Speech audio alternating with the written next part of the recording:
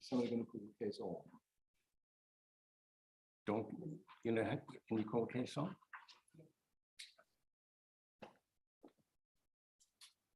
Morning, Tuesday, the 1st of March, 2022, Session Closed Court at 10 o'clock before the Court of Appeal, Criminal Appeal, number 3, 2022. The Queen versus Rebecca Wallington. Mr. Alan Richards, Director of Public Prosecution for the appellant, and Mr. Mark Pettingill, Chancery Legal Limited, for the respondent. Yes. My Lord, my first pleasant task is the of Bar Council to welcome your worships back. Salutation as well.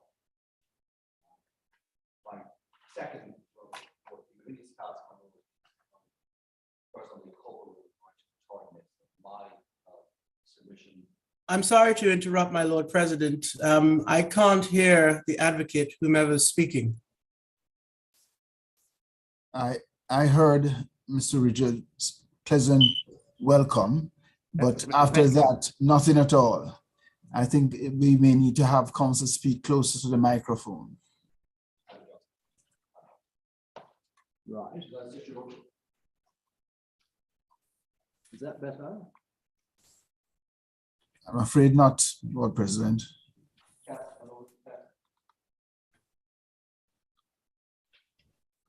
Can you hear anything? Very, very faintly. Is there a laptop where the advocate is? If there is one, he's not logged into the Zoom call so that we could hear him on the computer.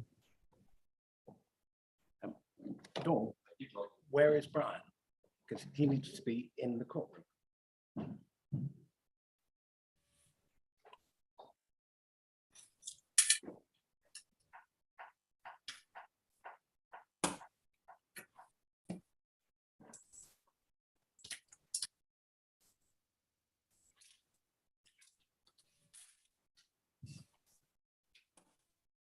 Do we know where he is?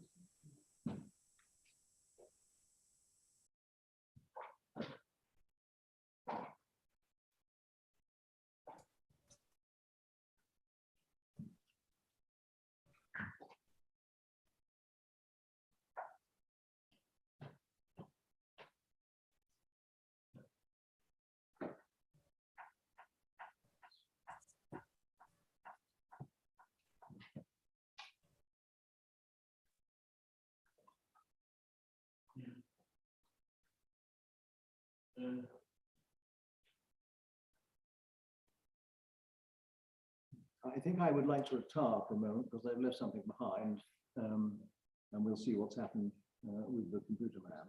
I think the situation is about to be resolved. I think we've got access to the breakout room. Well, we'll retire for a moment.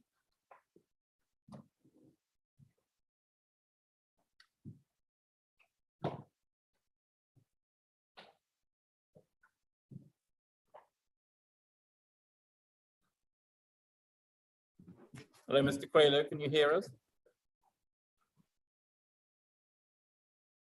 Yes, that's much better. Okay, can you hear me here, Mr. Grillo? Yes. I can hear you. And much better at my end too. Thank you, Lord. Justice Smelly will go to the breakout room. I don't see an option for a breakout room on my screen. Just a second. So, question. I believe we have. Oh, well, it appears we're going to reconvene, Justice Smelly. All right, well, I'll resume now. Right.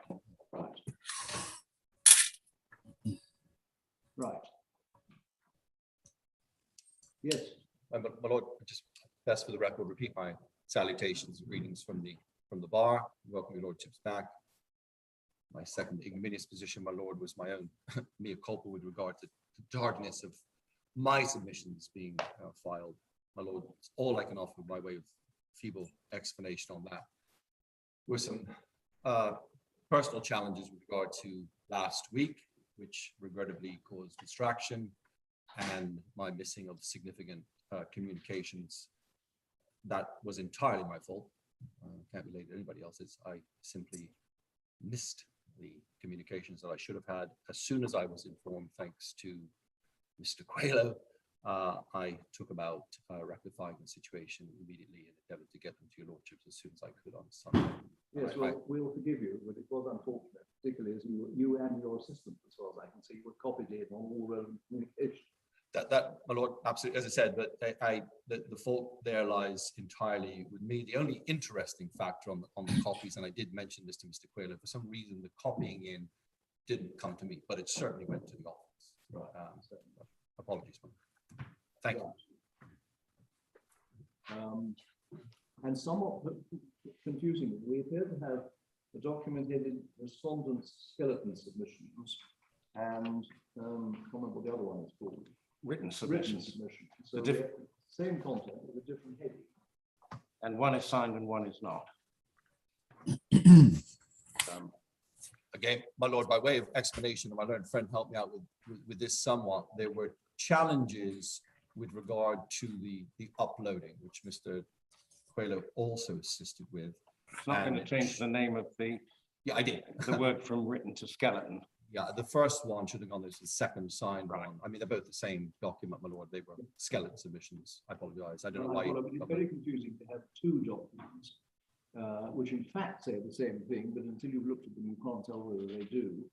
They do. They do, but producing two of them is unhelpful because you have to look at them and see whether they do say the same thing.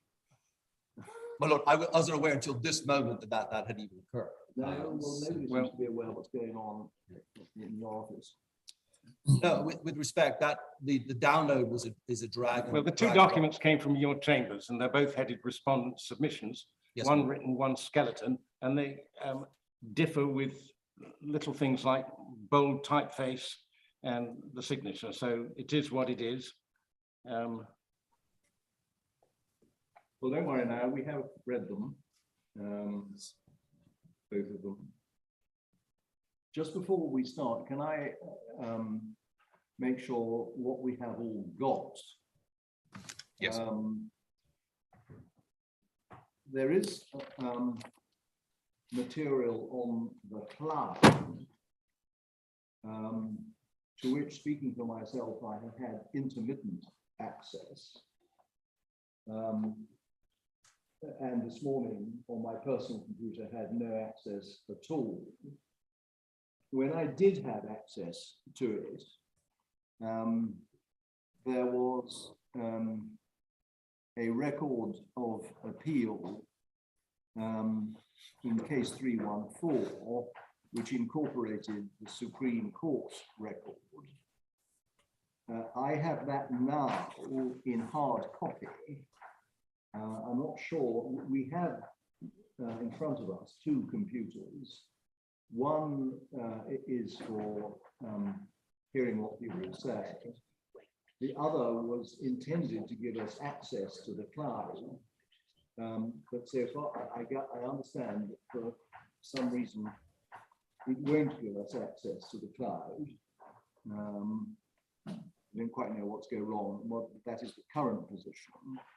So speaking for myself, there is on the cloud, if you can get to it, the Supreme Court record in case number 39. So that only got on the cloud very recently.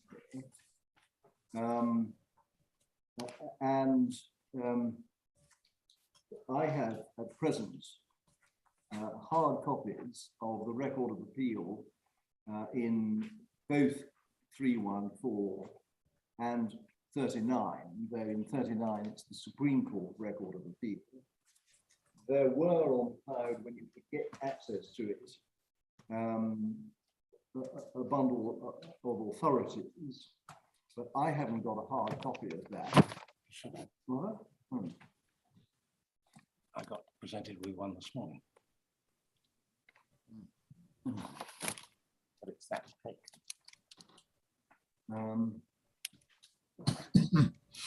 Dawn, can you tell me what's happened to Sir Christopher's copy of the authorities? You produced that for me this morning. Sorry? Well, perhaps it's in my room. Okay. Okay, well, there may be a hard copy somewhere. May I inquire, President, whether the authorities are on the cloud? Late in the day, some documents on the record. And I think no hard copy documents produced by either party is short of ideal. My lord, I don't disagree, but I don't believe we were ever directed to file anything in hard copy. We were encouraged to upload it to the cloud. We were told at least 2 weeks ago that the record of appeal would be produced. It wasn't. It was uploaded this past weekend. No.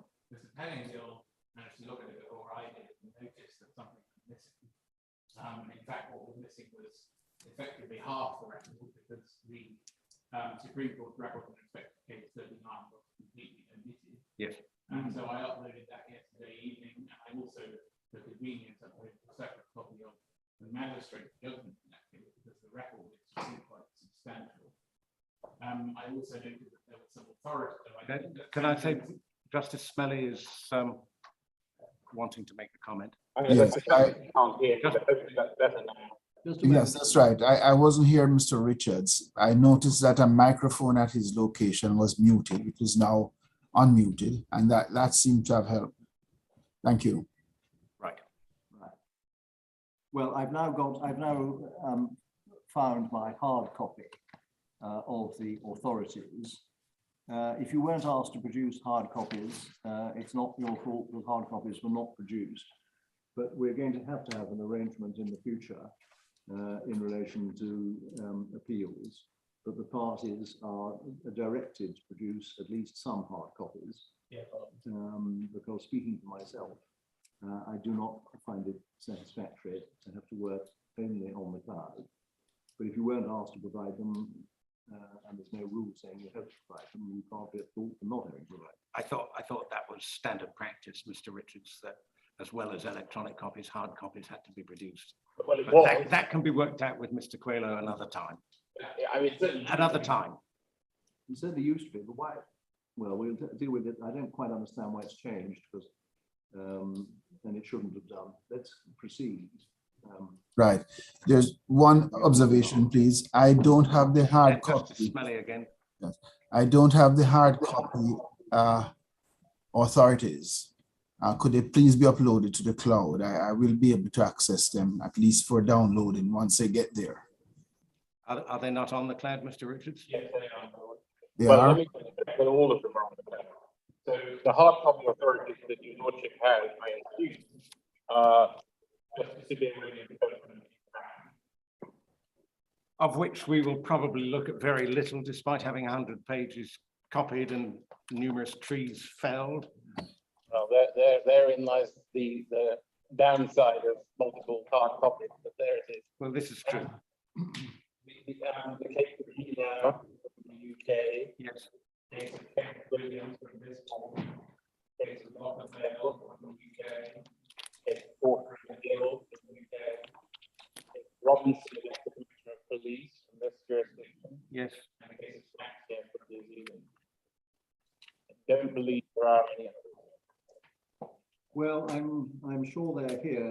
Unhelpfully, my set of the authorities doesn't have an index. They're not tabbed. They're not tabbed, and they're printed on single sides. Whereas, speaking for myself, in relation to authorities and indeed most other things, I would be perfectly happy to have them double-sided. My lord, I would be only too happy to rectify any deficiencies and file proper bundles, but obviously that would take time. And there's no point in duplicating it at this stage. It's more, from my personal perspective, Mr. Richards, a rant rather than a productive comment. And from my personal perspective, it's an indication that this mustn't happen again. And you should assume that hard copies are required. You may ask how many, but I always require a hard copy. And you can also assume you do not need to print, well, you haven't done it this time, but you do not need to print a document are single-sided. I recall your lordship giving those corrections when we were present. And certainly having this person, I think they would have fully implemented and hadn't had a period of doing it remotely. I suspect that that's exactly what would have happened. But since this is the first session back after a period of entirely remotely, and we're adopting sort of hybrid system, I think the assumption has been that we can continue with the electronic filing, which obviously is not correct. Right, well, let's proceed to what this case is all about. Yes, my lord. So this is the Crown's appeal, and I hope you have a set of written submissions. Yes. Signed by me and dated the 21st of last month. Headed the Crown's written submissions. We are appealing against the judgment of Justice Sue Wallington.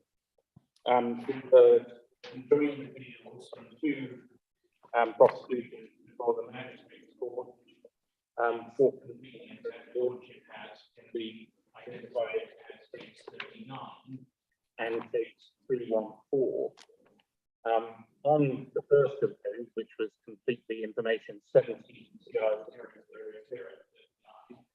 it was alleged that on the 15th of November of 2016, the respondent for this court had possession of some 418.7 grams of cannabis, which was intended for supply. So far as that allegation is concerned, she denied not she was in possession of those drugs, but to supply. She also pled guilty to the second count, and since the information for case 39 is not included in this court's record of appeal, the court will have to find the information in the Supreme Court record, which I understand your lordships do have, and it's at page 7 of that record.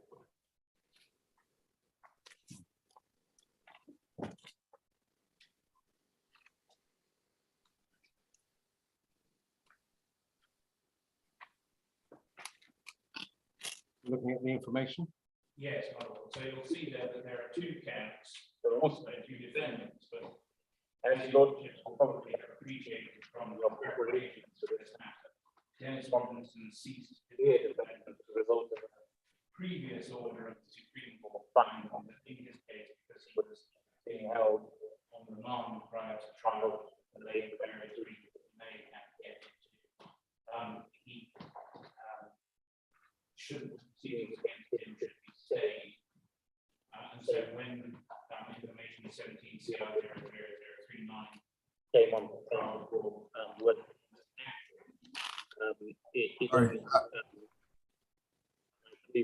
Excuse me, Mr. No. Again, I'm not hearing Mr. Richards very clearly. You brought our attention to page 7 of the record. 7 of the Supreme Court record in case 17 CR 0039. Right. It may be, if it's possible, for you to be closer to the microphone when you speak. I'm sure it's not your fault. You probably do need to have more than one microphone at that location. But as you move around, as you speak, I tend to lose your voice. Oh my God, I'm sorry about that. I don't actually know where the microphone is picking up. It's something else. That is much better, but it may not be. Well, I suspect the answer then is that I may have been covering it with my document, so I will try not to do that again. Right. Unfortunately, there's not very much clear space in front of me, so I just put my submissions down on the laptop, and I think that may have been blocking the microphone. Thank you. So, my thoughts, as you can see, there were 2 counts in the information that Wallington faced, and she had actually pled guilty to count 2, which she alone charged it. That was in respect of just under 5 grams of plant material that was actually seized from her code, whereas the greater portion of the drugs collected in count 2 had been seized elsewhere and were initially being carried in the vehicle occupied by her and Mr. Robinson.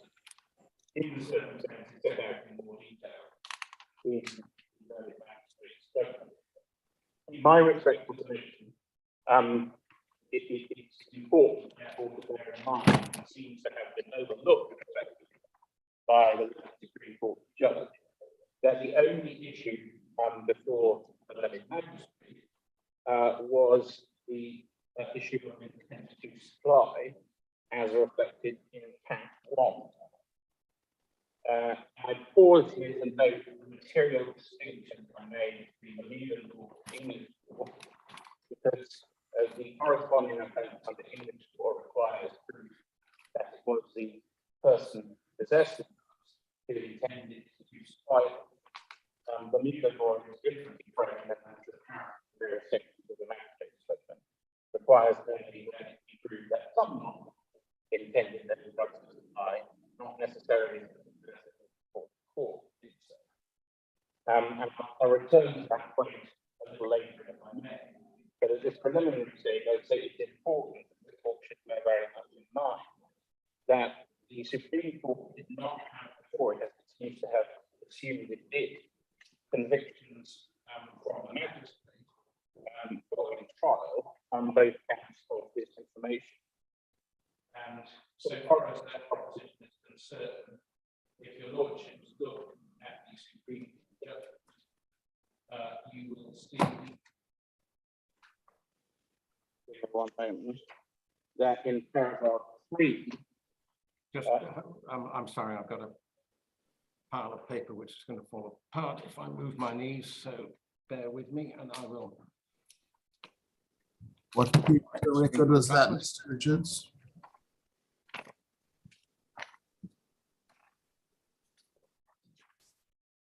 Could you repeat the page of the record, please? Yes, paragraph. paragraph 3, my lord. Now, I believe I just saw them say something, but unfortunately I didn't hear it, so I don't know if I need to address it.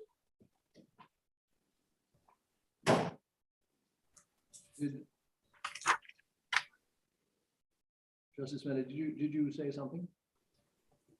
Yes, I wanted a reference repeated. There was a reference to the Supreme Court record just now.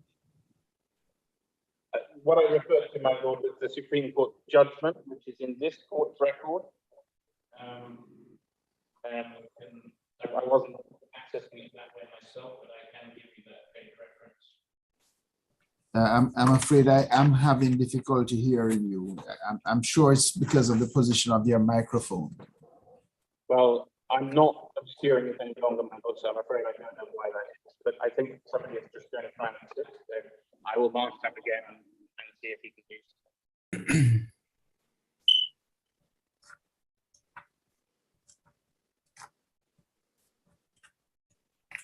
My lord, is that improved? That is better, yes. Thank you. So, my lord, the judgment of the Supreme Court is in the Court of Appeal, record of appeal, beginning at 210. Yes.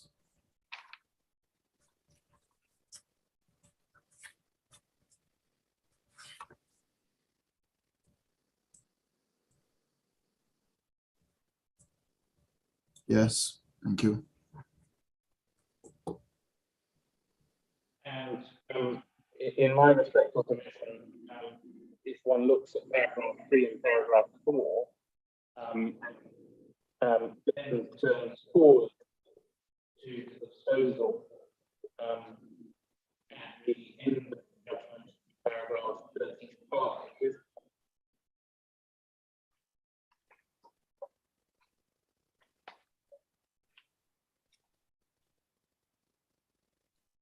It is apparent that her ladyship expressed that she was quashing all of the respondents' convictions, appellant before her, of course, on information 39. In my respectful submission, setting aside the substantive issue, to which we shall turn momentarily, that cannot have been right. It's the only issue which the magistrate was required to decide in the course of the trial on that information was the issue of intent to supply. Miss So there's no basis for the judge to set aside the guilty pleas to the simple possession. Precisely so, Michael, yeah. So at most, what in my respectful submission she ought to have done, simply quash the conviction on intent to supply. But of course, I say that the Supreme Court beyond that. Come on, Understood. very submission to make. Just so long so that I can have it clear, and I'm looking, Mr. Richards, at your paragraph 3. Information 039 concerned 418 grams of cannabis, which is slightly under a pound, as I understand it. Yes, my lord. Presumably the two amounts of cannabis, which were the 4.93 seized from her home, and a separate amount of 857 grams, they're covered by 314, are they? Yeah. So the 4.93 is back to on 17 CR 00039. There was only one quantity of cannabis concerned in information 17 CR 00314. Well, on information 314, you say at the end it was alleged that on 23rd of January 2017, she had possession of 857.3 grams of cannabis. Yes. So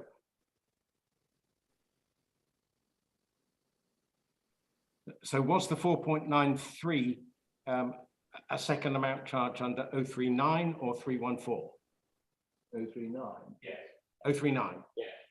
And was it suggested that in respect of that relatively small amount, there was an element of intent to supply? No, my lord, it wasn't. And you can see that Right. in the record. So if you... Well, that makes sense. So now, I believe I now have the picture. I don't know whether your lordship is going to find it before, but the information which is at page 7 of the Supreme Court record. Yes, I did find it.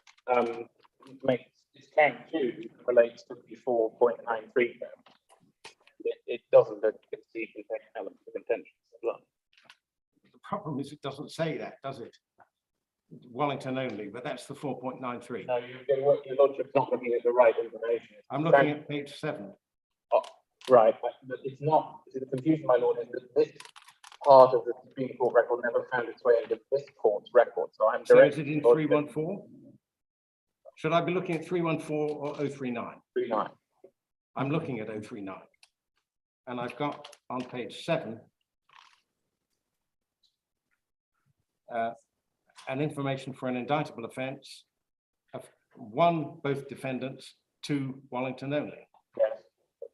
But neither one of them actually details the quantity of cannabis. No, it doesn't detail the quantity, my lord, but it says that it's not going to supply. So I'm telling you, lordship, that count 2 relates to I see.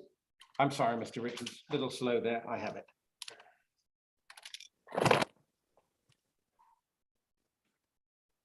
So, I'm very puzzled by how I'm entirely up for what you're saying, which is perfectly plain. In case 039, the possession of the small amount found in her home was never alleged to be a possession with intent to supply. The judge was aware that she had pleaded guilty to count 2.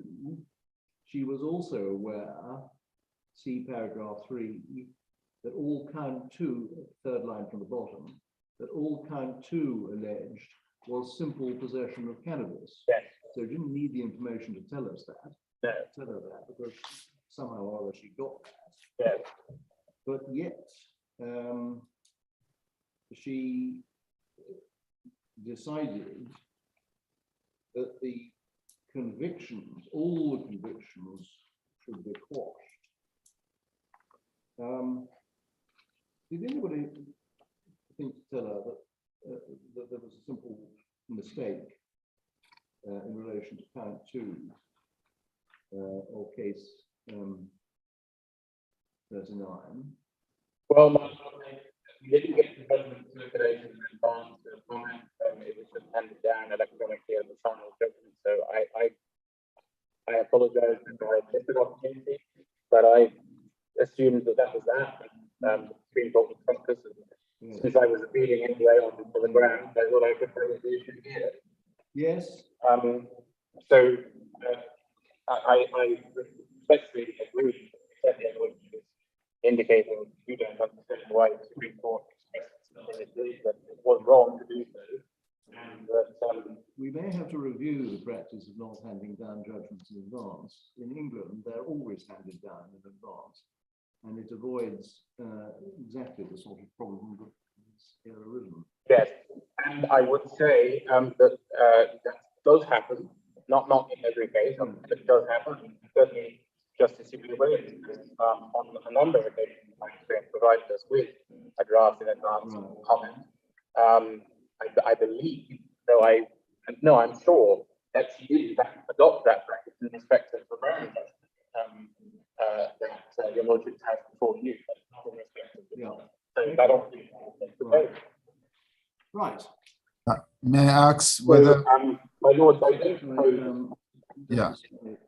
Yes, I'm wondering whether we might inquire Mr. Pettingill, whether he accepts that that was an obvious oversight on the part of the judge, so that we confine our concerns to the element of intent to supply. My lord, I feel sensibly I must concede. I'm sorry, I didn't hear that, Mr. Pettingill. I must concede, my lord, that must have been an oversight in certain. And neither of us had the opportunity to raise that given the circumstances of my question. Right. Thank you. So, turning then to the substance of my complaint, and just so far as the record is concerned, I'm not proposing to detail the facts of these matters at length to the lordship, although I'm more than happy to split the facts if you want me to. But your lordship will see paragraphs 4 and 5 of my resolution. I give page references there for the sections of the Supreme Court record, because these submissions were prepared before there was any other record, for both my written submissions, because I did prosecute case 39, and my colleagues' written submissions in respect of case 3 and 4, and also the sections of magistrate action judgment, where he knows the facts of the two matters. So unless you want any more detail on that score, I would respectfully refer you to those sections of the written material for the detail of the evidence. Well, I don't think we do for the moment. Speaking for myself, I have read your closing submissions in both cases, and I have looked through the magistrate's judgment. I use that expression because the judgment in each case is very long. And I haven't sat in a darkened room and read carefully every paragraph, but I have read quite a lot of it. The position, and it's plain from what is contained there, that the judge recited all the evidence and warned himself of what he should or shouldn't do in a number of respects, and explained why he reached his conclusions in considerable detail. The position that we are now reached is that doesn't appear to be an exercise that the learned judge went through, or if she did, all that she referred to in the judgment were the two paragraphs which she cited, paragraphs 28 and 29, which are in similar terms as to the fact that she found the defendant not to be an honest or credible witness. Yeah. So what you say is that it's not sufficient to produce a reasonable suspicion of bias, to point out that in both cases the judge concluded that the defendant was not an honest or credible witness. And what you have to do is to look at the process of reasoning that the magistrate took. And it's only if you find in that process reason to think that he wasn't making an objective assessment in each case of the credibility of the witness that one gets off the ground in relation to refusal. Yeah. Now that point may be either good or bad. If it's good, the respondent has not attempted the exercise of saying, well, even if that's so, if you look at the judgment, there are a whole series of things that leap at you from paragraph to paragraph, which show that the judge wasn't being objective. So that's an impossible exercise in my respect for submission, because there is no evidence of that at all. And I'm sorry, I've interrupted you. No, well, I mean, I have looked through the judgment in the sense that I have indicated to see whether there's anything that appears to indicate the want of objectivity, and I give notice that I haven't so far found it. Well, I'm sure that this in fact have come to his attention, or only one addressed upon. I do refer your lordship to paragraph 22 of the Supreme Court judgment. And I know that Justice Smelly is referring to that as included in the Court of Appeal. So let me give it a reference.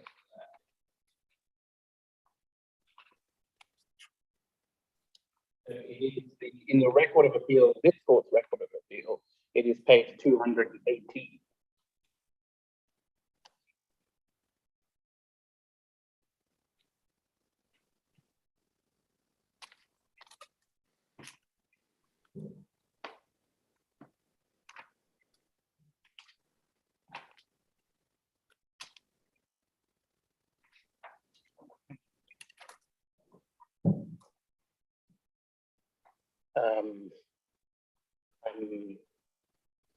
Can I proceed to read? I'm trying to gauge whether or not Justice Smelly has got to the relevant page, and it's a little harder than it would be in person.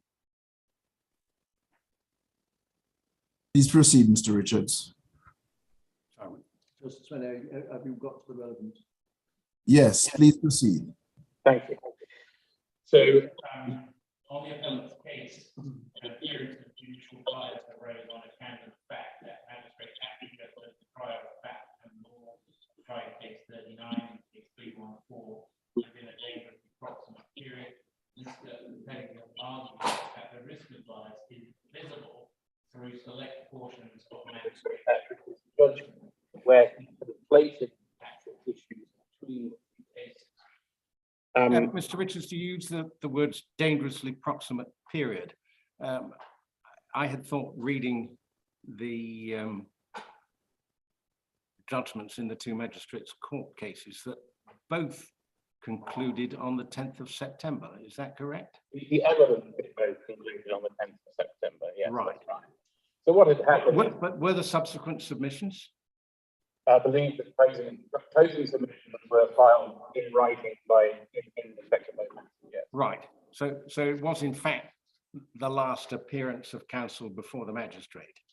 Before judgment, no, I think that there may have been subsequent appearances purely of an administrative nature, because as your lordship will see in those judgments, the magistrate gives a rundown of the history of the proceedings in those matters, and there were delays in the filing and closing argument, but I think approximately 3 weeks in each case. But the magistrate, in respect of each judgment, sets out the hearing dates for both.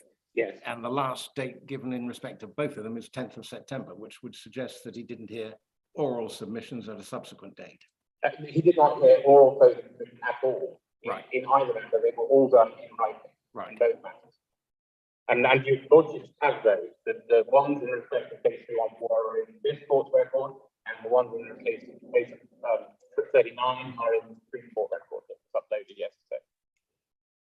And it sounds as though the Model President at least has read the closing in both matters. no, I have not. Oh, I'm sorry, I thought you had. Oh, yes, I'm so sorry. No, I've read your closing submissions. Yeah. I haven't yet read the defendant's. Right, I believe they are both there. I'm sure they are. Right. Just there's such a mass of material Yes, coming at a very late stage that there only are 24 hours in the day. yes, my lord. And as your lordship probably have noted, it wasn't Mr. Paddy Gilbert or the magistrate. There was three names. That's it. Yeah. So here, in my respect to submission, paragraph 22, and I'm really focusing on the second sentence of that paragraph, if I may. The Supreme Court seems to have misunderstood the substance of Mr. Pettingill's submissions, because I respectfully challenged Mr. Pettingill during the course of the appeal in the court below to point to where it is suggested that there is any indication in either of Magistrate Atkinson's judgments that he has conflated the evidence in one case with the evidence in the other case. It is my belief, having read both judgments carefully, that that never happened. And in my respectful submission, it is instructive that it has never been asserted on Ms. Wallington's behalf that it does in fact occur, or any example of it been cited, either before the court below, or at least so far as his written submissions are concerned, in this court. So in my respectful submission, the Supreme Court appears to have misunderstood the substance of Mr. Pettingill's submissions. And to the extent that the Supreme Court believes that there was any conflation of issues apparent, or to use the word that it uses, visible through select portions of Magistrate Atkinson's judgment, in my respectful submission, it is entirely wrong.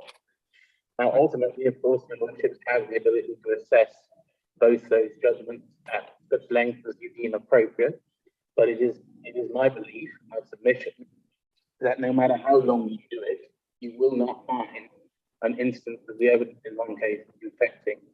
Well, if Mr. Pettingill is going to submit before us that the judge was right to say that the magistrate had conflated the factual issues, he's going to have to take us to the relevant passages. Yes. Perhaps assist in that. That's not my intention to do that. Mr. Pettingill, could you unmute your mic? Yes. Mr. Pettingill's microphone, please. Please have it unmuted. Sorry. We can't hear Mr. Pettingill. Would he please unmute his microphone? Mr. Pettingill, Justice Smelly's just pointed out that you need to unmute when you speak. He was not able to hear you. I'll repeat it. Sorry about that. I've unmuted now. So with respect, what I was indicating, my lord, not by way of further concession, because obviously I do have my very significant focus in this case where the problems are. But on that particular point, my learned friend is quite right. I did, my recollection, raise before the Supreme Court the concern of the risk of a magistrate conflating issues with regard to the two cases, particularly given their similarity and proximity in time. That was the submission. I did not highlight or endeavor to highlight from the judgments. That, if I may say so, is makes it necessary for the judge to ask what the risk is. If you say that there's a risk of conflating the two issues, but he didn't actually do so, which is what I understand you to be saying, then the judge was misunderstood your submission because she found that the judge did conflate the factual issues between the two cases.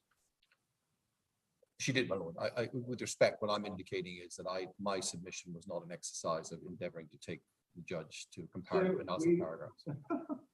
So the position is this, as I understand it, is you say that there's a risk of conflation. A risk is only relevant if it materializes, but you didn't indicate that there ever was any indication that there had been conflation. Not for the judgments. I did not, my lord. You did not. No. So the risk vanishes, but then one finds the learned judge says at 22, Mr. Pettingill argued that the risk of bias is visible through select portions of Magistrate Attridge's judgment. To the first-time reader, that would appear to indicate that you drew attention to select portions of the judgment as an indication that there had been an actual conflation of the factual issues. Whereas what I understand you to be telling us is that you did not do that at all. My lord, the only place where I did that was in relation to the judgment on the pivotal issue, as the judge described it, with regard to the So question. you're dropping your voice, Mr. Pettigrew. I'm sorry, my lord. The only, if I may leave, the only place that I did that comparative analysis was between the paragraphs that her ladyship does highlight, which is on the issue of demeanor and honesty and so on and so forth. That is the only place with respect that I highlighted. In no other instance did I endeavor to highlight a conflation of the evidence. Okay. But if I might, even at that, if I might, even at that, how do you say they were conflated on the issue of credibility? Are you going to be able to point us specifically to passages in the judgments? I will address that, my lord, in my submission and the risk of that approach, but not by reference to any further paragraphs other than the ones that the learned judge highlights as being significant. Okay, well, we'll come to that when you make your submission. Thank you. Otherwise, I think we might get feedback. Just remind us. So I have unmuted the laptop that I'm standing at. So I hope that means that Justice Smalley can hear me clearly, and he's nodding, so yes. A lot better. Yes. Yes, so we get then to, I think, paragraph 8 of my written submissions, and that simply observes that there isn't a detailed recitation of the case law in the Supreme Court's judgment in this case. I make no criticism of the Supreme Court for that, because clearly her ladyship cross-refers to the extensive recitation of case law that is contained within her lengthy judgment in the case of Brown, which I know that your lordships have. And in my respectful submission, the discussion of the case law that is contained within that judgment is accurate, and a number of cases I've cited which I respectfully rely upon, which I imagine both sides of this appeal will be referring to. It is the application of that case law to this case that, in my respectful submission, went awry in the court below. Which other cases on which you rely, Mr. Richards? Porter and McGill. I must say that from my perspective, the two which are relevant are Porter and McGill and Lockabale. I would not disagree, my lord. I think we might touch upon Helau. I think that perhaps Shaxmere is of some relevance, but I don't think maybe lordship agree.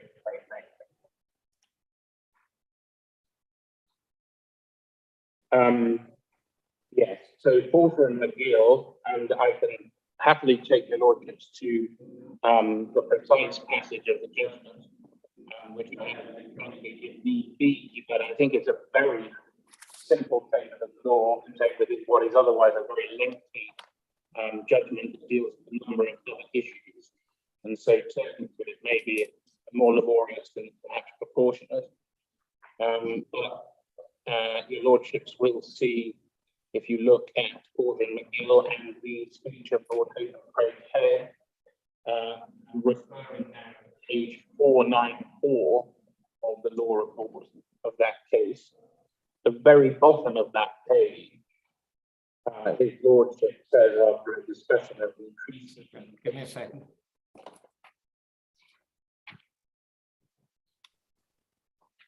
Right. 494, which paragraph? The very bottom of the page, the last sentence that appears on the page. The question is? Yes, exactly so. The question is whether the fair-minded, informed observer, having considered the facts, would conclude that there is a real possibility that the tribunal was biased. Now, I imagine that in the course of this session, my learned friend will be seeking to focus on the language real possibility, and will be saying to your lordships that you don't need to put these two judgments from the magistrate side by side and look for this ever elusive instance of where he did in fact conflate evidence in one case with evidence in the other case, because all the court has to find before concluding that apparent bias is engaged is a real possibility that the tribunal was biased. I, of course, emphasize the first of those two words. The test is concerned not merely with hypothetical possibility, but a real one. And more importantly, in my opinion, regard has to be had for the first component of the test. This real possibility must exist not in the mind of the person who complains of bias, but in the mind of the hypothetical, fair-minded, and informed observer. And in my respectful submission, the two components, two characteristics that the law recognizes in that fictional individual are both equally important. She, as she is referred to by Lord Hope in Elau, which we'll come on to in a moment, is almost perhaps unobtainable character. And I would, in fact, at this stage, refer your lordship to the case of Elau. This is been provided with the week before reports version of that decision. It's a House of Courts decision. And I would invite the lordship to look at page 2426. And in particular, paragraph 39. Oh, I'm sorry. I do apologize. I think that's the wrong reference. I apologize. Yes, that is in fact the wrong reference. So what I'd actually like to take your lordship to do first is start with that. It's actually 2418. I'm sorry. 2418. Yeah. And pretty early in the judgment, paragraph 2.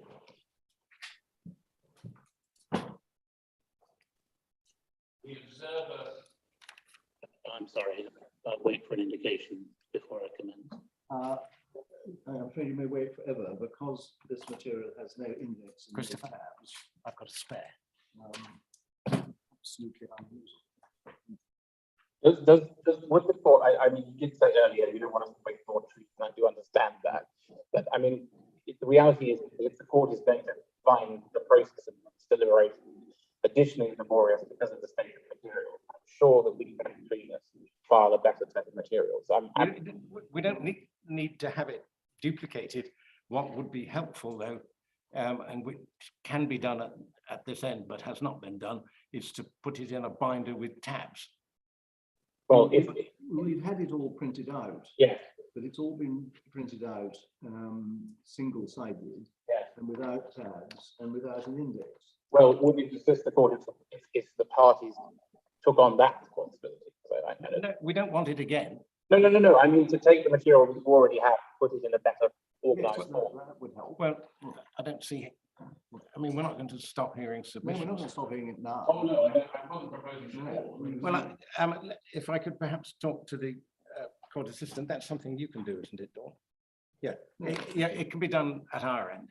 Very well. I was just concerned if the court resources were already preoccupied that we might be able to see. The one thing I that think Justice of cannot Appeal. be done at our end, and it's history anyway, is. I think Justice of Court Appeal Smelly is printer, trying to say something. Is a single-sided, not a double-sided printer. Yeah. I think Justice. Yes. It can print both sides. Right. And Justice Smelly has a comment. And I think Mr. Quayler may have been saying something as well, but I'm not certain. Mr. Quayler is trying to intervene on my behalf. For this session, for my purposes, I trust that the authorities will be on the cloud. I certainly can find hard copies of these well-known cases here. But as you go along, Mr. Richards, please, it would be very helpful if you were to read slowly and clearly the passages which you rely upon from the particular cases, such as this from Porter and McGill that you are now citing. Yes. So my lord, I have now moved to the case of Elau. Elau, I am taking a careful note of the page references and paragraph numbers. It would help me as you go along if you were to read the particular passages you rely upon.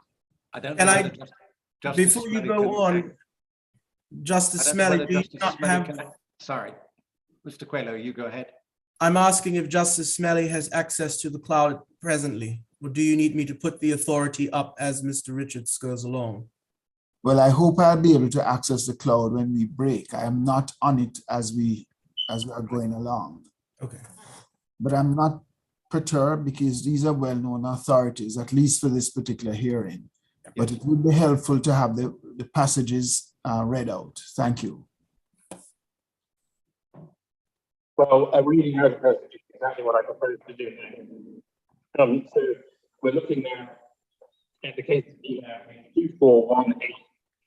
And we read the report to the court of that case. And very early in his lordship's judgment, I'm sorry, speech. Lord Hope of Craighead said as follows in paragraph 2 on the page. The observer who is fair-minded is the sort of person who always reserves judgment on every point until she has seen and fully understood both sides of the argument. He is not unduly sensitive or suspicious, as Justice Kirby observed in the case of Johnson. I believe that's an Australian case. And my screen has gone blank. I think that's because Gavin is putting the judgment up on the screen. Indeed, he is. So we have that. Her approach, Lord Hope continues, must not be confused with that of the person who has brought the complaint. The real possibility test ensures that there is this measure of detachment. The assumptions that the complainant makes are not to be attributed to the observer, unless they can be justified objectively. But she is not complacent either. She knows fairness requires that the judge must be and must be seen to be unbiased. She knows that judges, like anybody else, have their weaknesses. She will not shrink from the conclusion, if it can be justified objectively, that things that they have said or done or associations that they have formed may make it difficult for them to judge it all in part. Then there is the attribute that the observer is informed. It makes the point that before she takes a balanced approach to any information, she will take the trouble to inform herself on all matters that are relevant. She is the sort of person who takes the trouble to read the text of an article as well as the headline.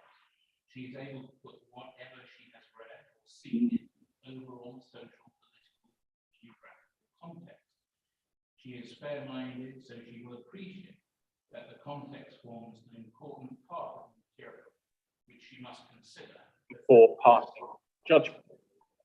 And it is for those reasons, in my respectful submission, that the question of apparent bias in this case, or these cases, can only properly be assessed by means of a full appreciation of the learned magistrate's approach to the evidence in these cases, and in particular, since the court below and the respondent for this court have focused upon it, his analysis of the defendant's evidence.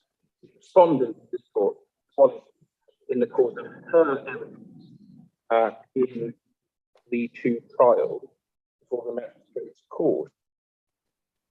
Now, I'm going to say a little bit more about that, but I think since we're in the case law, it makes sense to have a look at the other quotes that I wish to refer you to. I did accidentally a moment ago refer you to another quote in Lao, and I would take you to that now if I may. It's on page 2426. Would you just repeat that page, Mr. Richards? At that page, you will see that there is a paragraph at the bottom of page number 39. We're in the judgment now of Lord Matt. Paragraph 39. Yes. I'm sorry, I didn't get the reference to the case, Mr. Richards. Legal test applicable is not an issue. The question is whether a fair-minded and informed observer, having considered the relevant facts, would conclude that there existed a real possibility of judgment bias. I reason in this case of her membership of the association and the authority enterprising that property. Question is one of law to be answered in the light of the relevant fact, and including statement of the judge as to what he or she determined, or the court is not necessarily bound to accept any such statement at face value. I mean, no question of cross-examining the judge on it, no attention to take any statement by the judge to the impact on this mark. The authority for that proposition is the case of Lockabale, to which I shall turn momentarily. It may well be that the second half of the passage that I've just read out is not of the greatest relevance or assistance here, because it's not some external association that is relied upon by the respondent before this court to justify the contention of apparent bias.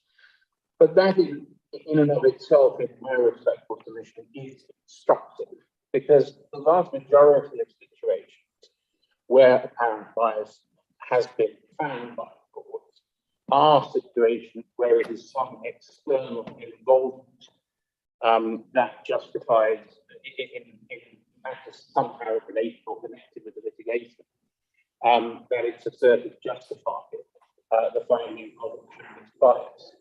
And in this instance, there is no such feature. In this instance, it's other duties of the same magistrate in the course of his function as a magistrate that are relied upon. And whilst I would not go so far as to say that it's impossible that such activities could properly form the basis for a claim of bias, I do respect that it is instructive that that is not generally the context in which these claims have succeeded. And that is, in my respectful submission, for obvious reasons that are recognized in the case law, and in particular in the case of Rockefeller, to which we should turn.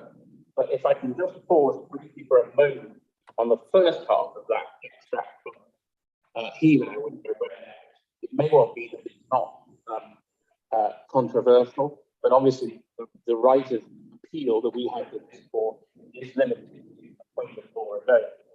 And this is high authority for the proposition of the question of whether or not there was, in fact, apparent bias is a question of law alone. So it's one that, in my respectful submission, this court can probably decide and should the reasons trying to explain decide in favour of the appellant.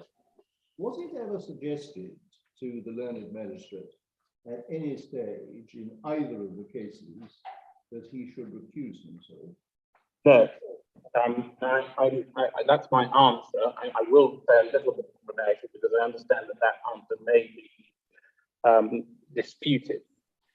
But So you say that may be disputed? Maybe disputed. I prosecuted one of these cases, and my learning member is going to be into it, but he's not able to be here today, prosecuted the other. It is our certainty that the issue was not raised in either set of proceedings before Mr. Andrew.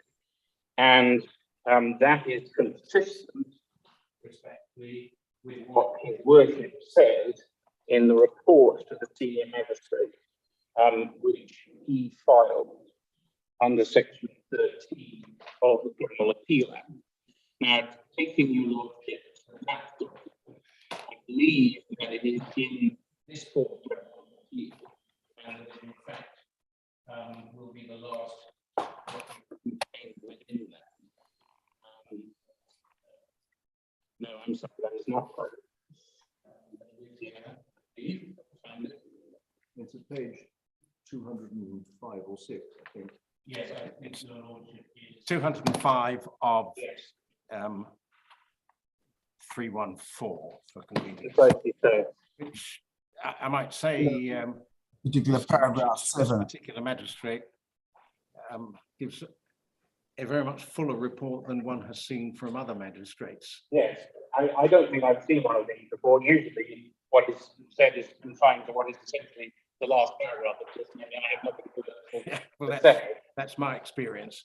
But the act clearly allows the magistrate to provide a report, and he did so. And perhaps it's just as well, for the purposes of answering this question, because if you want to look at paragraph 6, and so that is page 206 of this court's record. His worship says it is noted that no such issue was taken by trial counsel, Wallington and Greening, who had conduct of the trial. I'm sorry, Mr. Richards. Paragraph 6. Paragraph 6. Thank you. And perhaps I should have read the heading in order to make sense of the paragraph. So the heading is refusal on the basis of conducting another case against the defendant for the same type of offence. And then the text reads, it is noted that no such issue was taken by trial counsel for Ms. Wallington, pursuing conduct trial of both 314 and 39. So The magistrate's understanding. which is consistent with my understanding and my learned premise, indeed the issue was not raised, to say what he will about that. I think for the position as far as you might, Mr. Richards, you might yes, refer to paragraph 7 as well. Well, let's just assume that the magistrate was right, and it would seem to me very curious if the issue was raised, that he should take it upon himself to say that no issue was raised, or that if the issue was raised, he didn't deal with it. But if the position is that no issue was raised, is it possible for a litigant to waive any right to rely upon a supposed possibility of bias? my lord, that is not strictly the issue that I mentioned this for. Well, I know it isn't, but that hence my question. Well, your lordship has specifications indicated that I am avoiding your question. Well, I spotted that. Because I must confess that Wait a minute, Justice Smelly. Yes, I think we should note that paragraph 7 goes a bit further in that the magistrate records that there is a concession that the matters could properly have been tried together.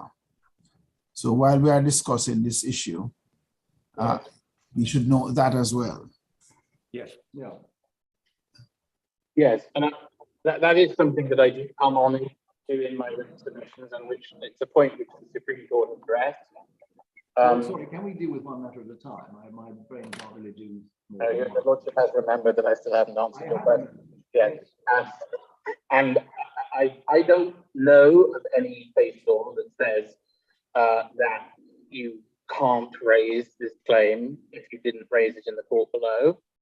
I don't exclude entirely the possibility that such a case law exists, and I simply have failed to find it. But there's no waiver element. But the reason I made it is not for waiver purpose, but to show that it is entirely consistent with the common practice of summary trials in this jurisdiction, that the same magistrate will try the same defendant from time to time.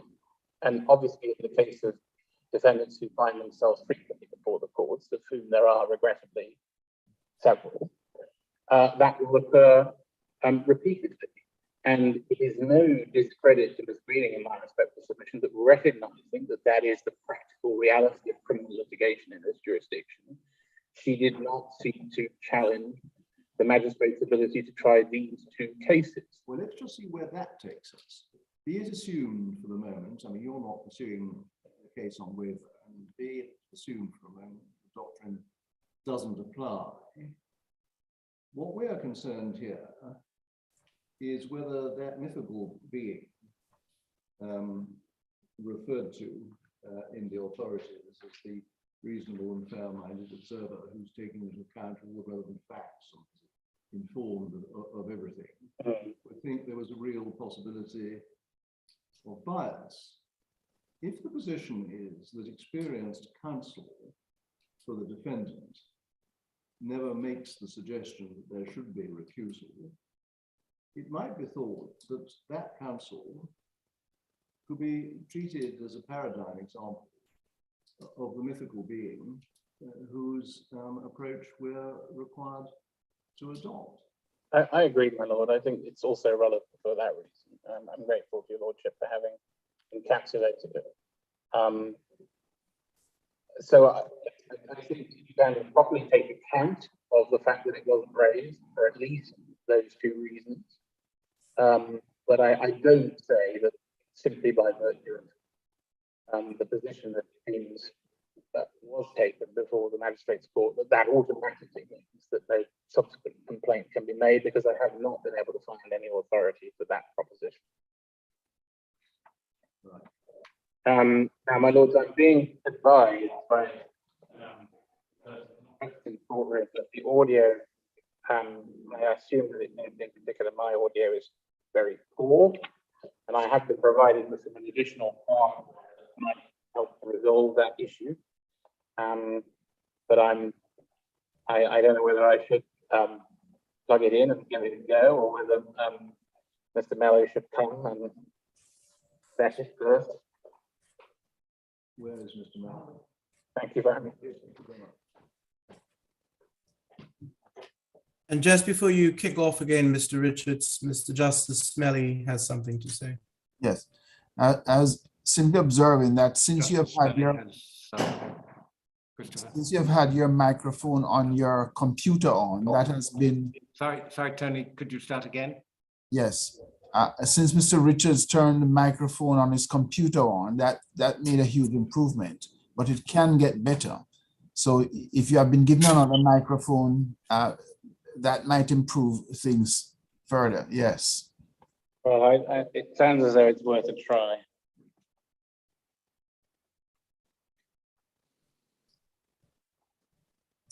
And I think with Mr. Pettingill, that may be worthwhile doing as well, because a lot depends on his position when he's speaking relative to his microphone.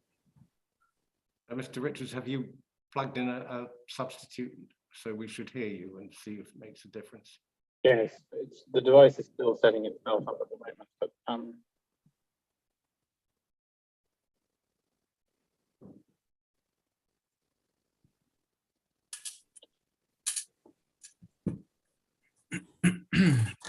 Right, so I have, I believe, switched to an alternative camera and microphone. That is much better. And has that produced an improvement? Actually, It has. improvement for me.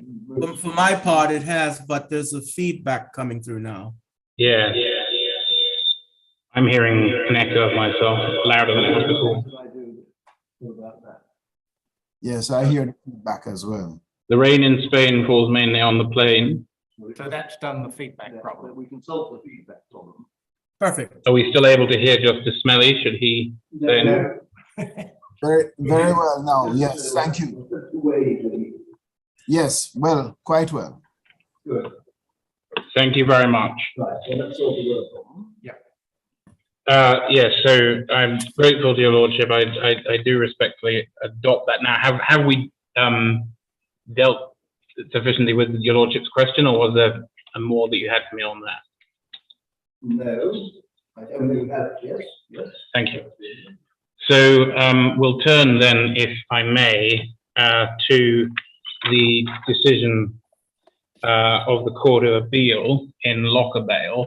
And I suppose before I completely leave Helau, I should just reiterate that your lordships will have spotted the reference to Lockerdale in the quote that I read from Helau. Lockerdale actually predates Porter and McGill, but it is apparent in my respectful submission from what is said about it, both in Porter and McGill itself and also in Helau, that to the extent that I am relying upon it, it is good law. The precise formulation of the Porter and McGill test hadn't quite been settled at the time that Lockerdale was decided, but that, in my respectful submission, does not impact the significance of what I want to mention. Your lordships will see. Richard, can I just confuse things completely by telling you that when I picked up Lockerdale, it fell open at page 23, where just in front of paragraph 68 was a heading waiver.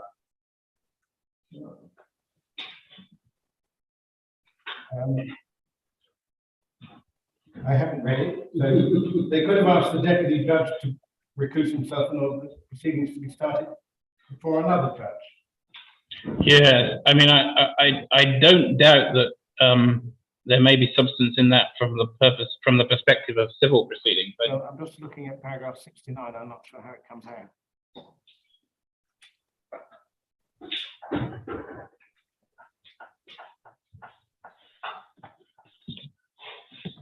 In the middle of paragraph 69, it is said that it was not open to Mrs. Emmanuel to wait and see how her claims in the Lockabell litigation turned out before pursuing her complaint of bias. So paragraphs 68 to 70 may be helpful. well, I'm grateful, my lord. I think that whilst it may be that I have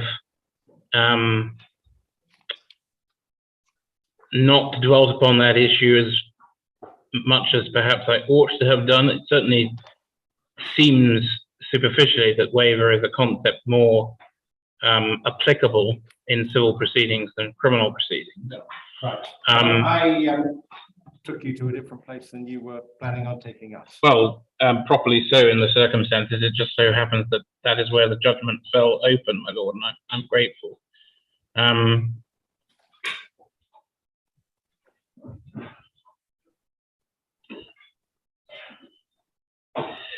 So, my lords, you'll see that the judgment is that of the then Lord Chief Justice, the Master of the Rolls, and sorry, but do you know whereabouts in the order of things Lockabell is? I'm afraid not, my lord, because I don't know what order they were printed in from the cloud. Let me give my Lord President this copy. You take that. I'm sorry, I don't see the at all. But hand me your bundle, Christopher, and I'll find it from there. Because I've just gone through the exercise. Mr. Quayler has very kindly put it on the screen by share screening. Wonder whether that might help.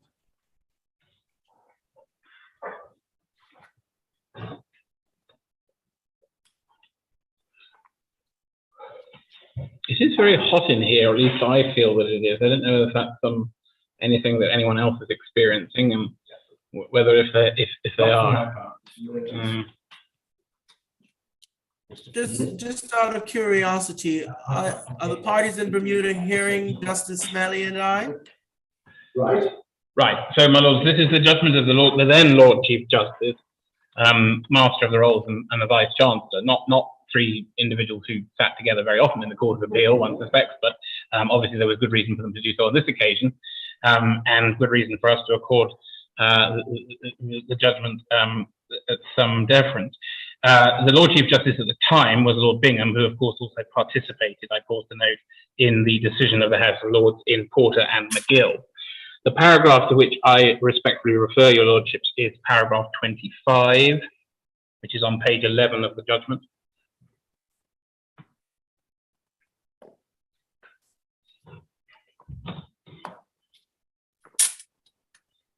Yes. It would be dangerous and futile to attempt to define or list the factors which may or may not give rise to a real danger of bias. Everything will depend on the facts, which may include the nature of the issue to be decided. We cannot, however, conceive of circumstances in which an objection could be soundly based on the religion, ethnic or national origin, gender, age, class, means, or sexual orientation of the judge, nor, at any rate ordinarily, that an objection be soundly based on the judge's social or educational or service or employment background or history, nor that any member of the judge's family or previous, nor that of any member of the judge's family or previous political associations or membership of social or sporting or charitable bodies or Masonic associations or previous judicial decisions or extracurricular utterances, whether in text, books, lectures, speeches, articles, interviews, reports, or responses to consultation papers, or previous receipt of instructions to act for or against any party, solicitor, or advocate engaged in the case before him, or membership of the same inn, circuit, local law society, or chambers, and a case is cited. By contrast, a real danger of bias might well be thought to arise if there were personal friendship or animosity between the judge and any member of the public involved in the case, or if the judge were closely acquainted with any member of the public involved in the case, particularly if the credibility of that individual were an issue to be decided by the judge.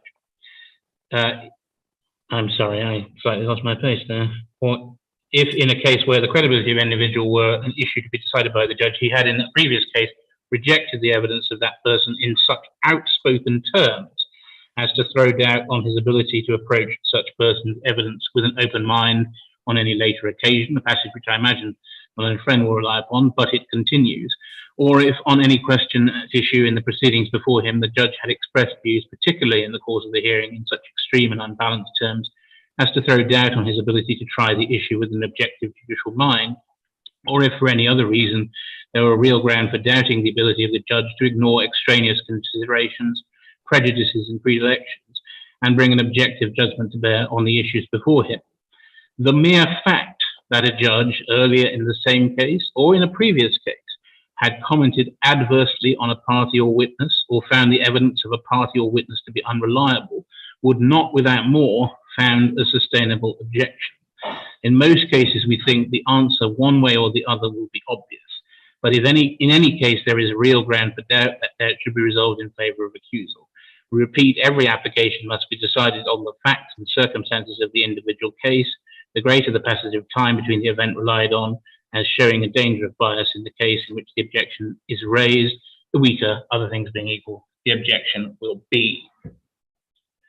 So, in my respectful submission, that is a very instructive passage of the Lockabell decision, which really substantially answers the complaints of apparent bias that are made in this case.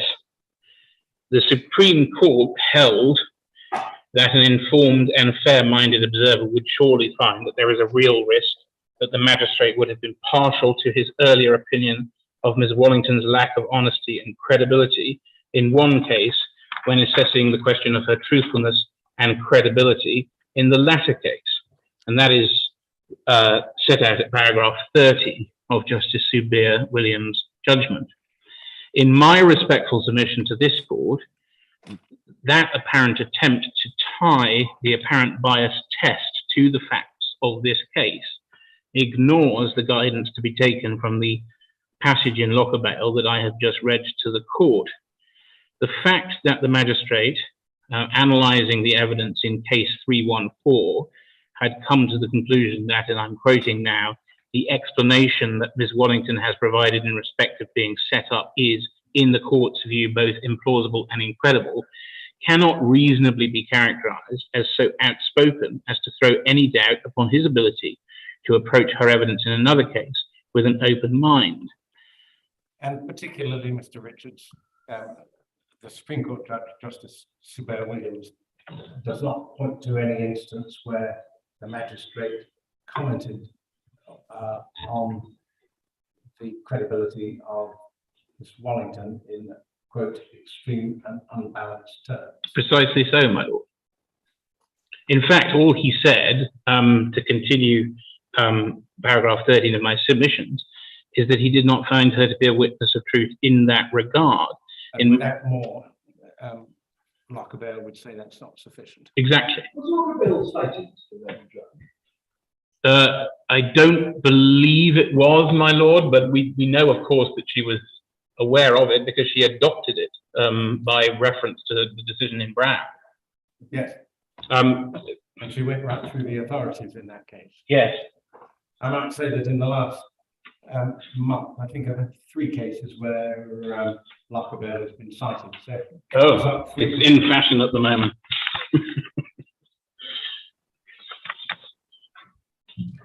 I might. Justice Smelly is. Yes.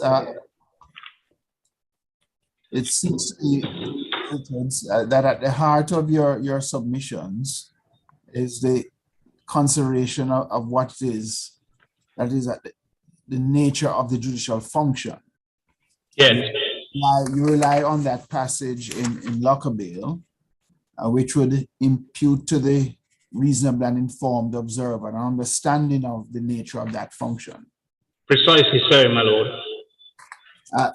I didn't hear you make reference to the New Zealand case. If you did, it must have been one of those passing references when you're turned away from the microphone. No, I didn't actually refer to it, my lord, and that was really in the interest of saving time. Your lordship's having given me a steer as to which cases you regarded as most important. But I do mention Saxmere at paragraph 11, and in my respectful submission, the learning to be derived from it is very much consistent with what your lordship has just said, namely that the fair-minded and informed observer must be taken to understand the judicial system and those very considerations that your lordship has referenced. So you would lay emphasis on that as well, Saxmere. Yes, thank you.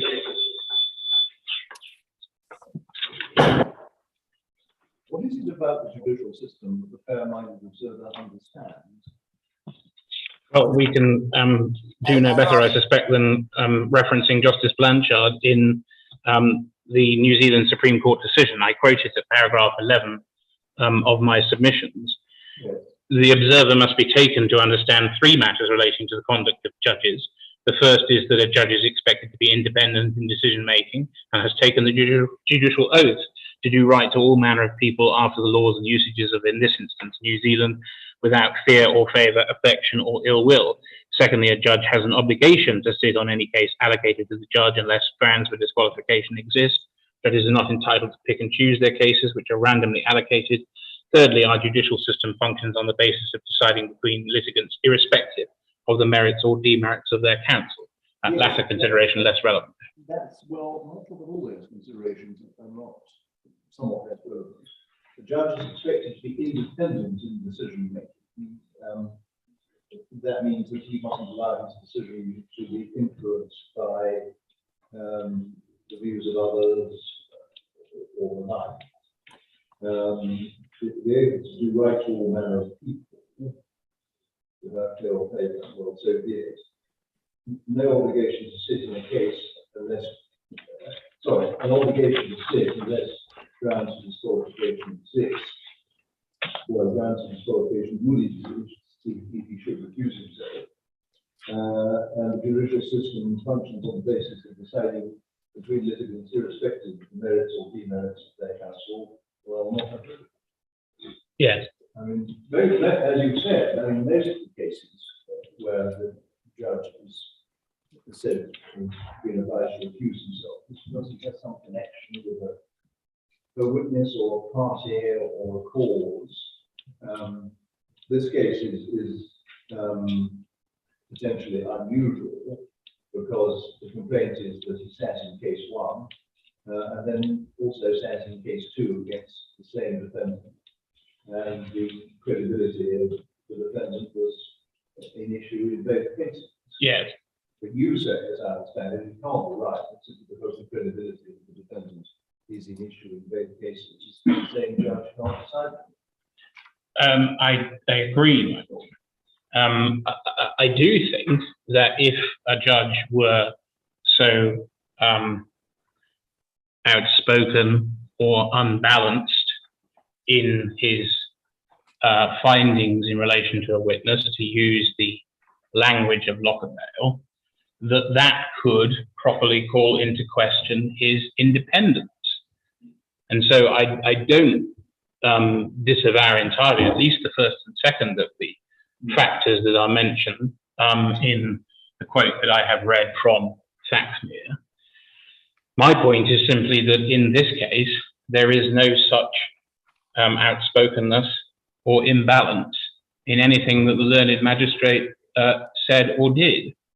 And so in my respectful submission, the remarks of Justice Blanchard are of some, albeit limited, relevance to the situation presented. I suppose what I could also say is that in this particular context, consistent with the reasoning of the Supreme Court of New Zealand in that case, and the point that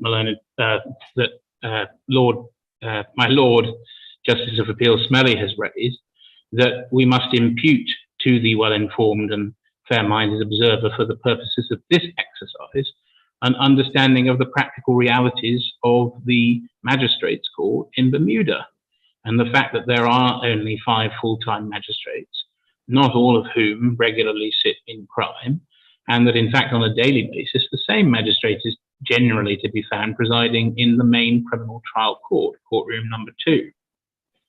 And at the time that these cases were heard, or at least at the time that they started, that magistrate was Mr. Attridge. So in my respectful submission, I would suppose you go further as regards that imputation, and I think you'd submit that the well-informed observer would also accept that the magistrates are well accustomed to dealing with circumstances of this kind, where they will have heard evidence in relation to one case, which they may have to put out of their minds in relation to another case.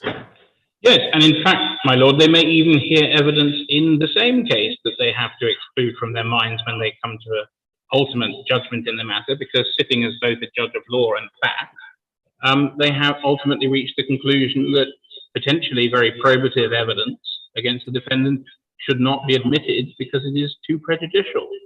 And it is well established and a common part of the process of the administration of summary justice in this jurisdiction that magistrates are entrusted with that exercise as professional judges who are equipped to do what is perhaps unfortunately described as that mental gymnastics on a fairly frequent basis. So in my respectful submission for all of those reasons, the argument in favor of apparent bias here is extremely weak. But what I'm trying to get to, if I may, is the substance of his worship's reasoning, because I do emphasize respectfully the importance of the observer not only being fair-minded but informed. And of course, everything that we have said for the last several minutes is part of the information that the fair-minded observer will have. But in my respectful submission, bearing in mind that, as Lord Hope said, she reserves judgment on every issue until she has properly considered it and equipped herself with all of the relevant facts. In this context, in order to make that judgment, one would have to consider the extensive recitation and analysis of the defendant's evidence that was engaged in by the magistrate in these cases. Now, he did that in relation to case 39 in no fewer than 44 paragraphs of his judgment. They are numbered 25 to 68. And 5 to 68. yes, my lord.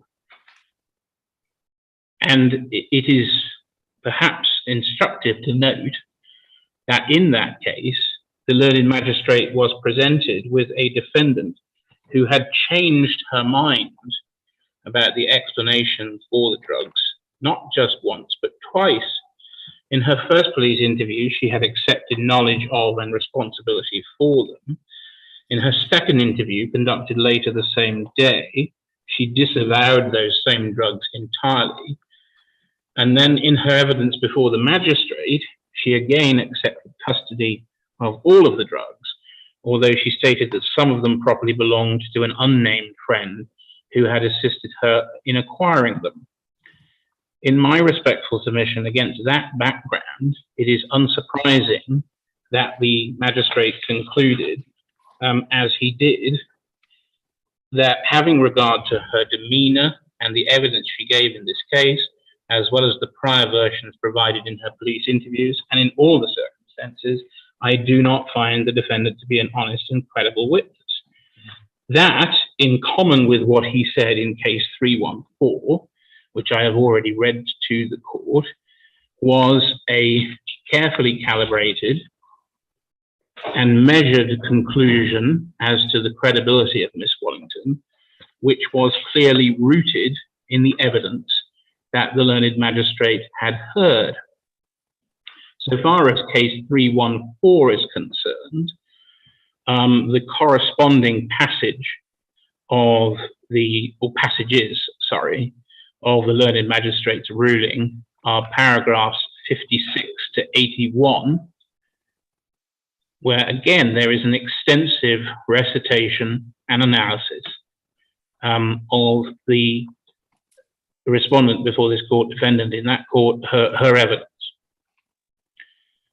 which is, in my respectful submission, extremely detailed, more detailed perhaps than it really would need to be for the purposes of this analysis, but for the purposes of deciding what a fair-minded and informed observer would think, this court must have regard to the entirety of that analysis. And where the Supreme Court fell into error, I submit, is that it did not, it really focused upon the two conclusory paragraphs speaking to the defendant's credibility, which my learned friend focuses upon.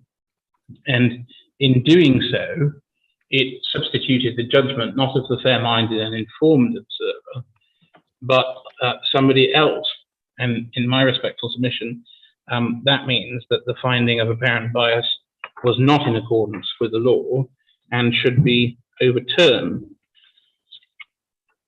It may be interesting also to note, and here I'm referring in particular to the learned magistrate's judgment in case 314, that the rigor with which he approached his task extended even to considering defenses that had not in fact been expressly raised before him by counsel. Paragraph 88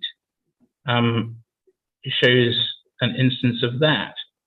Paragraph 92 also clearly. Whereabouts in 88? Just take us to it.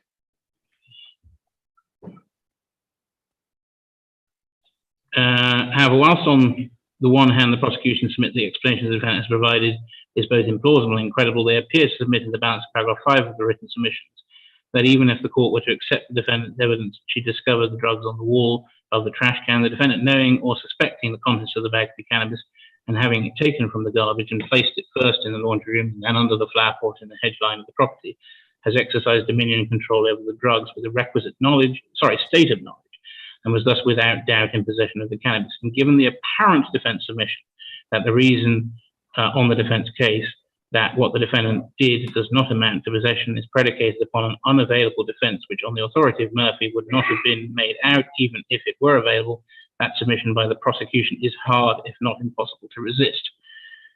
Now, and you were going to, or you did mention another paragraph, which was? Yes, it's paragraph 92, my lord, where the learned magistrate follows the process set forth in the Canadian case law for analysing the totality of the evidence, having rejected the defendant's account, going through the four-stage process before ultimately concluding that the evidence presented by the prosecution was sufficient to establish the defendant's guilt.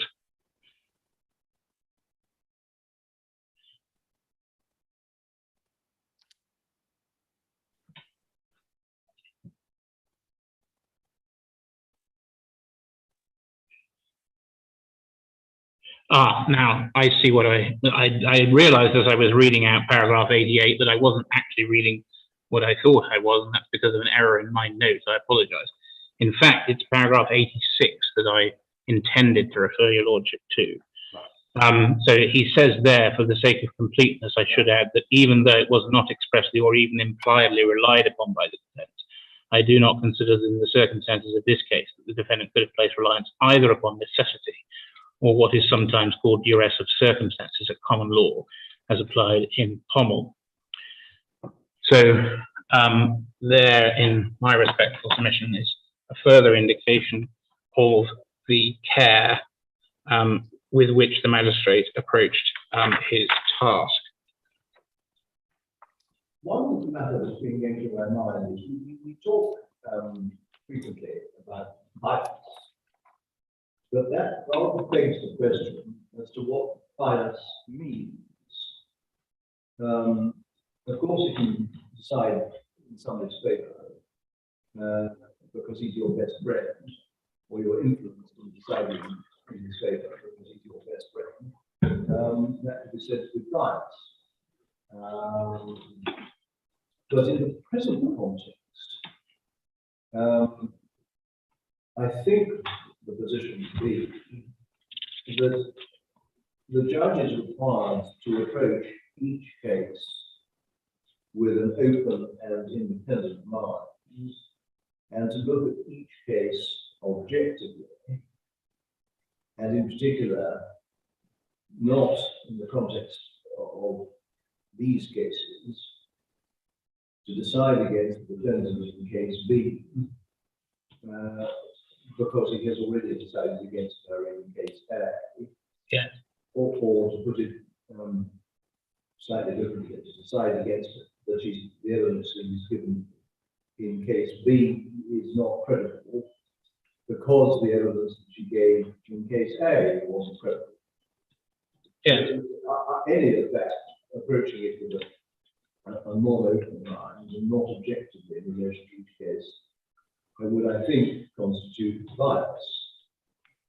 But what you say is what the judge in each case did was to look at the evidence, which was different in each case, to look at it with open mind and objectively, and to decide on the evidence in case A that their evidence there was not credible, and on the evidence in case B that her evidence there wasn't credible either.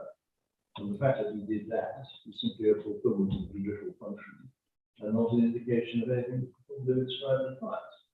Well, your lordship puts it better than I could. I agree, respectfully. That's what counsel usually says. Yeah, well, I wouldn't want to rock the boat. It is quite important to work out what one means by bias. Yeah. One uses these words sometimes occasionally glibly. And to take the example given by Lord Whitman, if in fact in giving evidence in giving judgment in case A, the judge says, I thought the witness was a lying toad, and nobody could possibly ever believe. There would be grounds to believe that he has lost all forms of objective and independent mind. Indeed. But that is emphatically not this case, in my respectful submission. Not only did terminology of that sort simply is not employed by the magistrate, but equally, in my respectful submission, he clearly is not reaching any kind of snap judgment in either matter. It is a thoroughly reasoned and very detailed explanation as to why it is that on both occasions, for different reasons, he, in my respectful submission, independently came to similar conclusions as to the reliability of her evidence before the court.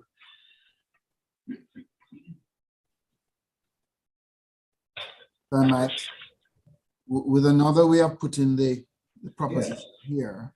I think Justice Smelly is about to say something, my lord. Would another fair way of putting your proposition here, Mr. Richards, be that there's nothing in the judgments, in either judgment, to indicate a predisposition on the part of the magistrate to have disbelieved the respondent? Indeed.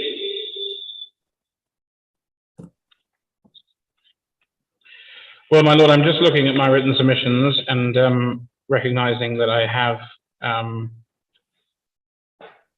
think, made the points that are set out in paragraph 16 already, and I think also 17.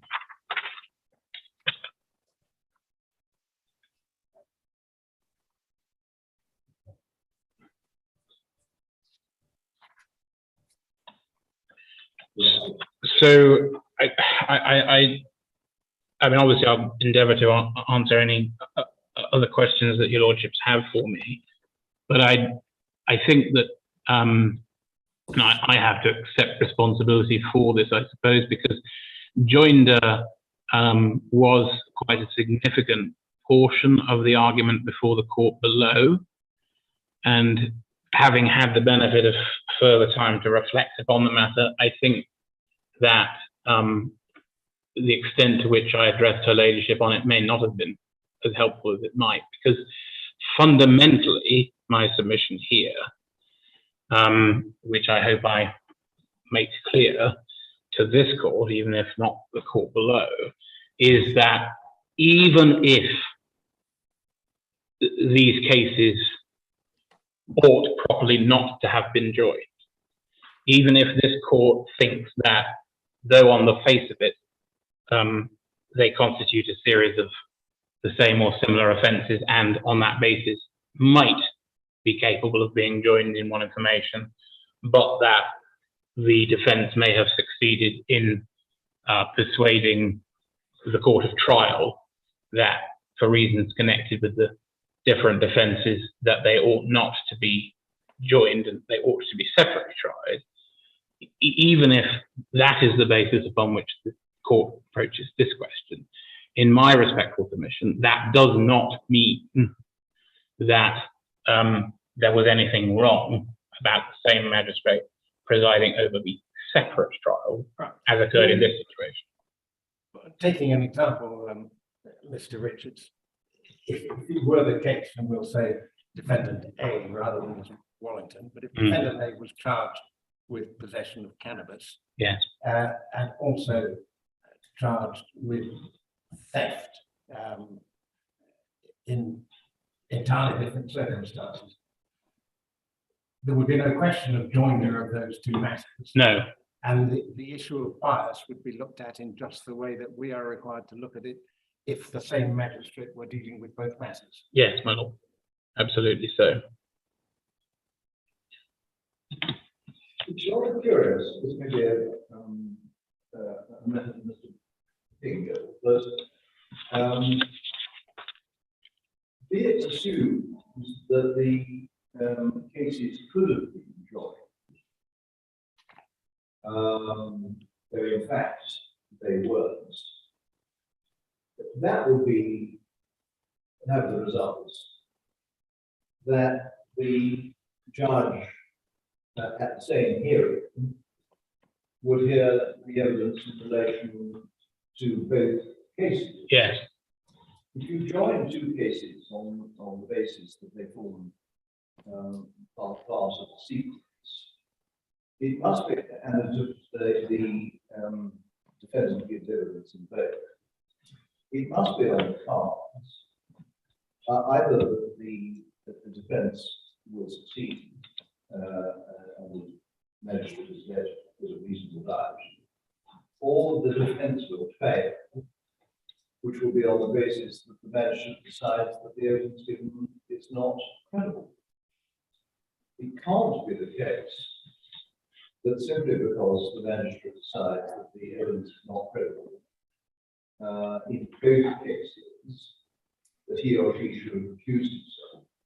Because if that was so, that would appear to be the consequence in every case in which two cases are joined in accordance with the statute. Yeah. And equally, of course, if the cases had been joined, the magistrate would have had to analyse the explanations that the defendant have offered in respect of both sets of circumstances separately. One, I would contend that there is no reason why he could not have, for precisely the reasons that he articulated separately in these two trials, come to precisely the same conclusion under those circumstances. But in a sense, I think that I'm backing off from substantial reliance on that hypothetical, because I do recognize the Supreme Court, right, that's not what happened. And the more fundamental question is whether or not, bearing in mind that the matters were tried separately, was there anything wrong with that? And I respectfully submit that there was not. So I think I can move forward to the closing paragraphs of my submissions. I've already addressed your lordships on what I say in paragraph 20. I do, in paragraph 21, make the point that as His worship observed in paragraph 93 of his judgment in case 39, the defense that was advanced at trial here. I'm so sorry, just before you leave paragraph 20, you're dealing here with case 39. So it's a limited possession of quantities of cannabis in parts 1 and 2. And that's only formally required to decide whether the first of those quantities was intended for supply. Yes. As a minimum, the case should have been remitted to the magistrate's court or sentenced on that basis. I don't understand what the antecedents of that is.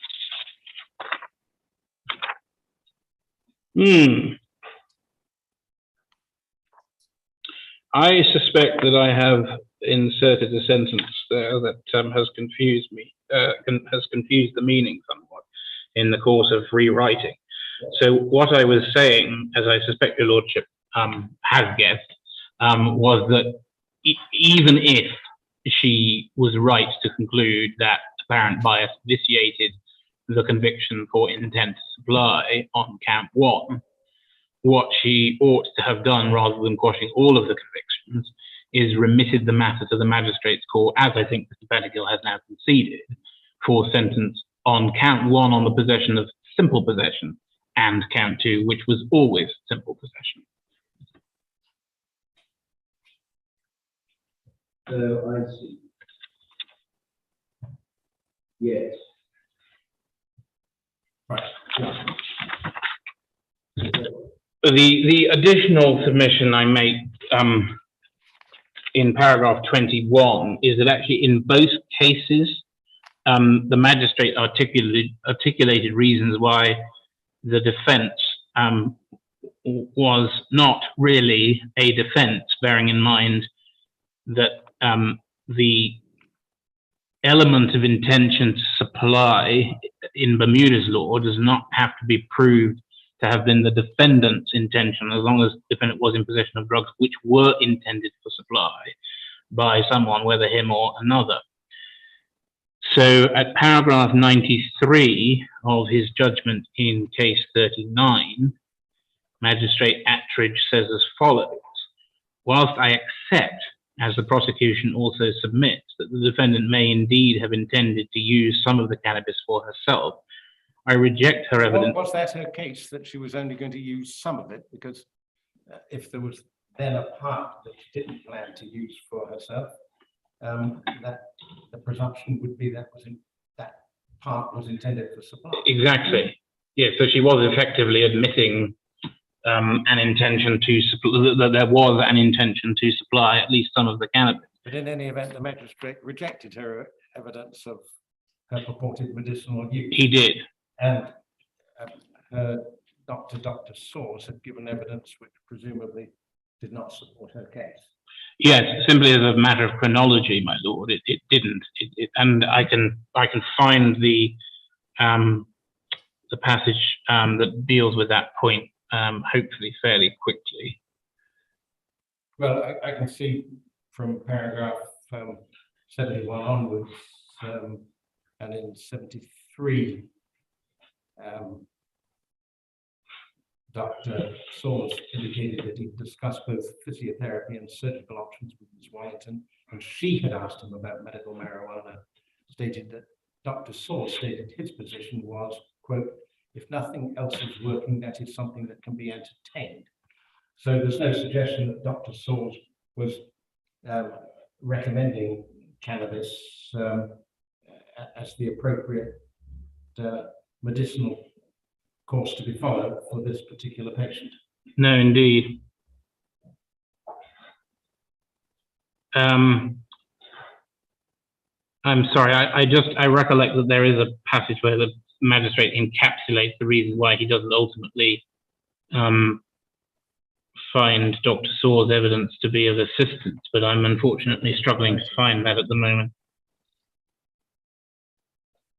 I think it's 91, my lord.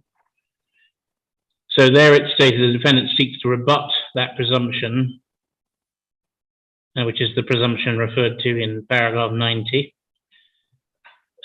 by reference to her stated medicinal use of cannabis for the treatment of chronic back pain. In support of this contention, the defense called Dr. Soares the defendant's GP. However, as Mr. Richards points out, paragraph 15 of his closing submission, doctor's evidence based upon her medical records does not support her contention that she was using cannabis for medicinal purposes in 2016.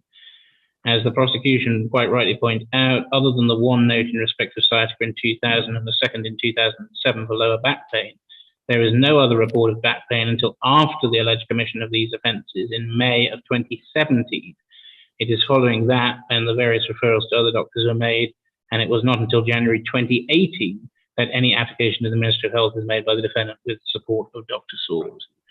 So that is why Dr. Soares' evidence, and I don't, to the best of my recollection, I didn't even cross-examine Dr. Soares because that was the full effect of his evidence in chief.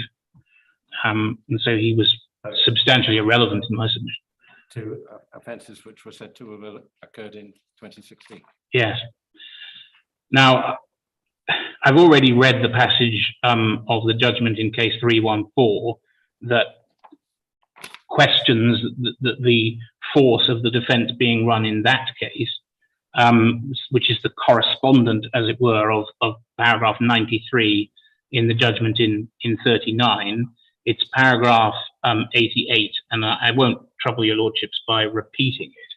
But again, the point is that the defence that was being asserted was not really effective. And it's against that background, in my respectful submission, that the claims of apparent bias are weakened yet further. And I don't think that I can really say very much more than that. These are clearly, in my respectful submission, cases which the magistrate approached with great care, going above and beyond the submissions that were made to him by both sides in ensuring that he rigorously analysed the evidence and the respective cases that were presented to him. There is absolutely no substance in any suggestion that he conflated evidence in one case with evidence in the other case. And although he did reach similar conclusions in relation to the defendants. He used the same wording, but that's the issue that he was addressing. Yes, and the language that he employed, respectfully, my lord, is very standard language in this context. The defendant was not a witness of truth. I mean, that's a phrase that those who try criminal cases use routinely. And the fact that he used it in these two cases is not evidence of bias, in my respectful submission. Or conflation. Indeed. So I'd certainly try to answer any questions your lordships have, but I think that essentially concludes my submission. Speaking for myself, Yes, it's a procedural matter, please, Mr. Richards. They have been proceeded on the basis that these charges were tried separately. Not having had the opportunity to read the transcript, it's not quite clear to me why we proceed on that basis. Because as I understand it, the evidence was taken simultaneously with the final date of hearing being the 10th of September, I think you said it was. Yes, but Just how did it proceed? It's not clear to me what happened. There were two separate hearings, as I understand it. Yes, so I will explain that, my lord, and I'm sorry, but there's a bit of an echo, so I don't know whether that can be right. So the trial started separately, and the dates are all set out at the beginning of the magistrate's two judgments. The trial started entirely separately. They were both then interrupted by the pandemic, which resulted in continuation dates, separate continuation dates being delisted administratively because we were in lockdown. Obviously, everybody wanted to get the matters finished, and since the only difference in personnel was that I was prosecuting one case and Mrs. King-Dean was prosecuting the other case, the Magistrate Defence Counsel were in common. What the court did was to identify 2 days in September when its diary was entirely clear, and the intention simply was to get both cases finished. But they were not heard simultaneously. Case 39 was heard with me prosecuting it. Case 314 was heard with Ms. King-Dean prosecuting it. And to the best of my recollection, what in fact happened is that she went first on the 9th, and then we, Both on the 10th, according to the judgment. well, No, one case was heard on the 9th and the 10th, and the other only on the Yes. 10th. right. And the reason that it was my case, I believe, that was only heard on the 10th. And the reason was that the defense magistrate Attridge's suggestion had to obtain a summons for Dr. Saw to get him to come to court. And then his evidence was all that was left of the case at that time, because we had actually got through all of the prosecution's case and the defendant's evidence before the pandemic struck. And so we had to wait until September to get Dr. Saw's evidence in, which was a little frustrating because Dr. Saw's evidence ultimately amounted to very little for the reasons I've already explained. Thank you. So I hope that answers Justice of Appeal Smelly's question. And if it does, and there are no further questions, I will sit down. Well, just a moment.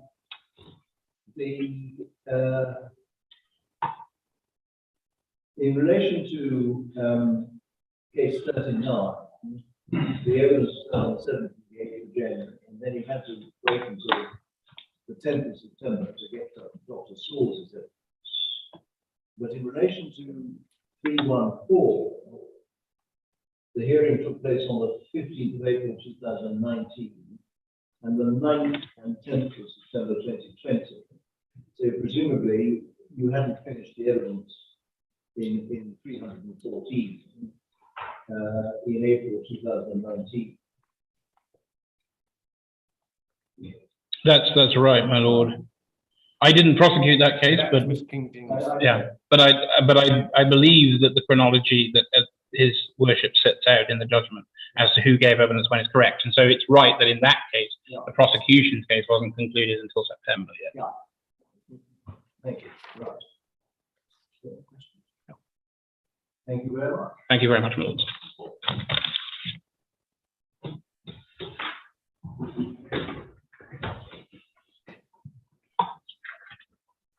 Yes. Please, Lord, could I ask what time you want to spend? Is there going to be 1 or 12:30? 1. Well, Lord, if I may, referring to my submission, the one that is the skeleton. Well, Lord, if I can just pick up on the theme where your lordship just left off, because this is imperative to the whole position and concern. 314 is a case referring to the larger amount of cannabis. That is a case simpliciter of possession with intent to supply. 2 key elements, of course, being you have to establish possession, and then you have to show that there is intent to supply. Of course, there's a presumption that run with that. The first element is you've got to establish the individual has possession. And that's the same in both cases in the law. 314, and then also just to put another standard, but don't forget that. I thought you just referred to 314 first. I'm sorry, My note says that you started with 314. yes. So, well, 314 is the start on April 15th. So evidence is heard on that day in relation to the larger quantity of cannabis. That's the only charge. And the elements that relate to a charge of possession intent to supply have to be considered by the Reverend Judge in relation to that day. Evidence is heard that day. Fast forward. The next time that the defendant appears in front of the magistrate is on January 7th, 2020 and January 8th, 2020, where you're addressing 039, different case.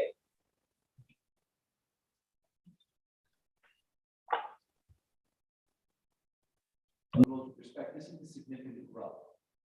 in that case, there is admission with regard to an element of possession. I'm sorry, Mr. Pettingill, you've muted your mic, so we can't hear you. I'm sorry to interrupt that. I know nobody's raising an issue, but I noticed that Mr. Peggingill's mic is muted, so I don't know whether anyone just can hear it. Can't hear you. Have Yes. you heard anything of what Ms. Birmingham said? Well, I heard his reference to 039 next coming before the court on the 7th and 8th of January, Right. 2020. Am I good, my lords? My mute is off. Yes. So, in that second appearance on January 7th, different case, possession, there's an admission with regard to an element of possession. Let's call that. There's an admission with regard to the minor element of possession. But there's an admission to possession of cannabis. And the evidence and the assessment of the witness by the learned judge takes place over those 2 days.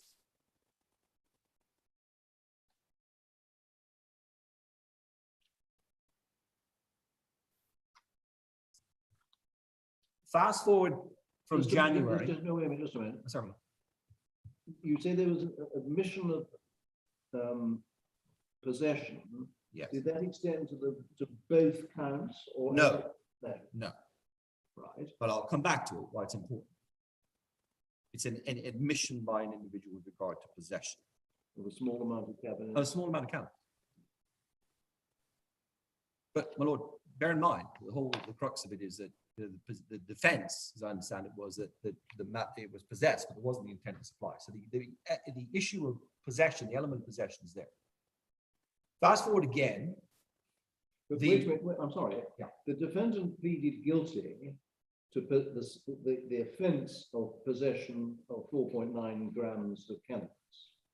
Yes. She pleaded not guilty to the charge of possession with intent to supply, but as I understand it, accepted that she was in possession, but denied that this is on count 1, but denied that it was with intent to supply. Yes. Right. Right. Okay. Thank you.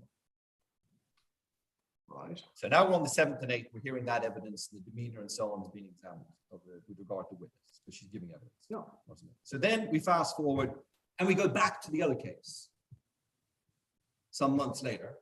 And we now have a 2-day hearing on September 9th and 10th with regard to 314, where there's no admission with regard to any form of possession. Actually, quite the opposite.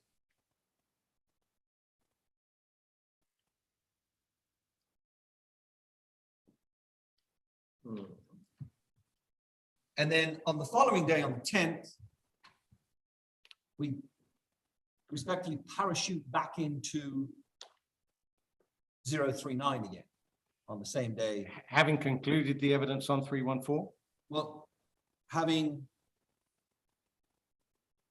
Well, I'm not certain about, my lord, because 314 is heard on the 9th and 10th. Yes. And as I understood it from my learned friend, what occurred was that the evidence on, the evidence on 10 was heard, on 314 was heard in the morning, I believe.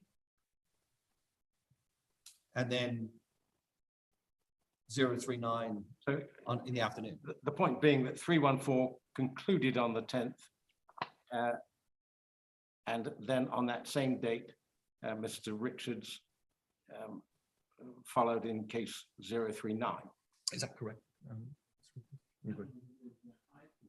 I have to say, I will try to find a definitive answer, but I have a suspicion that we actually heard Dr. Saul's evidence in the morning because some of them we didn't want to keep it waiting. Right. So I think we interposed case 39, Dr. Saul's evidence, finished that, and then the other persons involved reverted to dealing with 314 in the afternoon. But I will seek to verify that. That is my record. I'm not sure it matters, Mr. Pettingill, but there you have it. Well, I'm delighted, my learned friend, but with respect, my lord, that's where I would respectfully say, well, it should matter. Because it becomes a case of, and this is what you wouldn't commonly see, and I'll advance on this further in types of cases that follow one or the other. It's the interchanging of hearing the one on the same day at the end of it, and then hearing the other on the same day, as my friend puts it, interposing the evidence of one in the morning and then into the afternoon. The magistrate, regrettably, adhering to his duty to sit and hear the cases that he has to, in my respectful view, is put in a nigh impossible position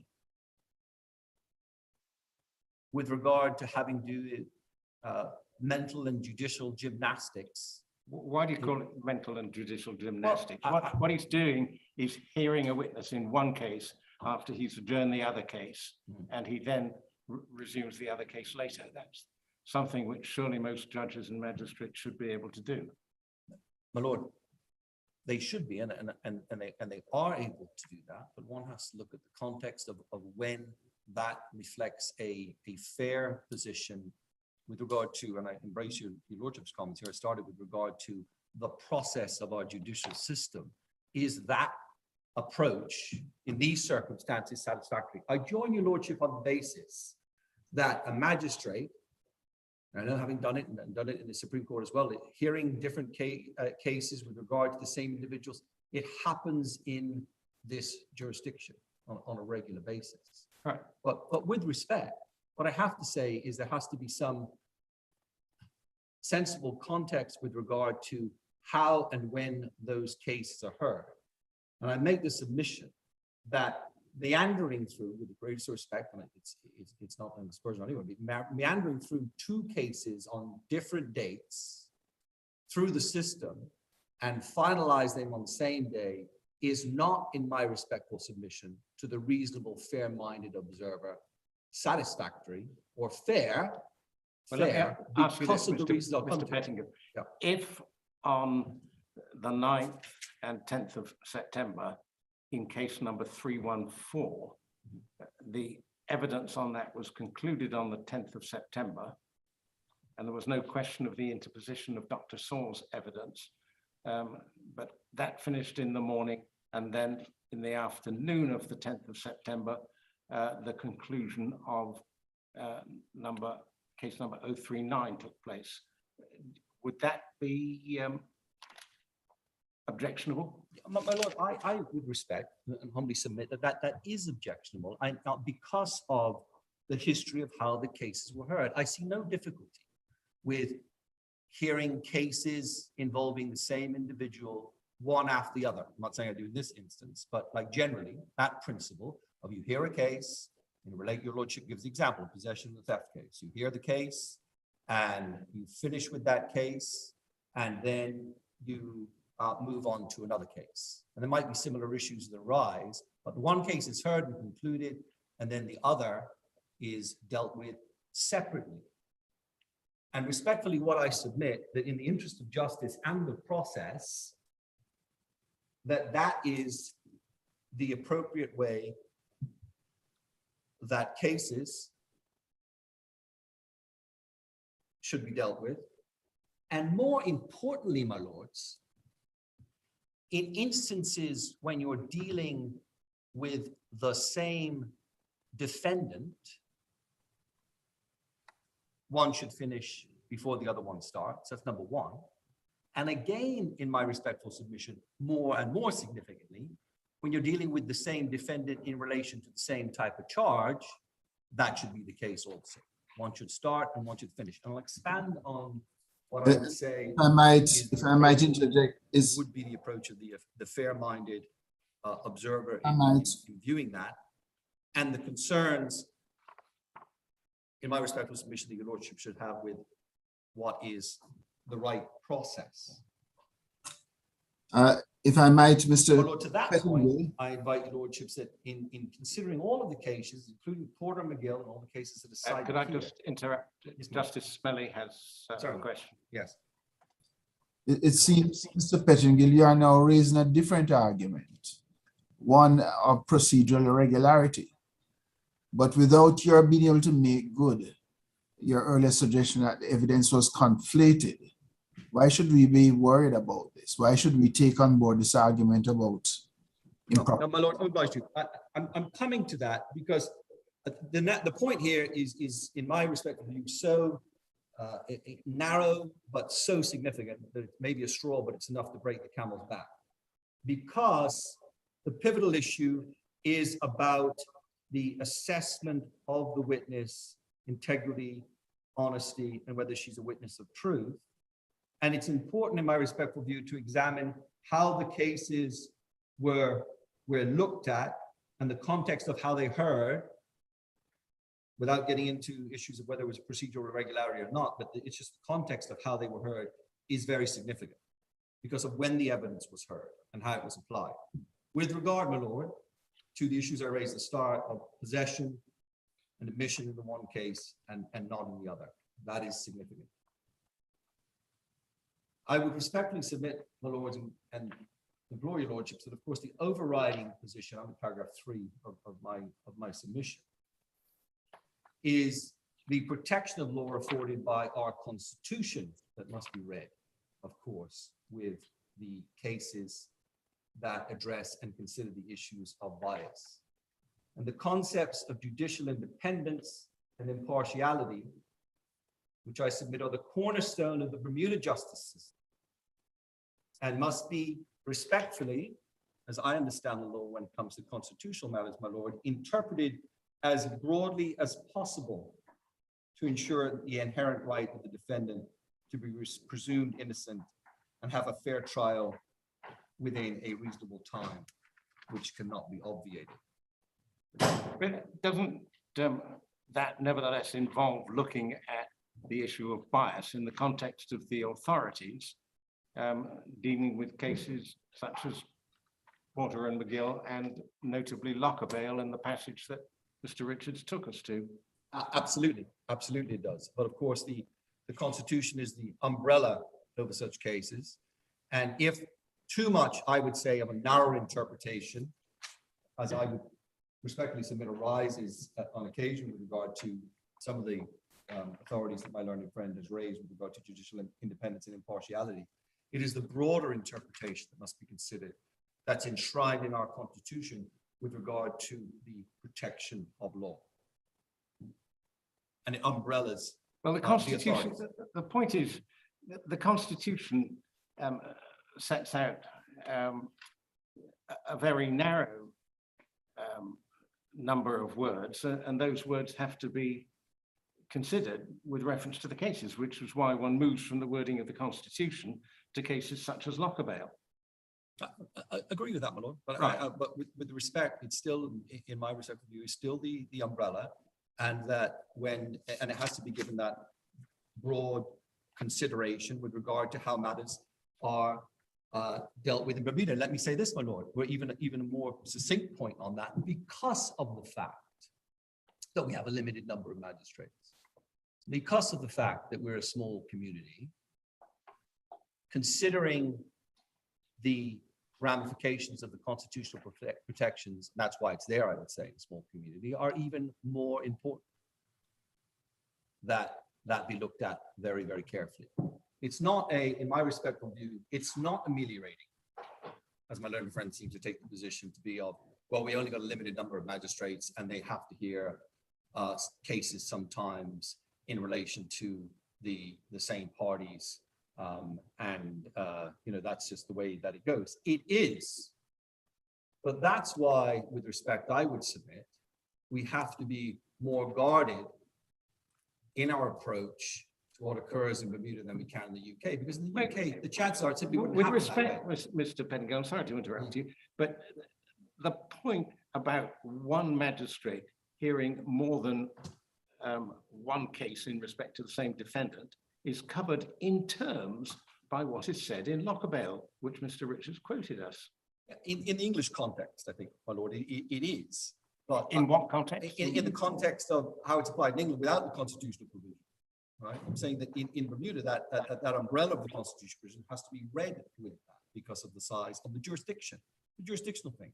I realize it's covered in Lockerbale, but I'm saying there's that added consideration, if you will, of the broader interpretation of judicial independence and fairness with regard to the application of the Constitution. And with respect, that is why I make the point that it's significant to look at the fact these cases did not follow one after the other, as may have made sense and may have been understandable.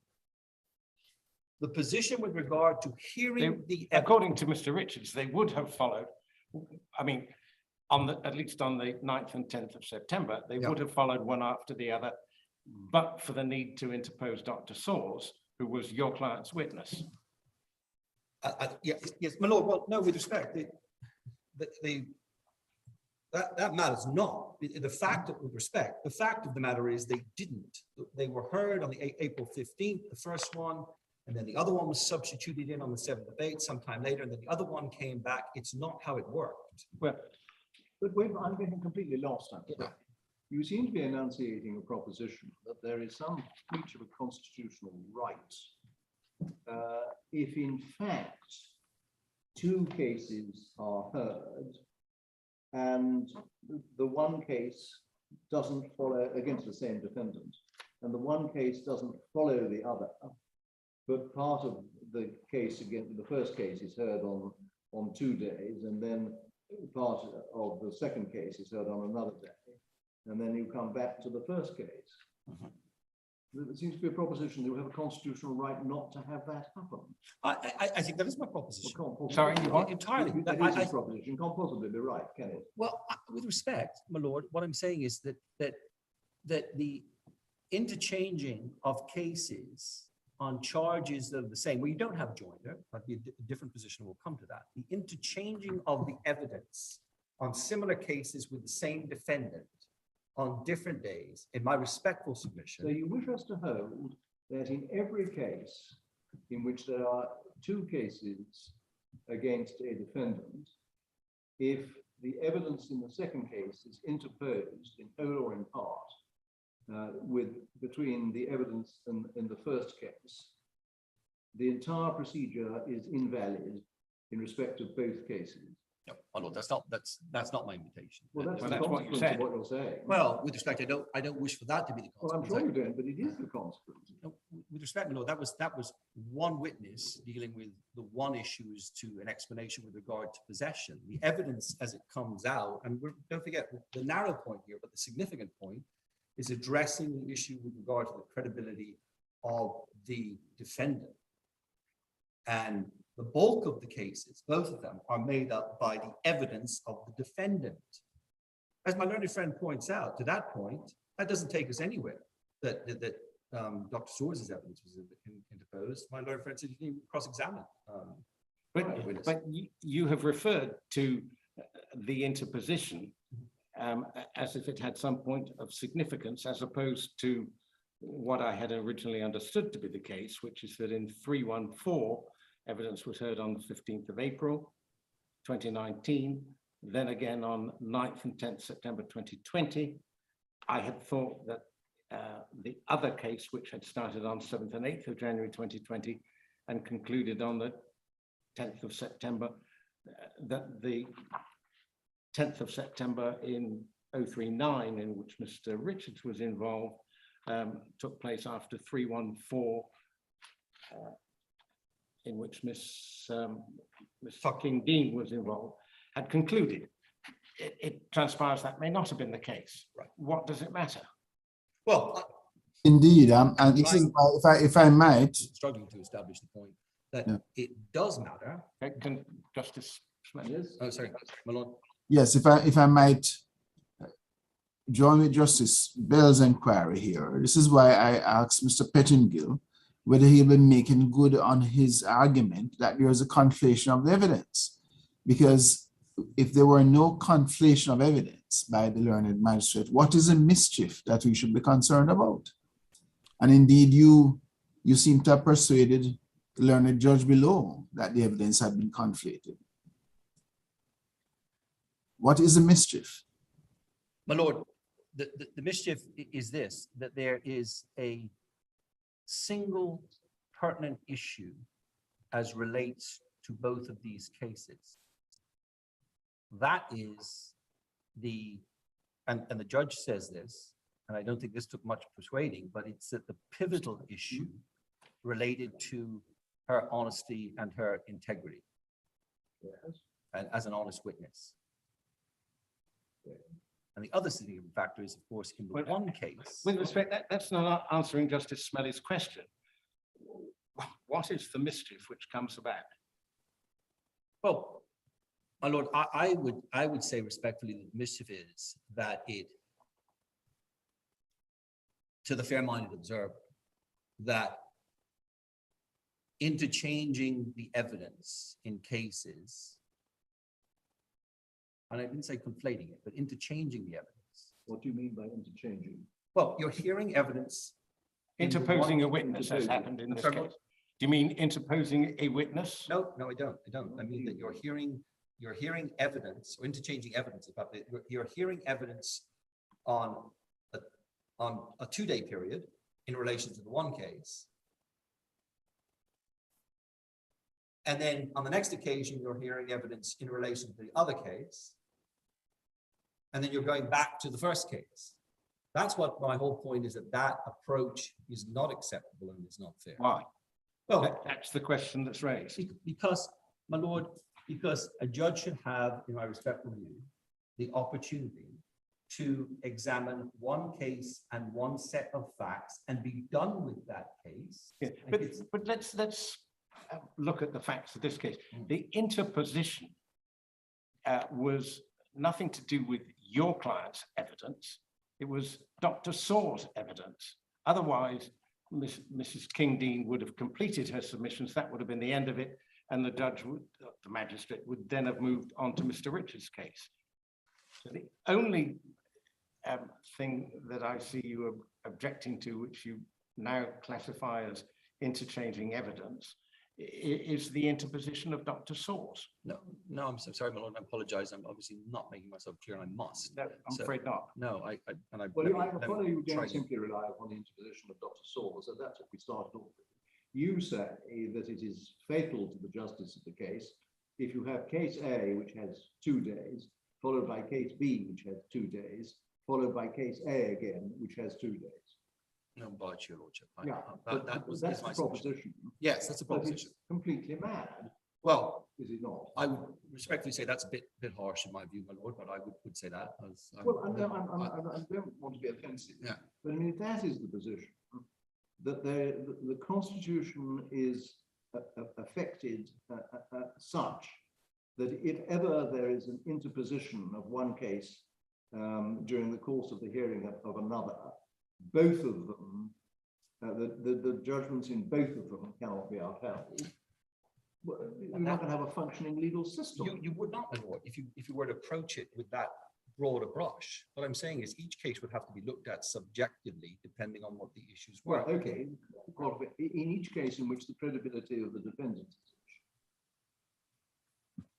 No, I blush, your lordship. Yes, in this case, but then one has to go further and say, well, what is the issue? And the issue is what it relates to possession, yes. which is the first limb in relation to both trials and both charges. So we've come down quite a long way from just saying, oh, in any case where evidence is interposed. That's not the point. And one entirely agrees that wouldn't make any sense.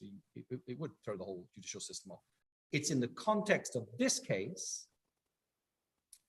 So what the proposition we've now got to is that in every case in which the issue is as to whether or not the defendant was in possession of goods with intent to supply, her constitutional rights are affected if there is an interposition of the evidence in one case in the evidence of another.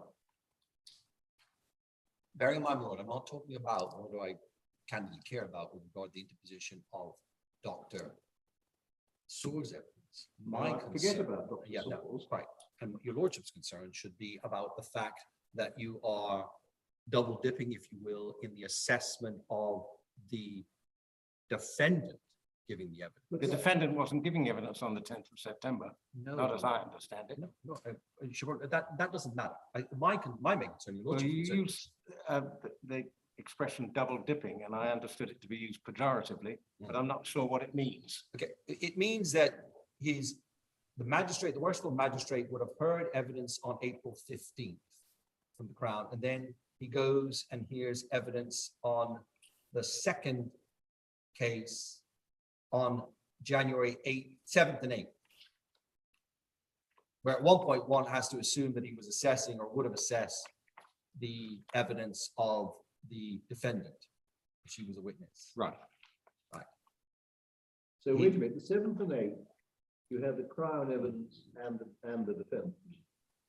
One assumes such, yes. In case Well, you did, 039. on the record, Case yes. 039. Well, it must be, because in 3-9, as I have understood it, in 3-9, on the 10th of September, the only person who gave evidence was Dr. Swords. If that be right, it must follow that on the only other 2 days when evidence was held, namely the 7th and 8th of January, the evidence was the evidence of the Crown and the defendant. Yes, I'm sorry. I thought you were talking about the other case. I apologize. Right.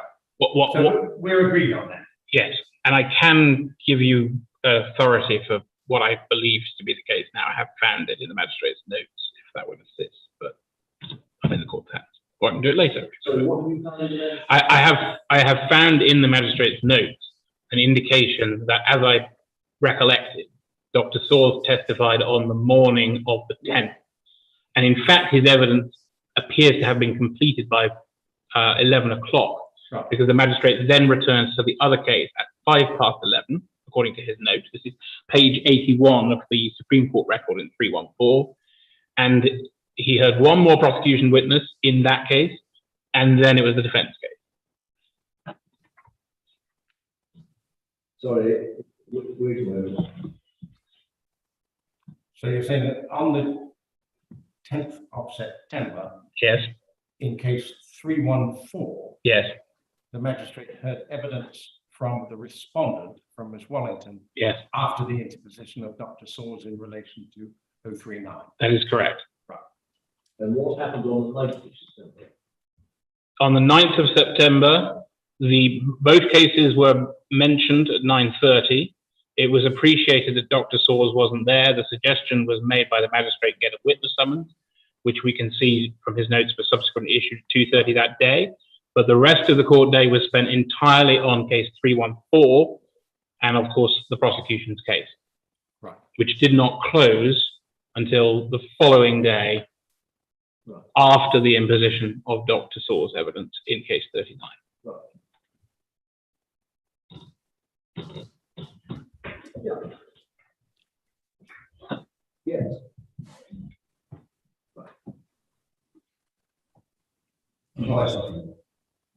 So the crux of the point that I'm endeavoring to make here is that in this instance, in dealing with the same defendant on the same type of charge, the one case starts on April 15th.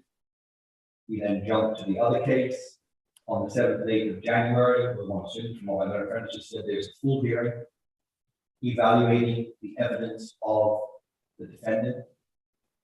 We then go back to the case that started on April 15th on September 9th and 10th. Case 314. Well, the point is, first, So the 314 starts on the 15th. We then hear 2 days of evidence later in January 2020 on 039.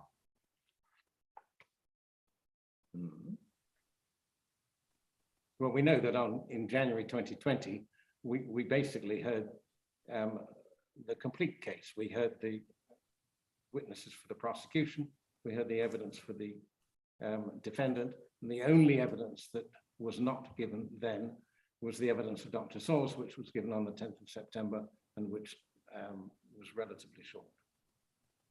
And not an issue.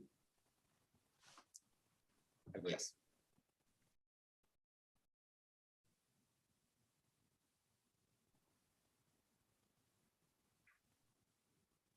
My main point here, my lord, being that when there are 2 cases of this ilk,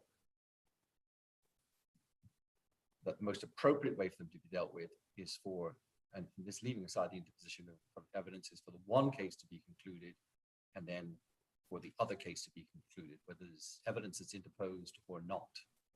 that is where I think the concern gets raised. It's not about the interposing of the evidence, but So then. the interposing, you say, is irrelevant. You say I it would do, have been I do. objectionable even if the evidence had not been interposed. But they both wrap up on the same day. I'm sorry, They is both your wrap- answer to my question yes Oh, or sorry. no? I'm sorry if you could repeat that, apology. No. You say that it would have, the process would have been objectionable even if Dr. Saul's evidence had not been interposed. Yes. And if Mrs. Kingdean had completed case number 314 on the 9th and the Yes. 10th. Yes, I say the biggest concern lies in the fact that 314 started on the 15th of April, then you had 2 days of hearing subsequent to that, in January the following there. Well, that's Yeah. irrelevant. That's another case. Right. That's another case that came after the April 15th case. Yes. On the same areas of law involving the same defendant. Yes, some 9 months later. Yes. And 9 months before the later. pandemic, threw everything into a turn. Everything that he did. One appreciates that through a spanner in the works. But it's So still. when do you say the magistrate should have recused himself?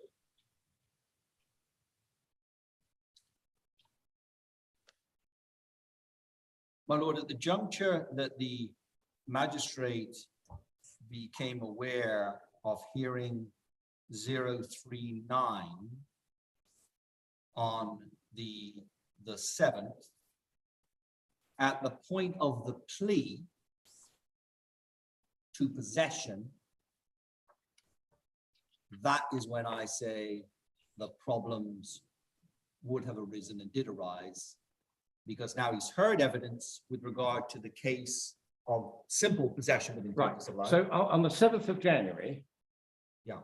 when Ms. Wallington comes before the magistrate in respect of matter 039 for the first time, Mhm. you say that the magistrate should recuse himself because he dealt with her some 9 months previously in matter 314. Because. Is that what you're saying? Yeah, yes, but because, there's a because there. Because of the fact on that day, one assumes she's entered the plea, or she does enter a plea to possession. She's making an Well, admission to with possession. respect, that's precisely what Locker Bail says is not a ground for recusal.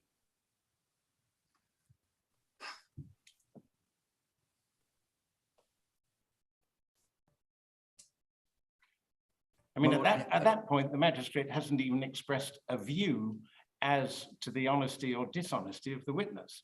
What you are now saying to us is that merely by reason of the fact that the same magistrate has a case involving the same defendant in respect of which he heard or started to hear evidence 9 months previously, he should recuse himself. So that, to my mind, is an even more startling No, proposition. my lord, with regard, that's not what I'm saying, with respect. There's the element, there's the one additional element that it would be on lock bail if it was just that. Because she's pleaded guilty to the Because she possession of the pleads small child. guilty I to understand a- that. And you say that's a factor which should have caused the magistrate to recuse himself in respect of case number 314. Well, with respect, my lord, and it's always easy to look back in hindsight, but I would have thought at that point that, yes, the magistrate should recuse himself, that yes, the issue should have been taken up with regard to three things should have happened at that So point. wait a minute, this is getting even more confusing. Right. You say that the magistrate should have recused himself on the 7th of January, 2020, from what case? From that case. Which case?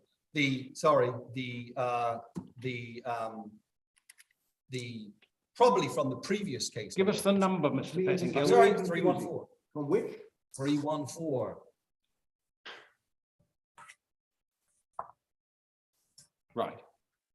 That's what I thought you would say, which he had last dealt with 9 months previously. Yes. But 314, if I might, Justice Smelly has a, from the judgment, 314 started on the 15th of April, Yes. 2019. So you would have already been seized of that. Yes. Are you saying then on the 7th of January, 2020, when he received the guilty plea to possession, he should have recused himself from the case he had already started? Yeah, I think at that stage, arguably, yes, my lord, and I say for this reason, it probably should never have got in front of him in the circumstances, because I term it as go on that he's being set up to fail at that point, because you're placing a case in front of him involving the same defendant, well knowing that defendant is going to plead guilty to an essential element involved in the first case. And how does all of this sit with your concession recorded by the magistrate in his report at page 205 of the record in 314, that you thought the cases could properly have been heard together in any event? No, with respect, my lord, his lordship says there appeared to concede, and the discussions I recall, and it's along the lines of what the magistrate said, the discussion surrounded the fact that the issue of joinder applied both equally in the Supreme Court and in the magistrate's court. I wasn't conceding by any means that they should have been joined, nor was it should I have been able to do that at that point. I was, with respect, parachuting in and indicating to the learned judge at that juncture that I was now instructed to deal with the appeal to the Supreme Court. And his lord and the magistrate, I totally agree with what he said. There was a discussion, as there often is, with regard to the issue of joinder. I certainly wasn't conceding it should have been done, or that it was appropriate, that it was okay. I disagree with that fundamentally because of the process, and I'll come to that. And that's why I disagree with my learned friend on that issue of joinder. That can't be right, because that obviates due process if the defendant is in a position to speak to the issue of joinder, and the learned judge speaks to that. So that would be problematic. That wasn't the concession, nor could I have made that concession at that point. Okay, let's go back to where we were before. Right. No, let me finish. Sorry. Ask the question before you answer it. Yes. You say, as I understand it, that so soon as the defendant pleaded guilty to possession of 4.93 grams of cannabis, which was seized from her home in case 39 on the 7th of January, the magistrate should have recused himself in case 314.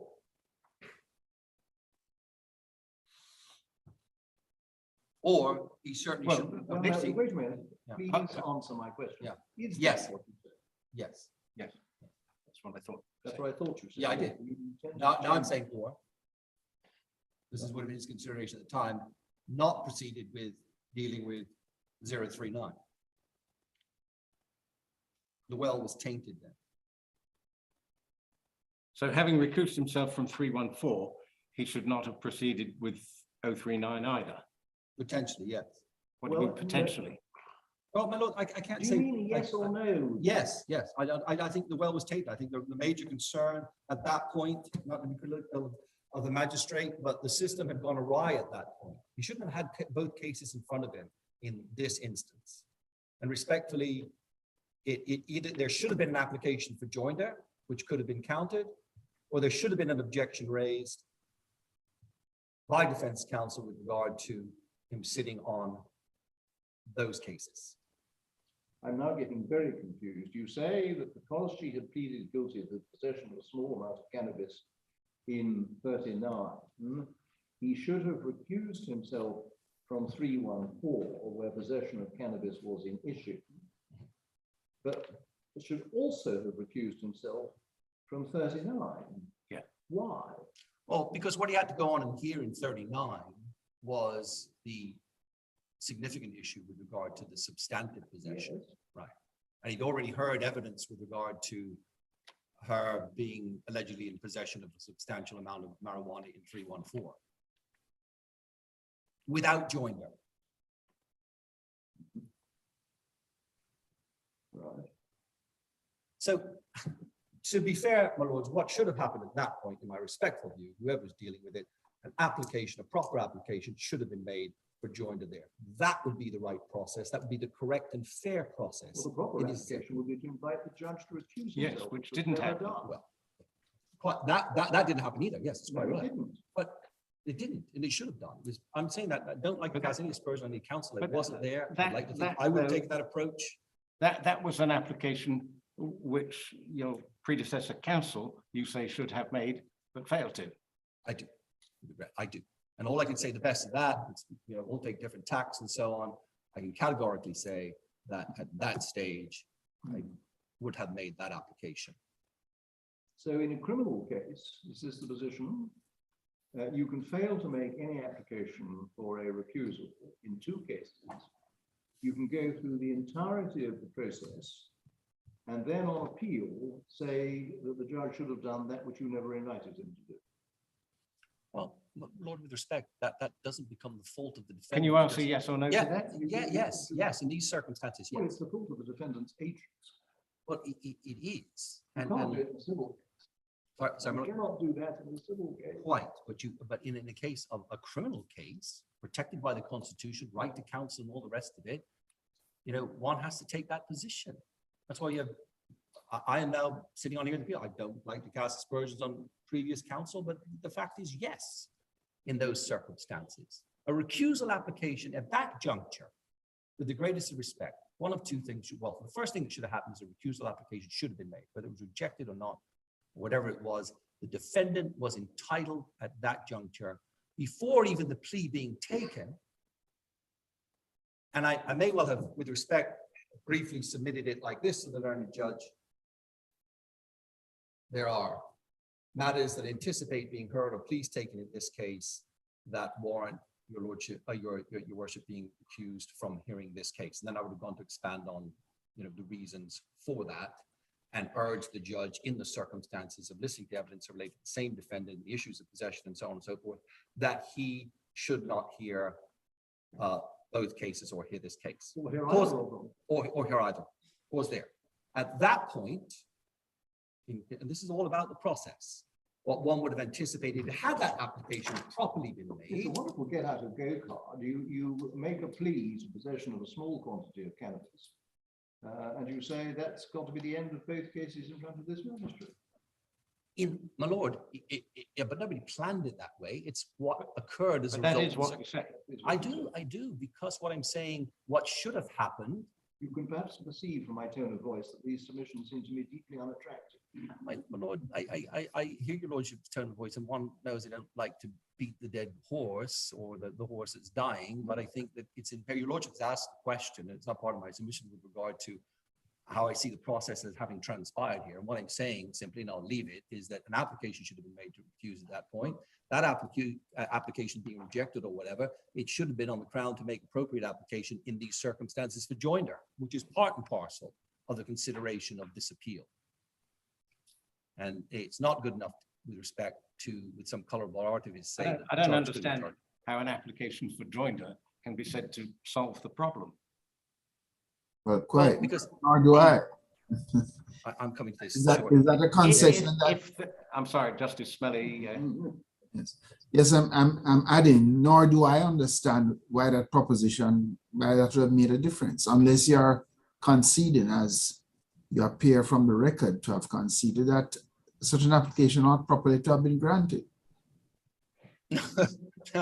Again, that would get more complicated because I'm not endeavoring to say that. I'm saying what should have happened at that point if the case is, if your lordship would consider, well, it was okay because the cases could have been joined. And I think with respect, the Supreme Court Justice dealt admirably with this in saying that it wouldn't have been appropriate to say, as my learned friend did, oh, well, they could have been joined because the defendant never had the opportunity to speak to that as she would have done, as her counsel would have done.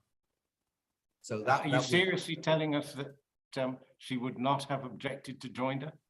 No, not at all. I'm saying that— Maybe I misunderstood you. So wait a minute, you say the Crown should have applied for joinder, but she would have objected and joinder wouldn't have been ordered. So we're back to where we were before. Yes, but you'd have a better appeal because you would have done the two things you should have done. One, you'd have applied for recusal and that would have been considered as being rejected in circumstances. And two, the joinder argument would have been taken up and addressed as you're well. right on your first point. And you say the Crown should have applied for joinder. The effect of that, you say, is that she would have objected and the objection should have been upheld. So applying for joinder wouldn't produce any difference. We'd get back to the position you were in the first place, that there should have been a recusal in both cases. So saying that the Crown should have applied for joinder doesn't take us anywhere. I hate to say that's the case, my lord. What I was answering is how the question with regard to how this ideally and properly should have gone. And that's how I'm saying that I should have seen it. Three things should have happened on that day Well, wait a that minute. did not occur. Okay, well, you say what should have happened. Well, you say, as I understand it, the Crown should have applied for joinder. That would have been objected to. It shouldn't have been allowed. Whereupon the judge should have recused himself in both cases. My lord, I'm really not meaning for it to be this esoteric, as it were. But- What Well, you're, no, yeah. But that is what I understand you to have said on at least 2 occasions. Yes, but the starting point is there should have been an application for recusal. That's the first starting point. Well, wait a moment. If there's an application for recusal and it's accepted, there's no question of applying for joinder. Quite, that would be the end of the matter. Yes. Right. So I assumed you to say what should have happened is that the Crown should have applied for joinder. That would have been objected to. It wouldn't have been allowed. And then the judge should recuse himself. But if you insist on saying he should have recused himself before any application for joinder, all well and good. But I would like to know which it is that you say. My lord, I don't insist with respect on anything. What I am indicating is respectfully how I would approach the matter. And my approach would have been, when this was flagged to me, that I had the same defendant now starting another case that relates in fact and any number of things to a case that is already partially heard. Once I spotted that there was going to be a plea to the possession element, I would have made the application at that point, and that is what I'm saying should have been done. Yes. Sorry, which application? The application for recusal. Right. In case number 314 and 039. Yes? Well, my note says that you have previously said that the magistrate should have recused himself in respect of both cases. Did, my lord. Let me say this now that I think about my feet into your lordship's question. What I said was, had I flagged it as that I knew that my client was going to enter the plea and the same magistrate who showed up before she entered the plea, I would have raised the issue of recusal, that there were concerns and issues why he could not sit in relation to the current case 039.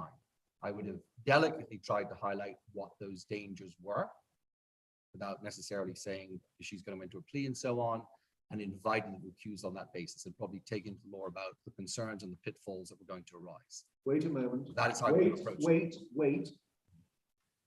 You, I think you're now saying that you would have applied for recusal in 39. Yes. Whereas Yes. previously you said that the first thing that would happen would be on the guilty plea to the small possession in 039, there should have been a recusal of the magistrate in respect of 314.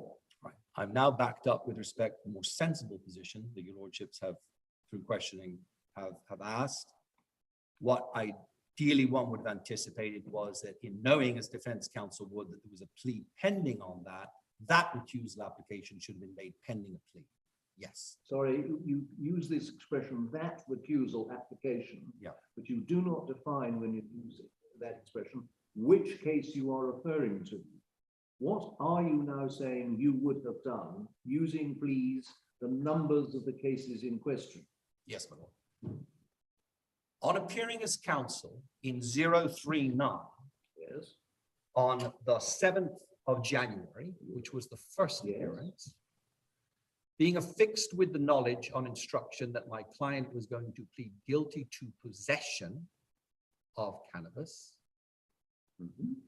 and thereupon realizing that it was the same magistrate who had heard evidence on 314 some 9 months earlier, I would have made the application at that juncture when he came in to say, Your Worship, regretfully, I must make an application for you to recuse yourself from hearing 039. And then but I would that's get- not what you said. Sorry, I would have made an application for recusal in. Case number 039. 039, yeah. I realize that's not what I said earlier. And that's saying- not what you said. It- Let me read you my note. I know what I said earlier, my lord, I know. So Sorry? I can see that. I know what I said, and I'm saying that as a result of your So lordship's question. when you said that he should have started by recusing himself from case number 314, you now say that he should have started by recusing himself from case number 039. Yes, his lordship present having asked how I would have approached it, thinking about it, I would have said, oh, well, I would never have let it get as far as the plea before I made the recusal application. Can I get some water, my lord? While we are at it, if I might, Lord President, if I might, Sorry, just a moment, just before Justice Smelly asks the question. You would have asked him to recuse himself in 039. What about 314? No, could have left that on the table then. Could have left that on the table because he hadn't heard anything. He wouldn't have heard anything that was damaging to that. But there wouldn't have been an application for 314. No, it would not have been an application for 314. I'm saying is what would have been the right process. Right, well, let me just write this down because your account changes. It did. I'm obliged to your lordship's questions on that because thinking about it sensibly Yeah, okay, as a practitioner, that's how I would have approached it. right. I think Justice Smelly had a question. yes, My lord, I think we should ask Mr. Pettingill the obvious question then. Why would he have made that application? Is it because of a perceived risk of bias in the mind of the magistrate having yes. accepted a guilty plea to possession of a small quantity?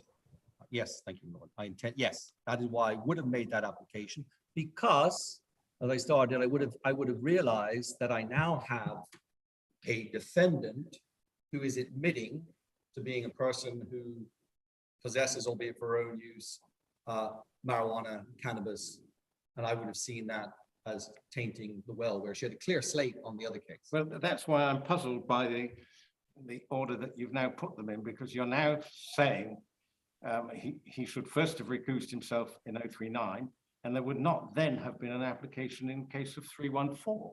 And with respect, what you said earlier does make rather more sense, because what you are saying, I think, is that the magistrate could not properly have heard case 314 impartially in respect of a defendant who had pleaded guilty to possession of a small quantity of cannabis. Yes. Not for that matter, the remainder of 309 in respect of missed that larger. It seems to me it would follow as well in relation to the remainder of 309 in relation to the larger quantity and the allegation of intention to supply. Is that what you're saying, Mr. Pitton? 314 is the larger quantity. Well, there were two substantial quantities and one small quantity. That's correct. Yes. The small quantity is in 39. But sorry, can we deal with the point that Justice Bell was saying? You are now saying, contrary to what you said before, that you would have applied for the magistrate to recuse himself in number 39, leaving 314 for consideration by the magistrate. But the basis upon which you previously told us that you would apply for recusal is that the plea in 39 was prejudicial. It can only have been prejudicial in case 314 because the plea in 39 was going to remain whenever and by whomsoever 39 was tried. Well, the point being, it just needed to be tried by somebody else. The magistrate wouldn't have, and the magistrate in hearing 314 would But not. 314 would, on this basis, be heard by the magistrate who had heard the guilty plea in 039, which, because of your recusal application, would henceforth be dealt with by another magistrate.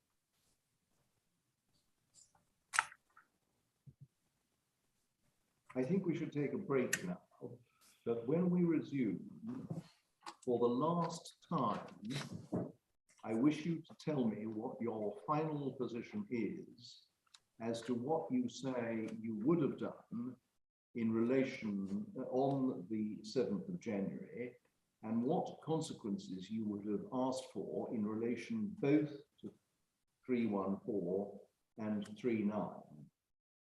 we've gone round the houses in relation to your answer to that question, and we need one final version so that we can work out what exactly it is that you say. Obliged, Your Lordship. I have it now. I will be succinct with that version. 1, 2, 3. Sorry, say that again. I said, I have it, my lord, I'm obliged, and I will be very clear on that version. Right, okay.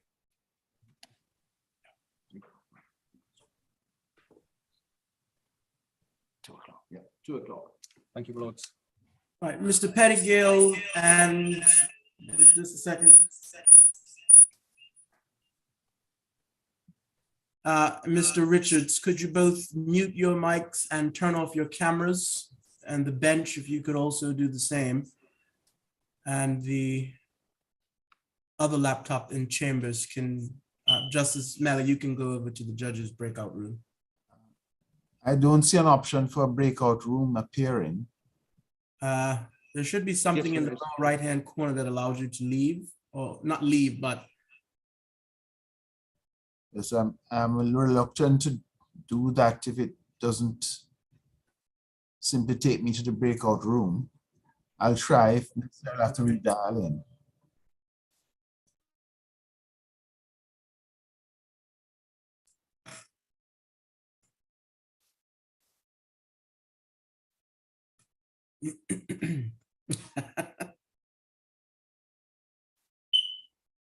you're muted, Sir Christopher. You want us to mute, as I had done, and also to stop the video, is that right? That's right. Right, I'm doing that now. Okay.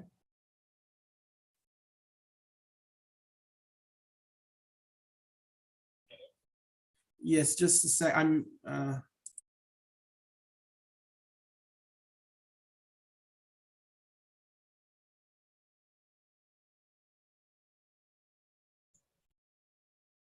Quayle, I'm still here. I'm going to leave and see if that takes me to the computer in the chambers. If it takes me out of the meeting, I'll have to redial in. I'm not sure why you're not able to join. I see your name. Let me, hold on. I see an option for joining now.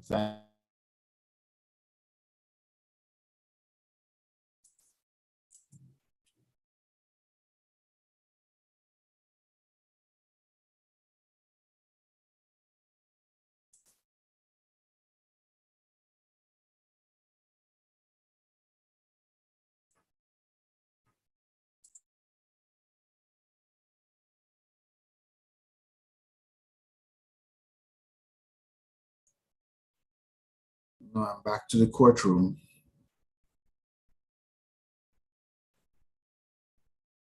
I'm not sure why that is. Let me just see something very quickly. I think my colleagues have gone for lunch. We didn't have a need for a breakout meeting now. Okay, well, Yes, I think I'll simply mute my microphone and leave the camera off until 2 o'clock. I'll do the same. Okay, see you then. Right.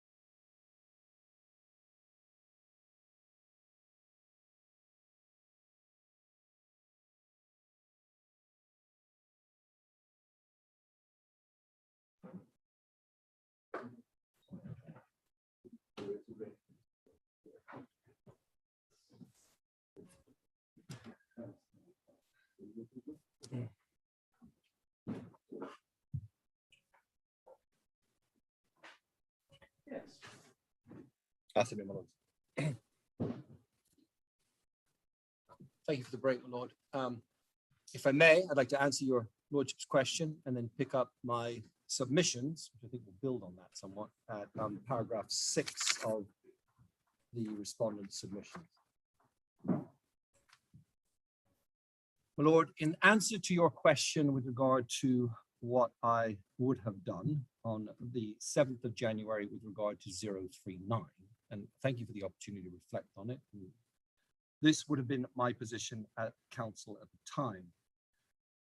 On the basis of the instruction that I would have received, I would have made an application for the learned magistrate to recuse himself from sitting on 039.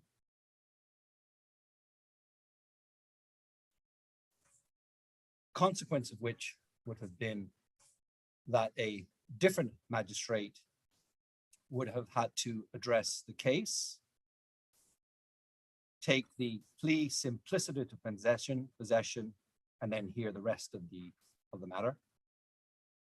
And that learned Mr. Woolridge could have proceeded with 314 that he had started.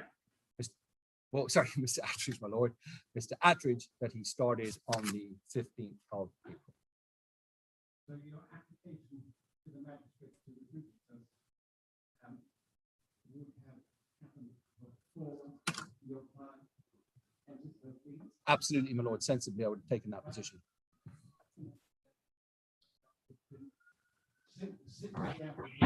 I'm sorry, I can't hear the dialogue between the court and counsel. Justice of Appeal Bell, could you unmute your mic? What would the application, basis of the application be before the plea had been entered? That he had begun the hearing, was apprised of the evidence, and was sitting on 314 in relation to the single charge of possession with intent to supply.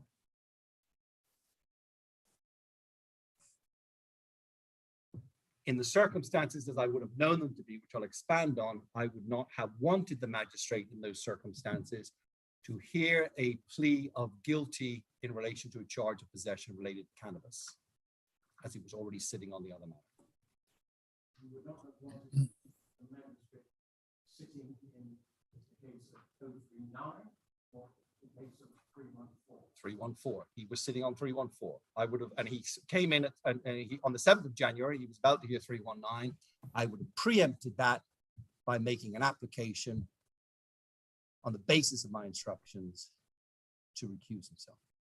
And I would have, with respect, Justice Smelly here. That in such Justice Smelly here. I cannot does not indicate. Your microphone has been muted, Justice Bell. So I wasn't able to hear you, the questions put to Mr. Pettingill. I heard his responses. Could you please unmute your microphone, Judge? And the same would go for my Lord President. Yes, quite right. Thank you. Thank you. Sorry about that, Mr. Justice. So for Mr. Justice Smelly's recap purposes, you would have been asking the magistrate to recuse himself on 039 before the guilty plea was taken. Yes. But I don't understand on what basis you would have asked him to recuse himself.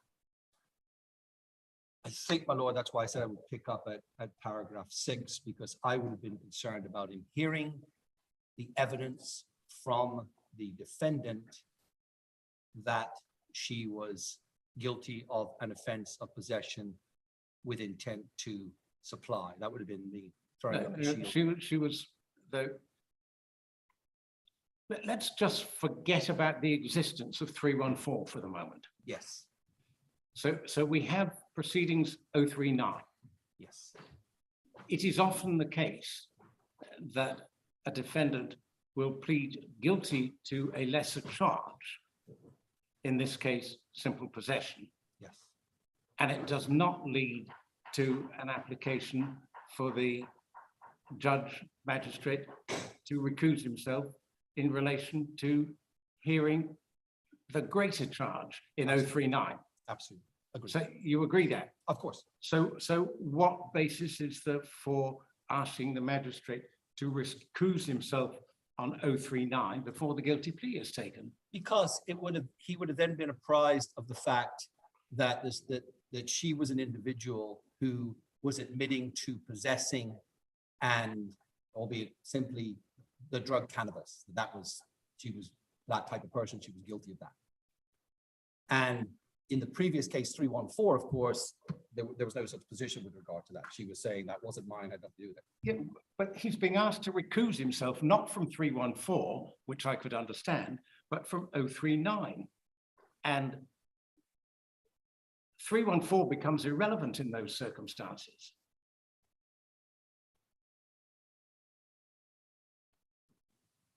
I'm afraid, completely puzzled as to what you would say to the magistrate. You appear in front of the magistrate in 039, and the case is called on, and she is about to ask how she pleads. You get up and say, before we do that, I've got an application to make, which is that you should recuse yourself. In this case, 039.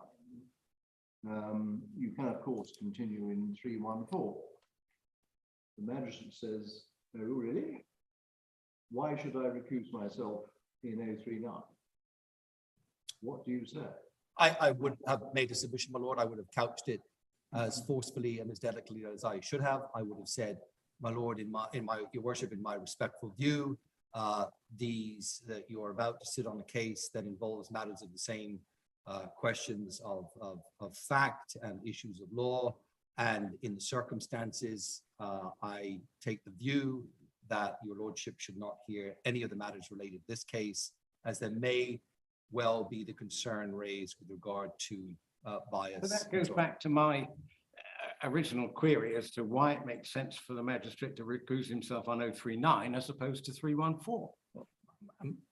With the gracious, I mean, what you want, the mischief that you are trying to avoid, is the magistrate proceeding with matter number 314 in circumstances where he knows that your client has pleaded guilty to possession of a small quantity of cannabis. Yes. So that's an application that has to be made in 314.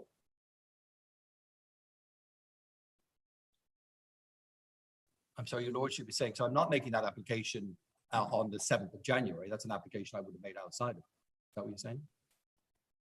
Well, you're saying you wouldn't have made an application in 314, but just following on, you say that you would have spoken to the magistrate in the terms that he's in 314 and similar issues of fact.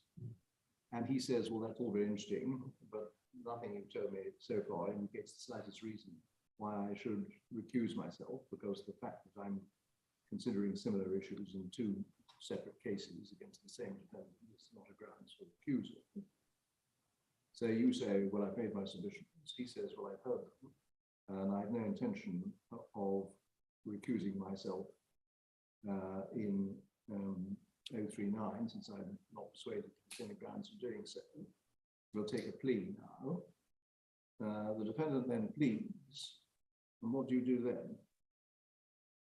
I'd probably, at that point, I would stand up and say, Lord, that's, your worship, that's entirely what I was concerned about, that your worship didn't hear anything with regard to a plea with regard to possession of cannabis as it relates to similar circumstances.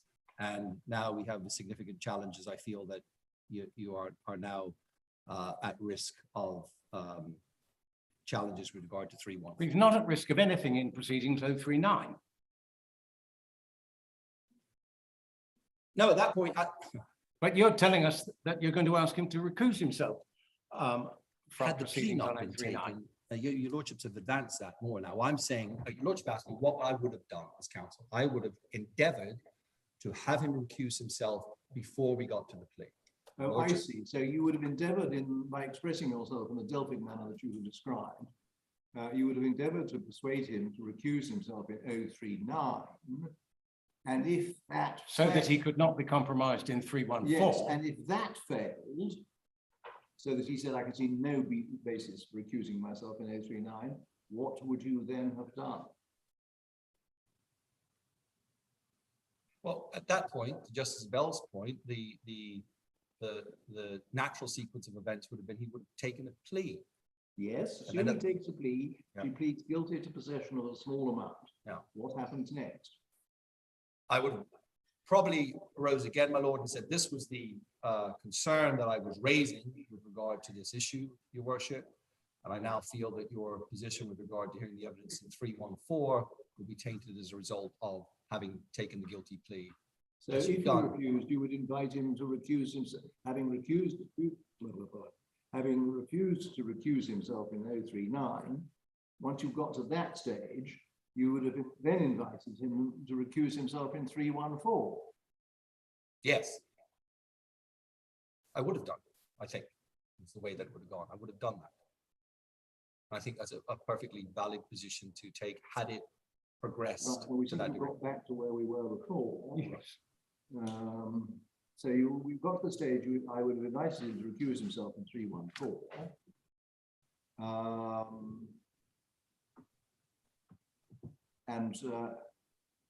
Well, there are two possibilities. One is that he says, I see the force of that and I will do so. And the other is, he says, I'm simply not persuaded there's any need to do that. Take the two separate ones. Assume that he declines to recuse himself in 3-1. Oh, he's already refused to recuse himself in 039. So that we're stuck with that. So the sole question would be whether or not he should recuse himself in 314. Now that we're at that stage, may I say this, my lordship? In practice, to my mind, having done this many times over the years, that hurdle would by no means be insurmountable to appear before a magistrate and say the things that I've said, couched in those terms, that I have a real concern that your worship is not in a position to hear this without raising the specter of bias. And consequently, I make a submission that it should be heard by a separate magistrate in the interest of justice and all of those colorful things that one would say. And that type of submission, to my mind, coming from senior counsel, having assessed the case and all the rest of it, is perfectly open to being accepted sensibly by a magistrate and not rejected. Well, I'm not a magistrate, so it's not for me to say, but I must say, if I was presented by so general an expression of request to recuse myself, I would simply regard that as. Bearing in mind that, as we saw in Lockabale, the magistrate who is assigned a case has an obligation to hear it. Justice Smelly has a question. Yes, my lord. Yes, would Mr. Pettingill please clarify whether the concern here would be a risk of bias arising from having heard the admission of guilt Yes. in relation to the small amount of cannabis in 039? Yes, my lord. That is the risk that you are concerned about. Yes, it is, my lord. That is the whole crux of Well, it. that's a different thing from the debate you have been engaged upon in relation to the hearing of evidence in two different matters at different times thereafter. Because that risk you seem to have addressed from the point of view of there having been conflation in the mind of the learned magistrate of the evidence, but you don't seem to be pursuing that argument at all. I'm pursuing the argument of the poisoning of the well, as it were, by the taking of the plea on possession. And as you said, that was manifested by conflation of the evidence, but that is not being pursued. So I'm just trying to be clear that the real mischief you identify here is the magistrate having been informed of the guilt of the defendant in relation to the smaller quantity of cannabis. And Yes. that's it. That's it. And that's because it wasn't a part of 314 that there would have been any plea with regard to any possession. So that first hurdle of possession would have been crossed in 39, and the magistrate would have apprised the fact, aha, this defendant that I'm dealing with in 314, she is the type of person that, for whatever reason, possesses cannabis. She's admitting to. And so if I could advance my submission, a reasonable observer would be concerned that the magistrate would have been predisposed to find her guilty in relation to the larger quantities and indeed in relation to the intention to supply. simply because she had pleaded guilty in relation to the smaller quantity. Essentially, that is your argument, isn't it? Well, I think with respect that there is a risk of that. I certainly. Well, I think if you could give a yes/no answer to Justice Smiley's Yes, question. yes, that is my concern, my lord, because 314 did not involve the necessity for a plea on possession. When one takes, to follow my Lord Justice Bell's point, in some instances, as in this case, 039, one is in a position where they have to advise, look, you've got to enter a plea here. You're dead to rights on simple possession. Christopher. Yeah. You're dead to rights on simple possession. And then you argue on. I'm sorry, could you repeat that? Sorry, yes. So what I'm saying is there are certain instances arise that they did in 039, where one is dead to rights that they have to enter a plea on simple possession, right? But there are those, and they did in this case, right? So you enter that plea. But in an ideal world, if you don't have to enter that plea to simple possession and show your hand that you are a user of cannabis or the type of person that has cannabis, you don't do that. You know, it's not, it creates a far better position to be in for the defense. So with 314, that slate was open just to deal with the issue that that's not mine and run that defense. Lord, if I could take it from 6, I may through my submission have made Well, that just more clear. Well, you haven't made any sense with respect. And before we go to 6, where we've got to is that if he didn't recuse himself, the magistrate, in relation to 39, you would invite him to recuse himself in 314, because by then he would have learned that she had admitted to possession of a small quantity, and that would have the effect of disposing him in 314 to hold that she was in possession of a larger quantity, because the Rubicon of having possession of anything at all had been crossed. Even though there was no intent to supply in relation to But the small quantity. if that be right, then exactly the same logic would apply in relation to case 039, because in case 039, she would have admitted possession of a small quantity of cannabis. And by exactly the same logic, it could be said, oh, we must have somebody separate trying that, because we don't want anybody trying the question as to whether she was in possession with intent to supply a larger quantity, knowing that she's already admitted possession without intent to supply of a lesser quantity. With respect, well, I don't agree with that. One wouldn't sensibly make that application. That happens all the time. Well, I know. You're placed in that position. I know, but the logic of what you're saying is that what should have happened in 039. No, of course, that would be illogical, and I wouldn't have made that application. If I was forced into a position of having to plead on a charge of simple possession, that's how it falls, as they say. Mr. Pettingill, back to basics. The basis upon which you say that the judge should recuse himself on 314 is that the defendant before him had pleaded guilty to a charge of simple possession of a small quantity of cannabis, and that gave him a conflict in relation to possession of a large quantity of cannabis with intent to supply. Now that's the case in respect of 314, and you've said that's the basis for the recusal. It applies equally well, as my lord's point, to 039, when you have accepted that it is common for a defendant who pleads guilty to a lesser charge to have the same judge continue to hear the case in respect to the more serious charges. She wasn't having to do that in 314. And 314 was a question of planting. No, I said in 039. Yeah, so that would have been fine. That's the way that those chips fall, as it were. But the allegation of apparent bias to which you refer in 314 is of precisely the same nature as the magistrate hearing 039 would be faced with. It is, but if one can tactically avoid that, one does. If one doesn't have to enter a plea to putting their hands up and saying, saying, do better than that, Mr. Pettingill, we ought to move on.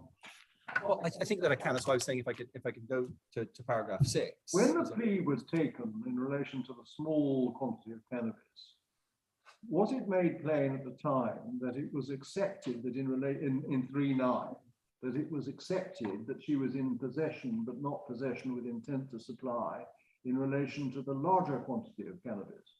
Yes, because there are two different amounts. One was taken at the house and one was. in the car. Sorry, you're not, it's another cryptic answer to my question.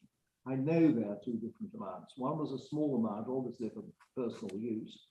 The other was a much larger amount, about 10 times the size. We know that she pleaded to possession of the lesser amount. My question was whether, when she pleaded guilty to possession of the lesser amount, and pleaded not guilty to possession of the larger amount with intent to supply, whether it was made plain that it was accepted that she was in possession of the larger amount, but disputed that that was with intent to supply. I don't know, my lord. I wasn't there. I can only assume so. My friend, Mr. Richards, may be able to assist with that. My lord, yes, if you look at the record of appeal in respect to 17 CL 00039, Yes. and in particular, page 25, let me unmute. Myself so that Justice Smelly can hear. My apologies. I hope that Justice Smelly can hear now. I can indeed, Mr. Richards. Thank you. Yes. So 039, what page? 25, my lord. Yes. Thank you. Thank you.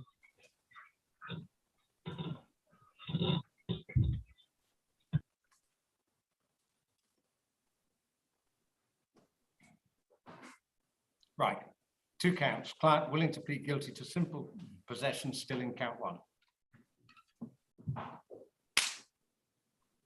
Well, there's a point in your favour, Mr. Benningill, because Thank you. on that footing, in relation to count 39, since she had given a formal plea of guilty in relation to count 2 and had admitted possession in relation to count 1, the vice of which you complain, namely the knowledge that some plea had been entered in relation to possession, did not apply in relation to 39, because in relation to both counts, it had been accepted that there was possession. The only remaining issue being whether it was with intent to supply in relation to count 1. Yes, my lord. A hard enough uphill as it is, yes. Yes? And of course, one wants to do all that they can, especially in dealing with a defendant in these circumstances, to mitigate the uphill battle if you don't have to have it. Right. My lord, may I look at paragraph 6 Yes. of my submission? Yes. Thank you. What is it? So with regard to Learned Justice Severe's ruling, we say that it was quite right for her consideration in the Brown case, and furthermore, her analysis of the pivotal concern related to the appearance of bias is made clear and unequivocal in her ruling at paragraph 27 to 31 of the decision in Wallington, which I've set out here. And my lords, I highlight the learned judge's focus on the use of the term pivotal concern. At 7, it is to be noted that the issue of credibility was not wholly determinative of the magistrate's final decision. Notwithstanding, it was significant, if not pivotal issue in my judgment, that should be informed. An informed and fair-minded observer would surely find that there is a real risk of the magistrate would have been partial to his early opinion on this, and Wallington's lack of honesty and credibility in one case when assessing the question of truthness and credibility in the latter case. Well, that's precisely what the judgment in Lockabale said was not the case, not the law. Well, but there, and my lord, but I'll come to Lockabale, because unless there are other circumstances involved, which I'm going to say that the judge was clearly considering, it's not just as with respect as clear as succinct as that. It depends on the circumstances, and I highlight that with respect, and highlight that, and I'll come to it. What do you think the judge meant by the words partial to his earlier opinion? I think, my lord, in that instance, she's relating to, and I'm coming to that as well, the finding that she was a dishonest or not a credible witness. Obviously. I'm sorry? Obviously. His opinion was that she, in both cases, on the evidence in relation to each case, was that she was not an honest and credible witness. Yes. My question is, what did the magistrate mean? That was what the magistrate's earlier opinion was. What did the judge mean when she said the fair-minded observer would have thought there was a risk that the magistrate would have been partial to his earlier opinion? What does partial mean in that sense? That it would have had weight, it would have weighed on his mind, Weighed on his mind. or would have been on his mind. But it would have been, in considering the definition of the word bias, there would have been inclination towards a certain view. Perhaps that's what I think logically should be meant by partial, that he would have had an inclination to his earlier opinion.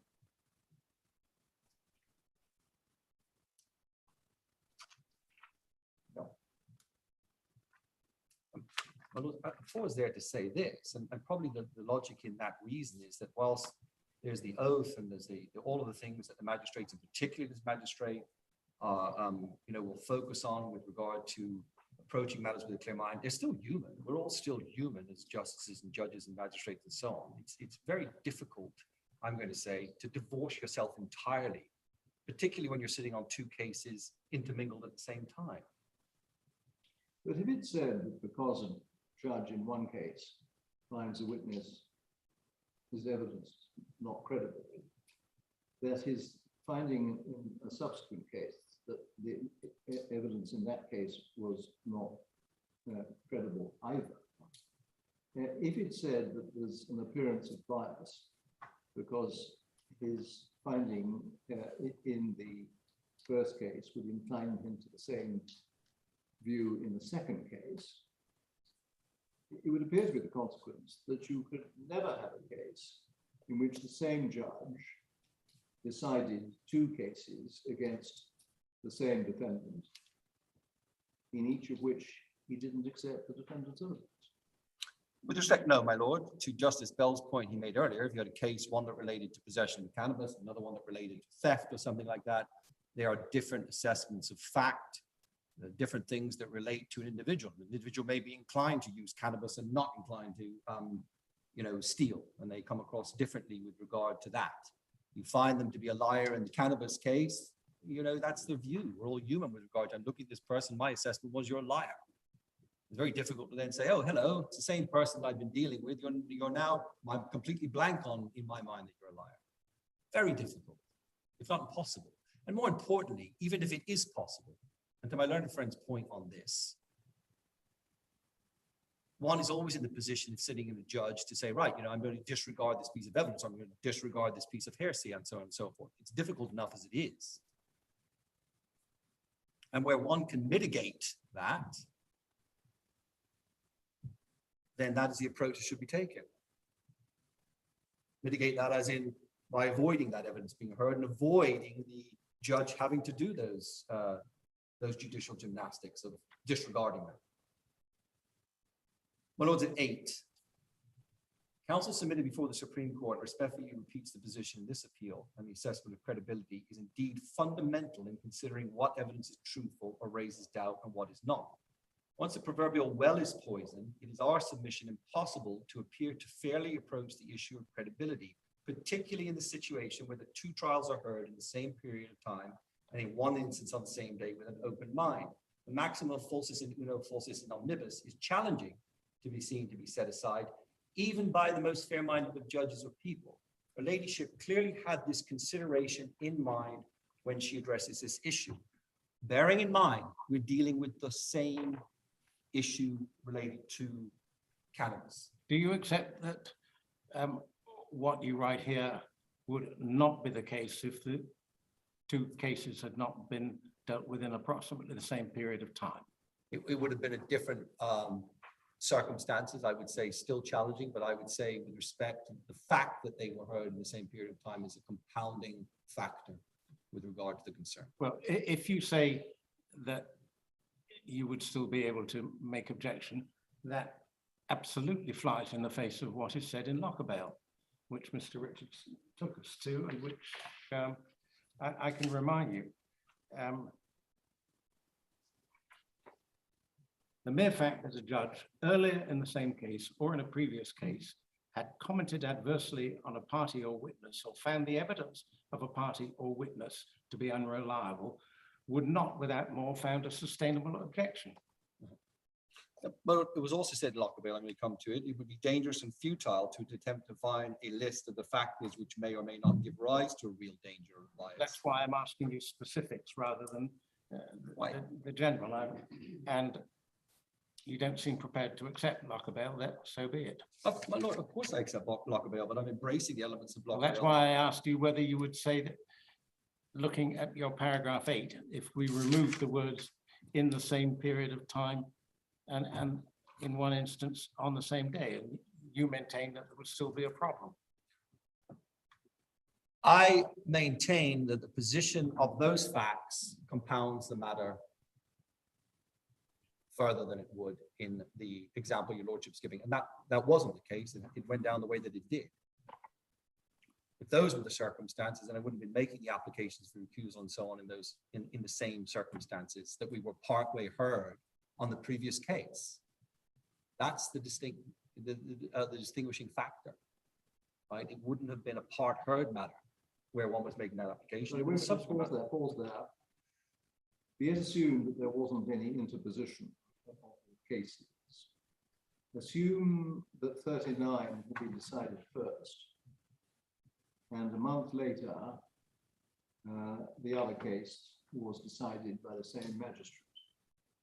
Are you saying that in those circumstances, the appearance of bias would not occur, not arise? Well, that's a new circumstance, my lord. In that one, I would have taken an issue again, because if she'd been convicted in 039 by the same magistrate, and then 314 was following, I would certainly made the application if they were in close proximity that he shouldn't hear that case as well. That should be heard by somebody else. So you are saying that if one case follows another, and there's the same judge,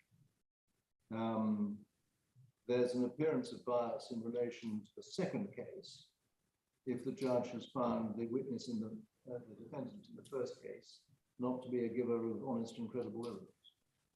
It depends on the circumstances and the proximity of time. It's not a general proposition. Every case has to be looked at subjectively. Well, okay, let's take a usual circumstance. I'm sorry. Hence my specific example. Assume that the first case is determined. 3 months later, the second case begins, and 6 months later, it's determined. Is there an appearance of bias in relation to the second case?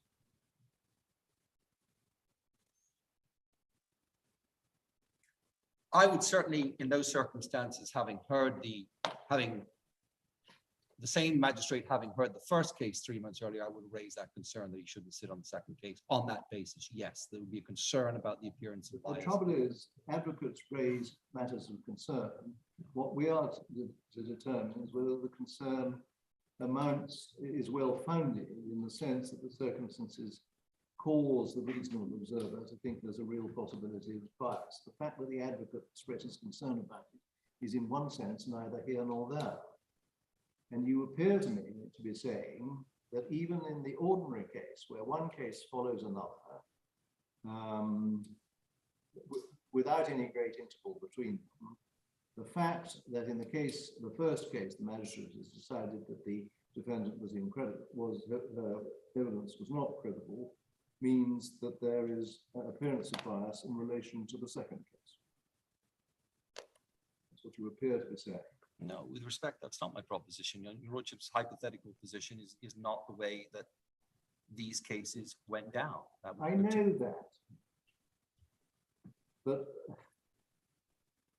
no, go on. Well, if your lordship is asking me in those circumstances, I would make the application with regard to concern for bias. I would have done, yes. No, that wasn't the question that I was asking you, as I made plain by the second question that I asked you. I'm not really interested in what application you would make.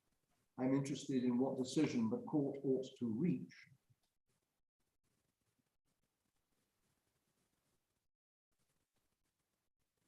Let's keep going. Yeah. I'm a non-member.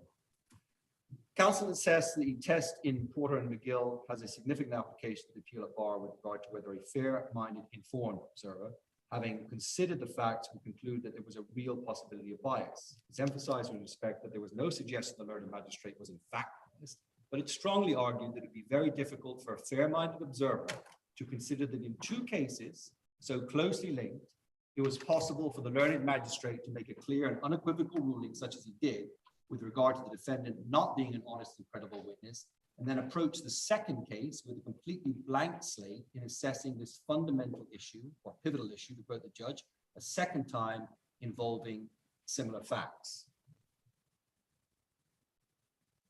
Mm-mm.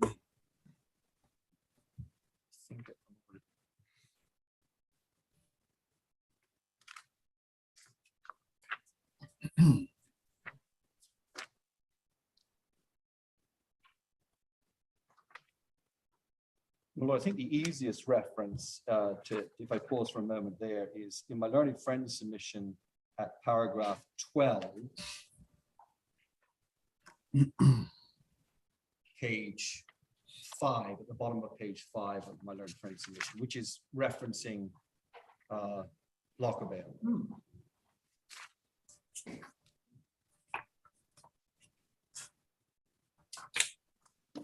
1, 2, 3, 4, 5, 6 lines up.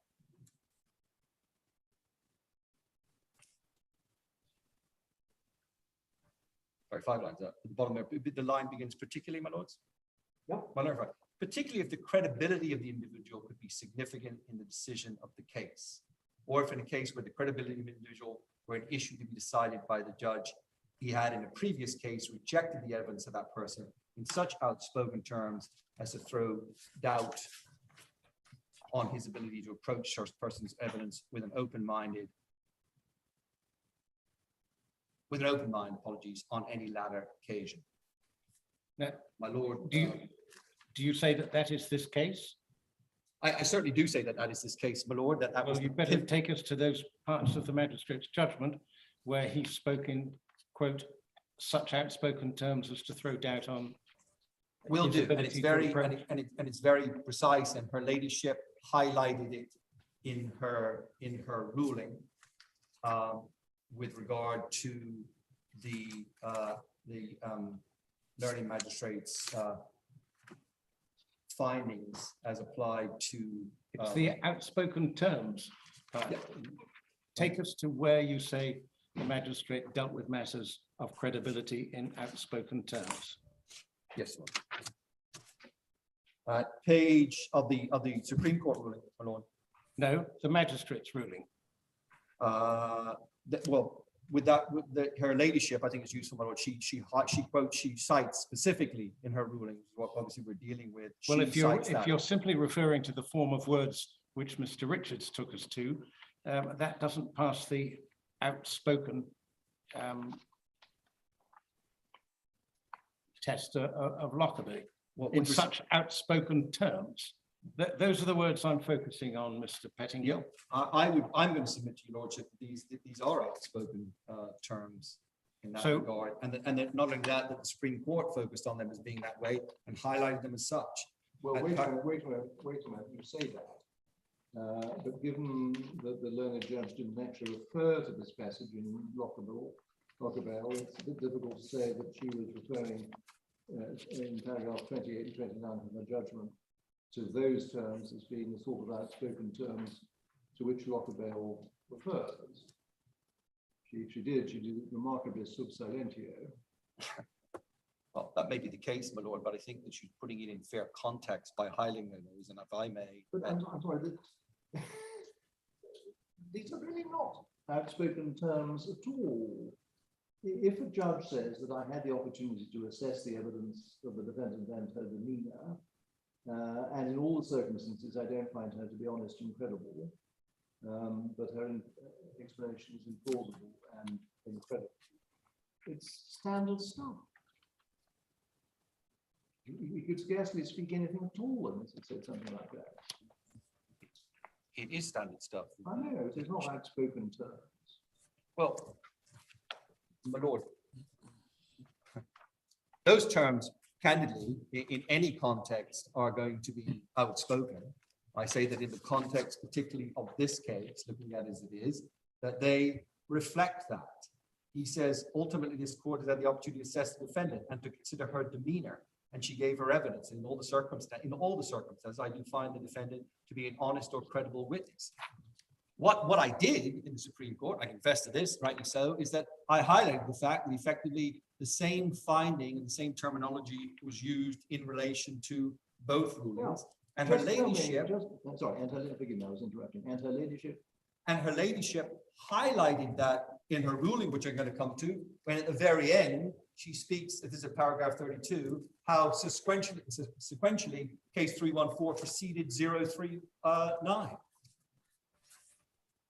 Well, And that is clearly a logical and fair concern that the Supreme Court has with regard to this. Sequentially, case 314 precedes case 039, so the risk of judicial bias in case 039 is obvious on the reasoning I've outlined above on the ground too. But the whole point is that the judge, in setting out what she did in paragraphs 28 and 29, was clearly not addressing the passage in Lockabale that we've been referred to. She didn't refer to Lockabale. And after having referred to, if the judge in a previous case had rejected the evidence of that person in such outspoken terms as to throw doubt on his ability to approach such person's evidence with an open mind on any later occasion, let me carry on. Or if on any question at issue in the proceedings before him, the judge had expressed views, particularly in the course of the hearing, in such, quote, extreme and unbalanced terms as to throw doubt on his ability to try the issue with an objective judicial mind. Well, putting it in a nutshell, that is not this case, is it? Lord, that is not this case. But that doesn't, with respect, in reading Lockabale, this is paragraph 12, limit the submission that I'm making with regard to, and even Lockabale, I think, is speaking to its own earlier ruling when it says it would be dangerous and futile to attempt to define a list of factors.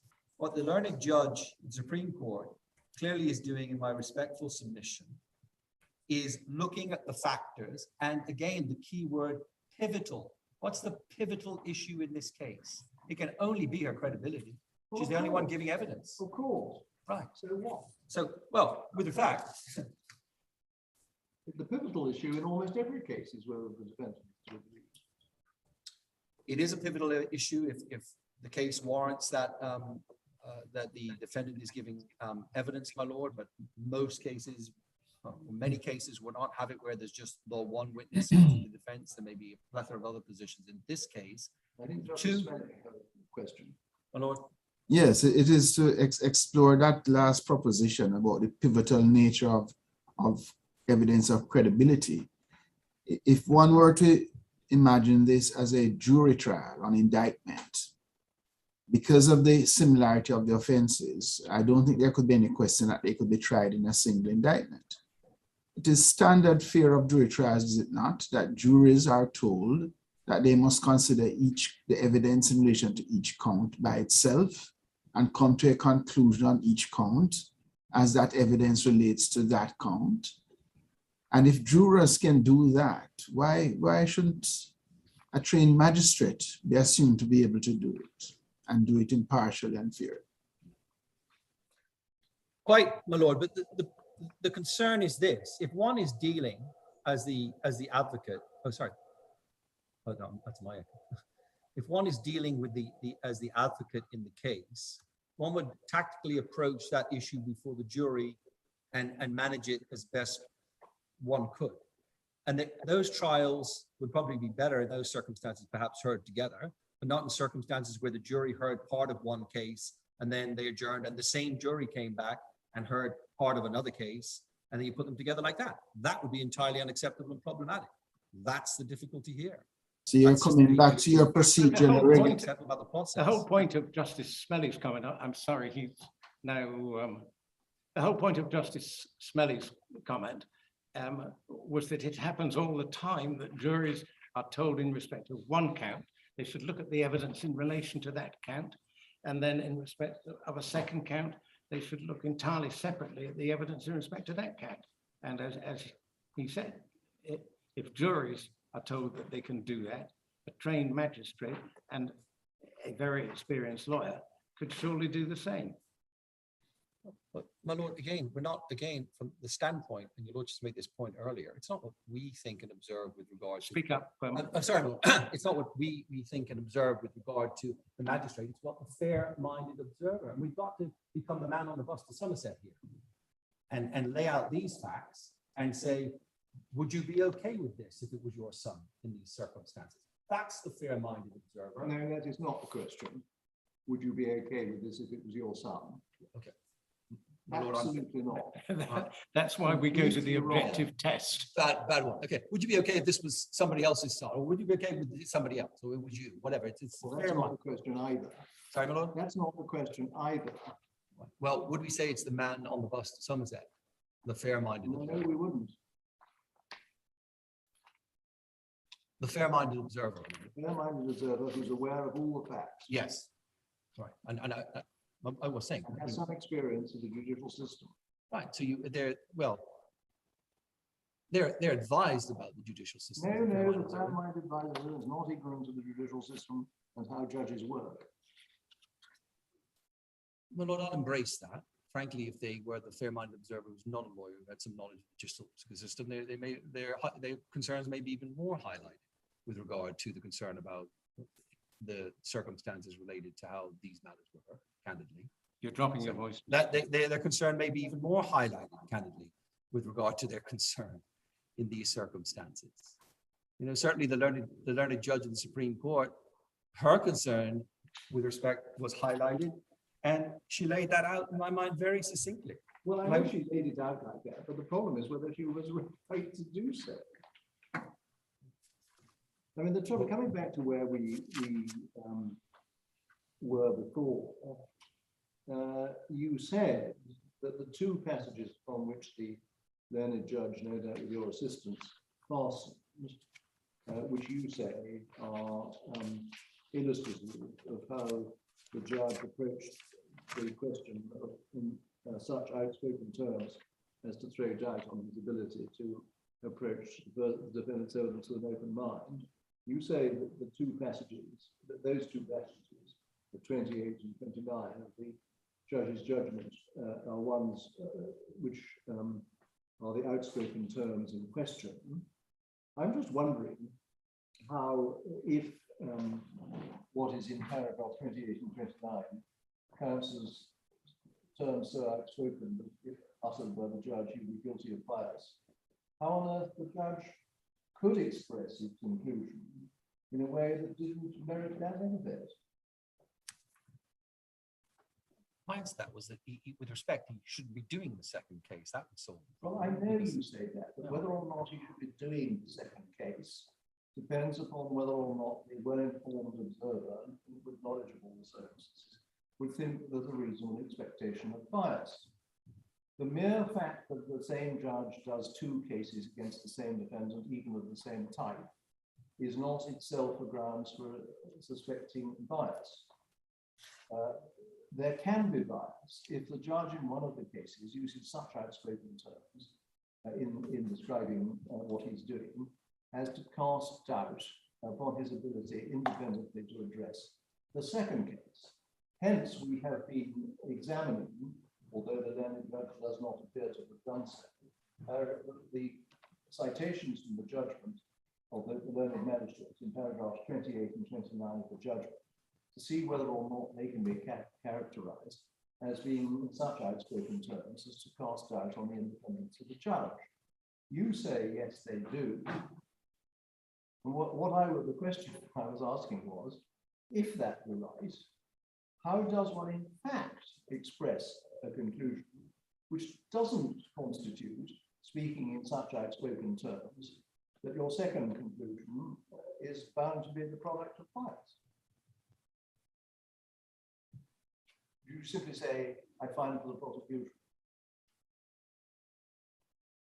No, of course one doesn't say that. So how could the judge have expressed himself? He couches it perfectly well, but let's put it in the context perhaps of this. If I was saying to, and let's do that with respect as an exercise, if I were to say to the fair-minded observer, assuming that I have one here, that I would say, fair-minded observer, judge in case one has said that he finds the defendant in all the circumstances that that she is not an honest and credible witness. That's what the information is given to the fair-minded observer. He has found her not to be an honest and credible witness. Paraphrase, she's a liar.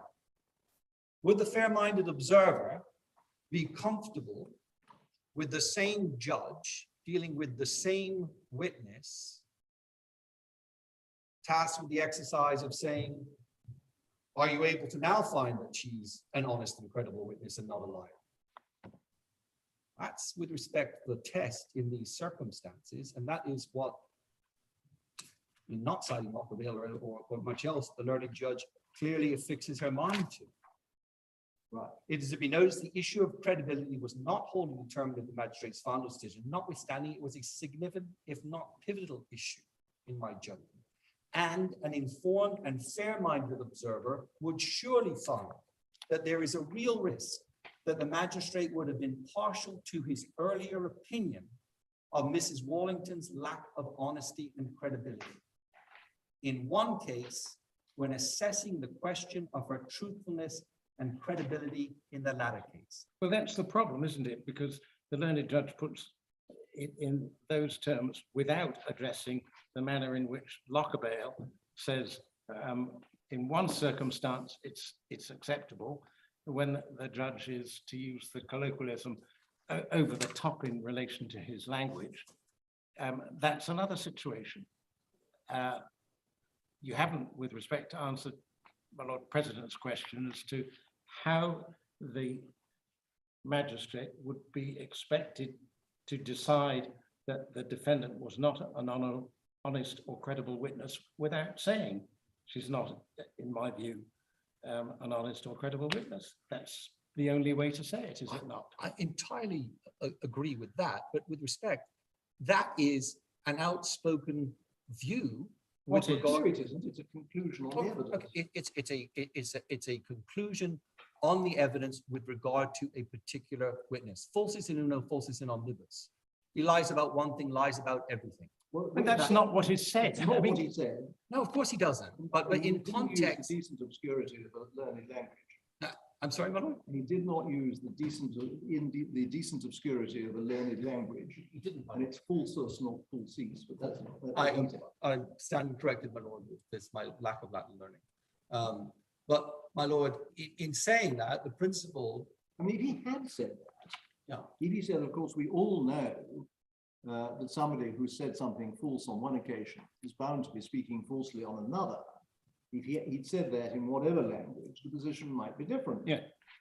But Yes, he well, didn't. that would be a pretty obvious, clear slam dunk win. Well, my right, lord. but it may be taking one extreme, but this is not an extreme at all. This is the language that is used every day by judges and magistrates to make findings on credibility.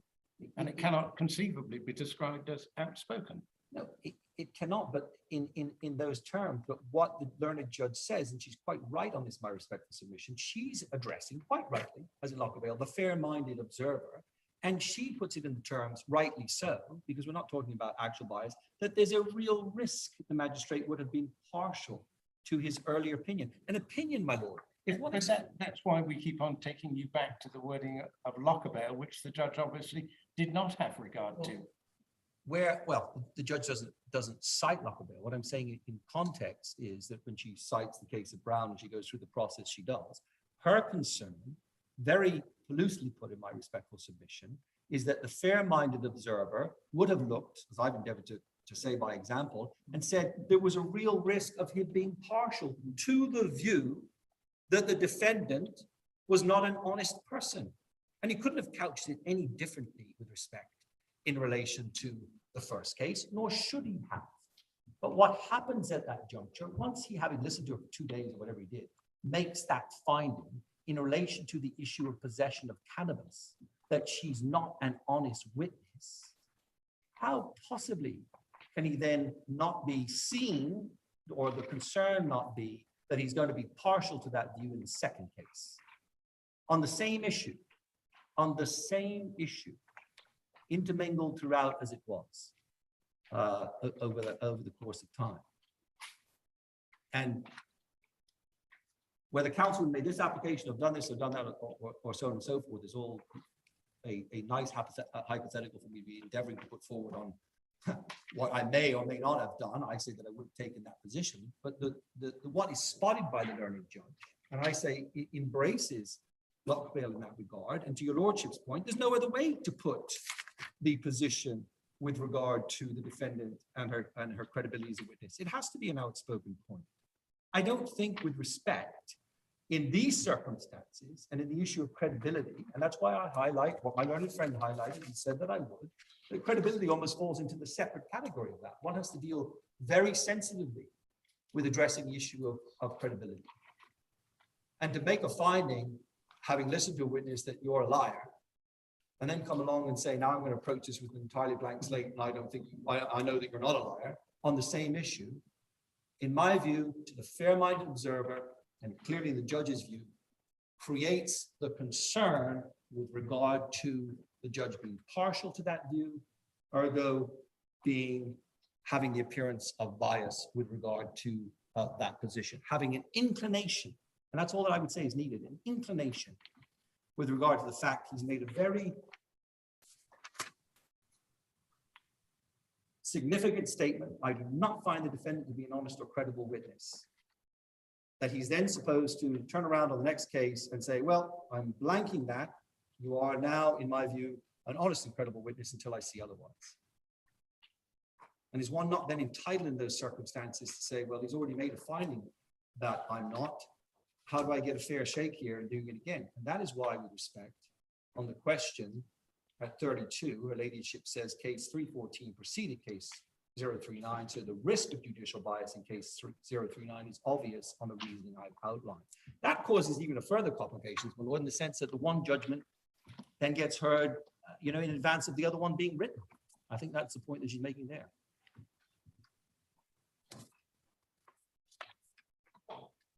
My lord, I don't know, with respect, subject to what your lordships invite, my last element dealt with the joinder. I don't know if your lordship need or wish me to address that in the circumstances. I'm happy to go through it briefly, because I think it's an important point that the Crown took the position, well, they could have been joined. Your lordship seemed to have indicated, just as Smiley just did with regard to it, maybe in front of the same jury, and it could be, but the point is it wasn't, because there wasn't the due process there that would have been needed to do that.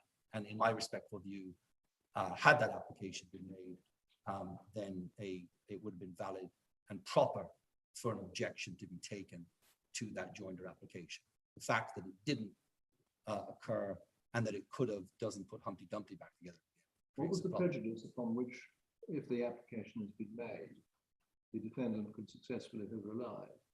I would have made the argument that I've made him, Lord. If it was going to be a joinder application, I would have said that there are elements of the cases that are too closely linked that will prejudice your defense. And then the learned judge lays that out in my view very clearly when she talks about the joinder argument. Well, you say that she lays it out very clearly. I'm not absolutely sure about that. What she said. Paragraph 25. Paragraph, she gives it for 26, in fact, where she says, wrongly, appellate jurisdiction to impose its view of whether a joinder application would have been successful. And then she says, halfway down, I accept Mr. Pettingill's argument that belatedly treating the two cases as having been properly joined at this stage would unfairly deprive Miss Wallington of the opportunity and advantage of deciding how and whether she wished to state her evidence in respect of both charges on the same and one occasion. I don't quite understand what she meant by that. I can see that it deprived her of the ability of saying she didn't want to do it on the same occasion. But I don't know what is meant by how she wished to state her evidence on the same and one occasion. I find this slightly puzzling, that sentence.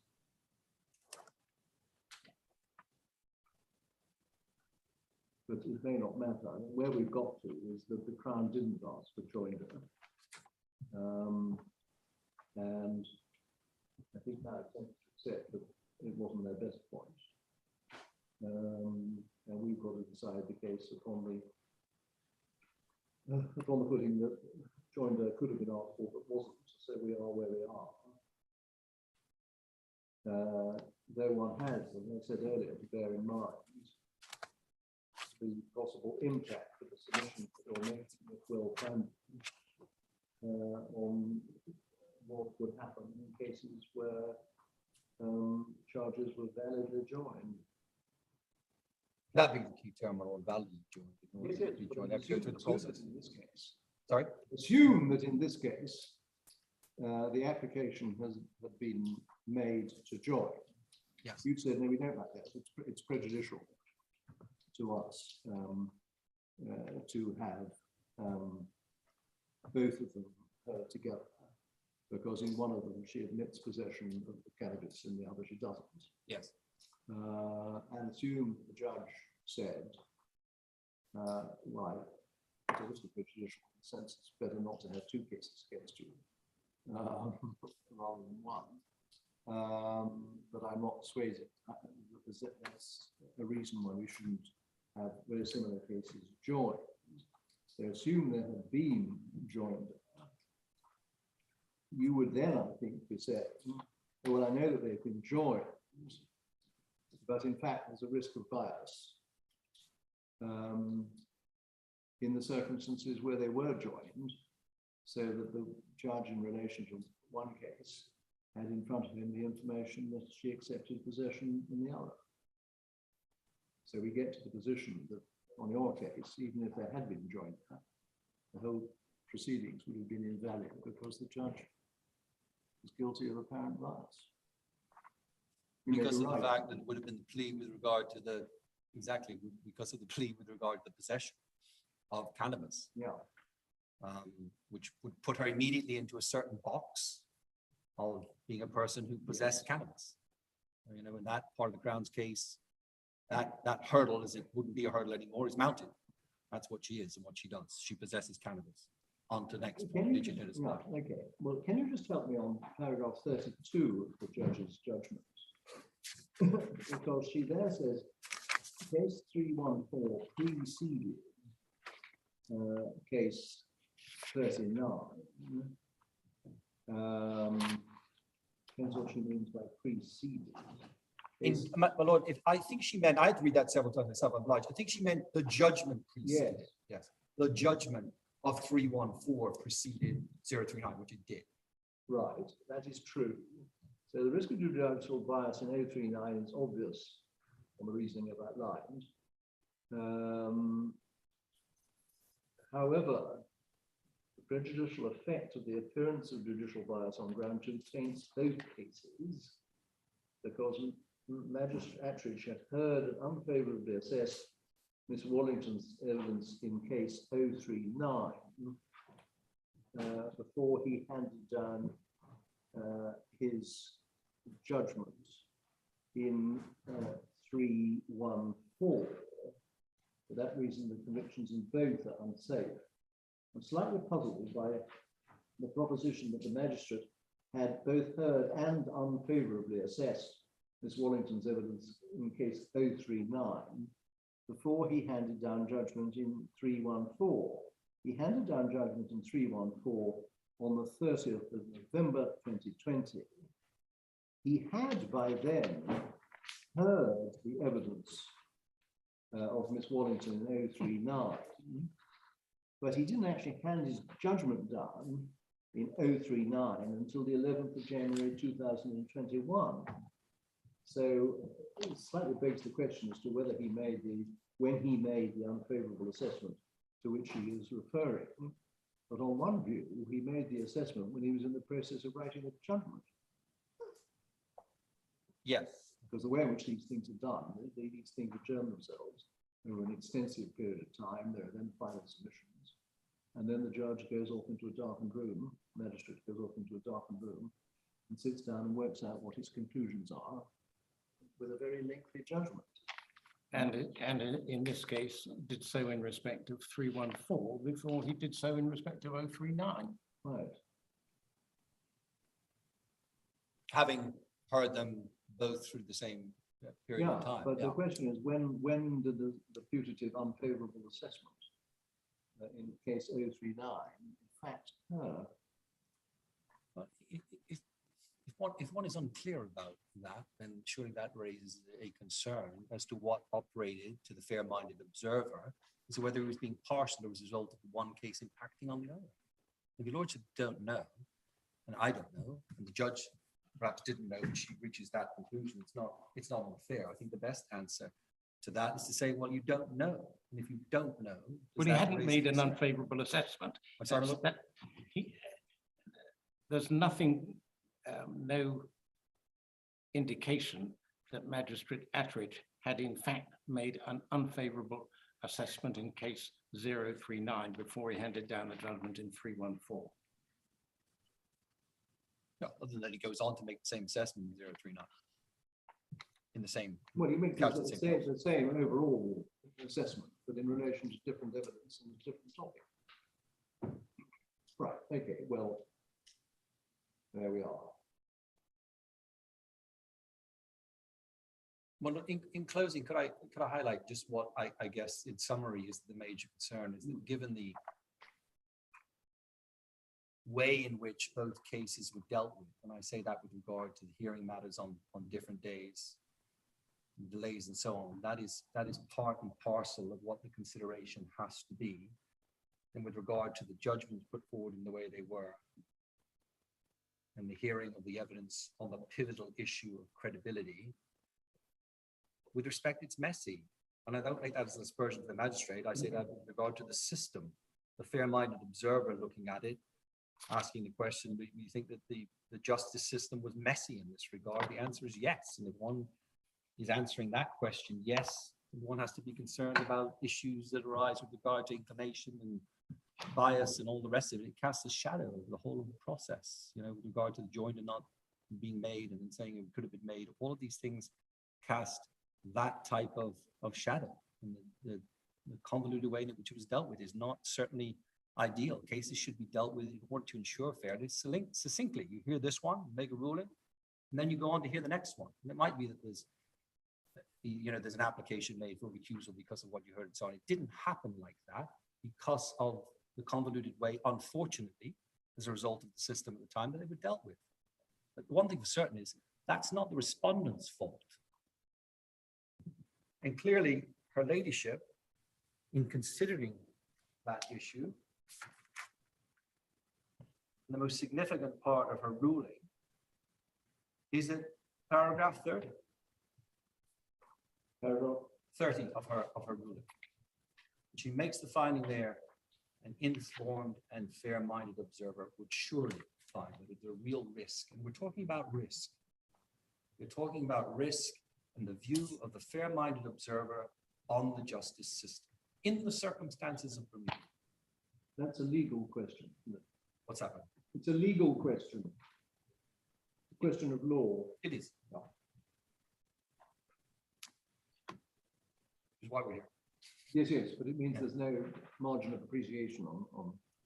I said, Lord, unless I can give Well, any, one- I've tried to be consistent. Yes, no, we've asked a number of questions and we're grateful for your assistance, but just like to see finally where we've got to. Where I think we have got to was that if you'd been there, you would have said that the magistrate should recuse himself in 039, but would have done so in terms that didn't actually reveal it was going to be a plea in 039. If the magistrate had refused to recuse himself in 039 and a plea had then been taken, you would have said that he should recuse himself in 314. Let us assume that he didn't recuse himself. So there he is sitting in 314 and 039. Given that the basic complaint is that he should have recused himself in 039 in order to avoid prejudicing 314, I can see that if you are right, we should set aside the decision in 314, but why should we set aside the decision in 039?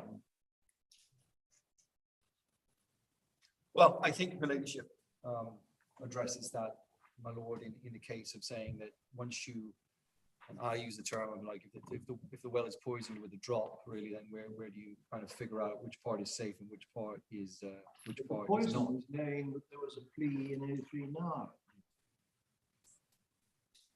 Yes, and whoever heard 039 was going to have that poison anyway.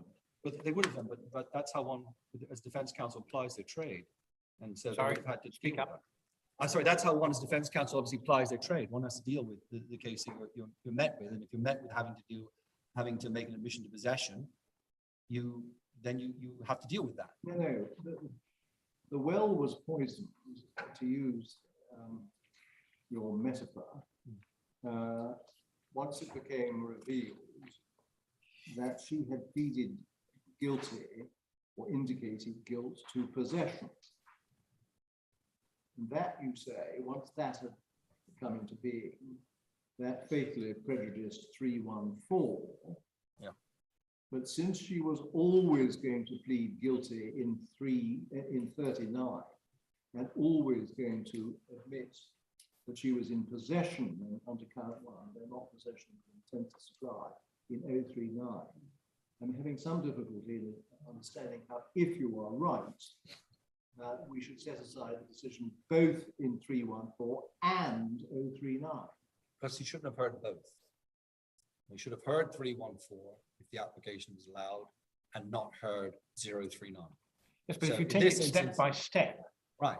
if you take it step by step, the effect of what you say is that the judge should have recused himself on 314, Yes. the magistrate, and that would leave the magistrate free to carry on dealing with 039. Oh, no, Lord, sorry, no. Forgive me. No, he should have, if his lordship asked me the question, I tried to be as clear about it as possible as to what I would have done and the approach I would have taken. I would have invited him to recuse himself at the start of 039 on January 7th. And had he done that, and with respect, my lord, I don't think that would have been an uphill Right, insurmountable task. but we're working on the basis that he didn't. Right. And what you said was that if he refused to recuse himself on 039, which leaves him the sitting magistrate in that case, then you would invite him to recuse himself on 314. Let's assume that we therefore get 314 out of the way. That leaves him to deal with 039. Yes. I see your lordship. And in those circumstances, why should the judge have been right, and why should you persuade us Because then to you set come aside the judgment in 039? Because then, if you've heard the evidence or you've heard the defendant in 314, one would potentially, hypothetically, be arguing that your will was tainted as a result of appraisal of the truthfulness and veracity of her evidence. You'd heard that, even though you recused yourself from it. But you've actually taken a slightly different set of circumstances than I gave you, and perhaps one's going round in circles, because if the judge did recuse himself on 314, do you agree that there would be no objection then to the magistrate hearing 039 being a case in which Miss Wallington had pleaded guilty to possession of a small quantity of cannabis and had indicated an acceptance of possession in relation to the larger quantity?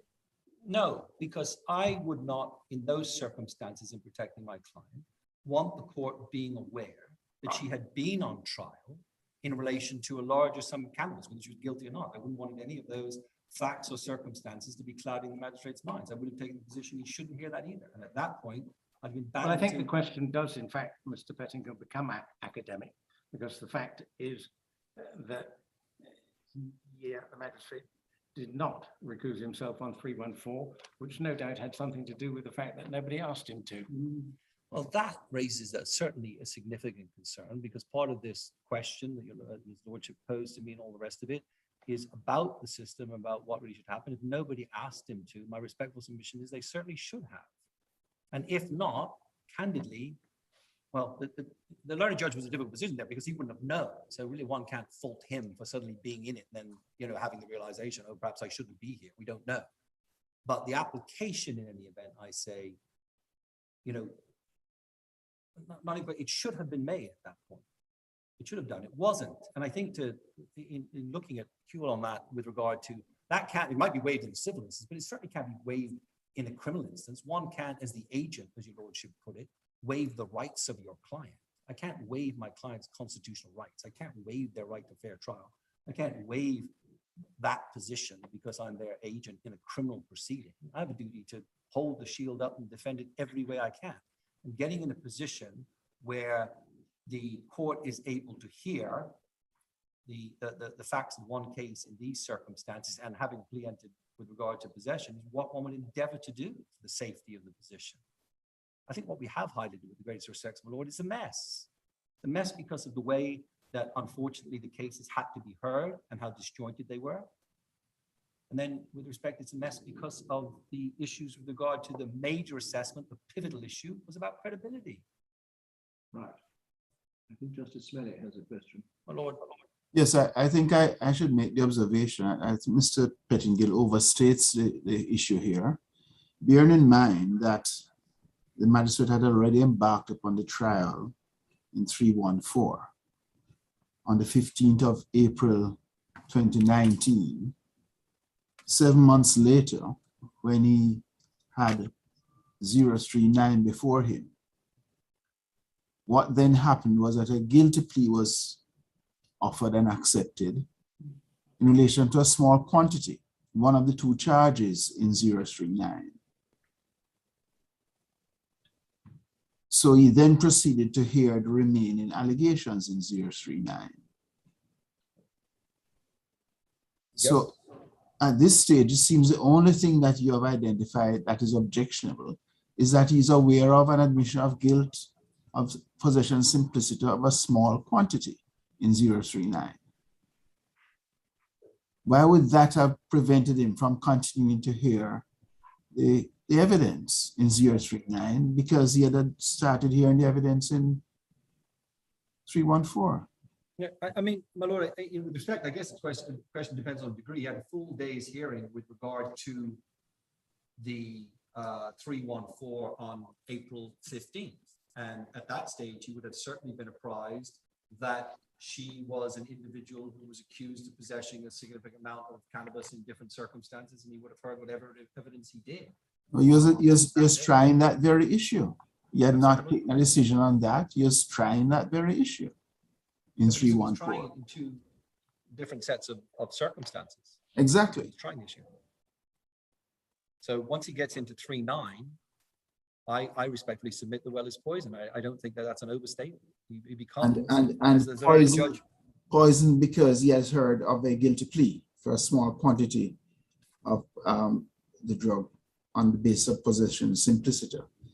That, it seems to me, is really what your complaint comes down to, isn't it? My lord, let's look at it this way. Leave aside, if we may, that it's a small amount of cannabis. That matters not. It is a plea to possession, which is a reflection that you are the type of person, by character or otherwise, that makes use of or possesses or uses cannabis. You have put yourself in a box in relation to that. And it's not an overstatement to say, now you are tainted. I'm sorry to interrupt you, but that is, with respect, a ludicrous suggestion, because there are many people on this island who will be in possession of small quantities of cannabis because they are regular cannabis users. That does not mean to say that they are likely to be persons who will import cannabis for the purpose of supplying it. That's entirely true, my lord. Thankfully, the Lord's even changed in that regard, where they can be in possession of that under 7 grams of cannabis without that issue. So it wasn't the time here. But I mean, that is right, but it doesn't. But you would have us believe that because a person pleaded guilty to possession of a small quantity, that the right-thinking person is going to say they're liable to have been guilty of importing a much larger quantity with the intention to supply it. My lord, if they're caught with the quantity, the presumption is that they have intention to supply. That's the presumption. They have to rebut that. So with respect, your average young cannabis user or whoever, old cannabis user who's caught with, let's say, 8 grams, which would now potentially warrant a. But you get my point, Mr. Whittingham. I do, my lord, but I'm A hoping- small quantity does not lead to a presumption that the person who is in possession of a small quantity is going to import or be in possession of a large quantity with the intention to supply it. My lord, with respect, if I'm hoping that I heard my point on your lordship, it does in circumstances where they're also in possession of a large amount of cannabis. I think that evidentially is impacting them having to your lordship. Very well. If they have a small I amount have your in their, answer. if they have a small amount in their pocket, and that's it, that doesn't mean anything. It certainly doesn't mean they're an importer or they're a dealer or whatever. If they have a small amount in their pocket and in their bedroom, they have a pound of marijuana, I would say that small amount in their pocket raises issues about their use or possession or what they do with marijuana, puts them in a different category than just having that. Right, thank you very much. Right. Thank you.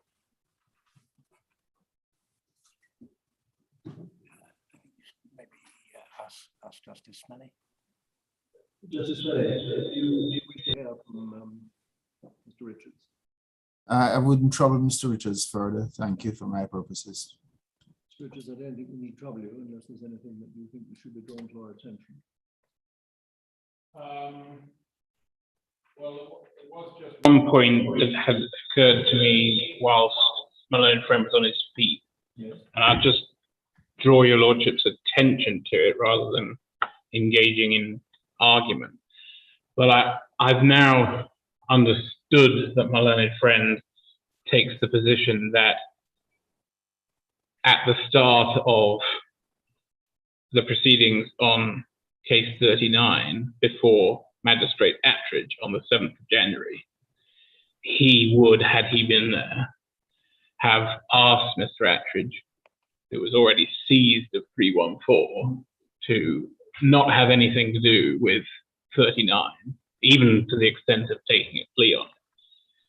And I just want your lordships to be aware, as you will be if you review the magistrate's judgment, that in fact it was part of the respondent's evidence in 314 that there was a previous case against her in respect of cannabis. So if you look at paragraph 60 of The judgment in 314?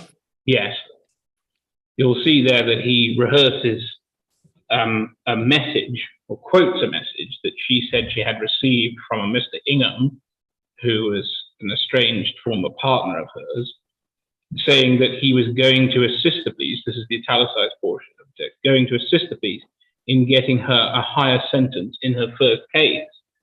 And that clearly is a reference to case 39, where you'll recall that even though it was tried later because of the other Supreme Court proceedings, the offence occurred before the offence that gave rise to 314. So it came from the defendant's own evidence? Yes. So, well, your lordships no doubt have the point. I don't need to indulge in further argument, but just so you have the reference. Thank you. Right. Well, we're grateful to the council for those submissions. And we shall take time to consider our judgment, which we will deliver in due course. Thank you. Well, it's- Thank you. Thank you, John.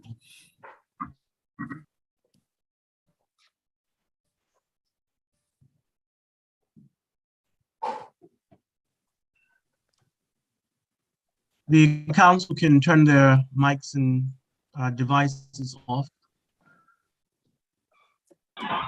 What should I do, Mr. Coelho? Shall I sign out or just mute? Sign out. Afraid I can't hear you, Mr. Coelho. That's unusual. Okay, I may be able to hear you now. I'll sign you out. Okay, thanks.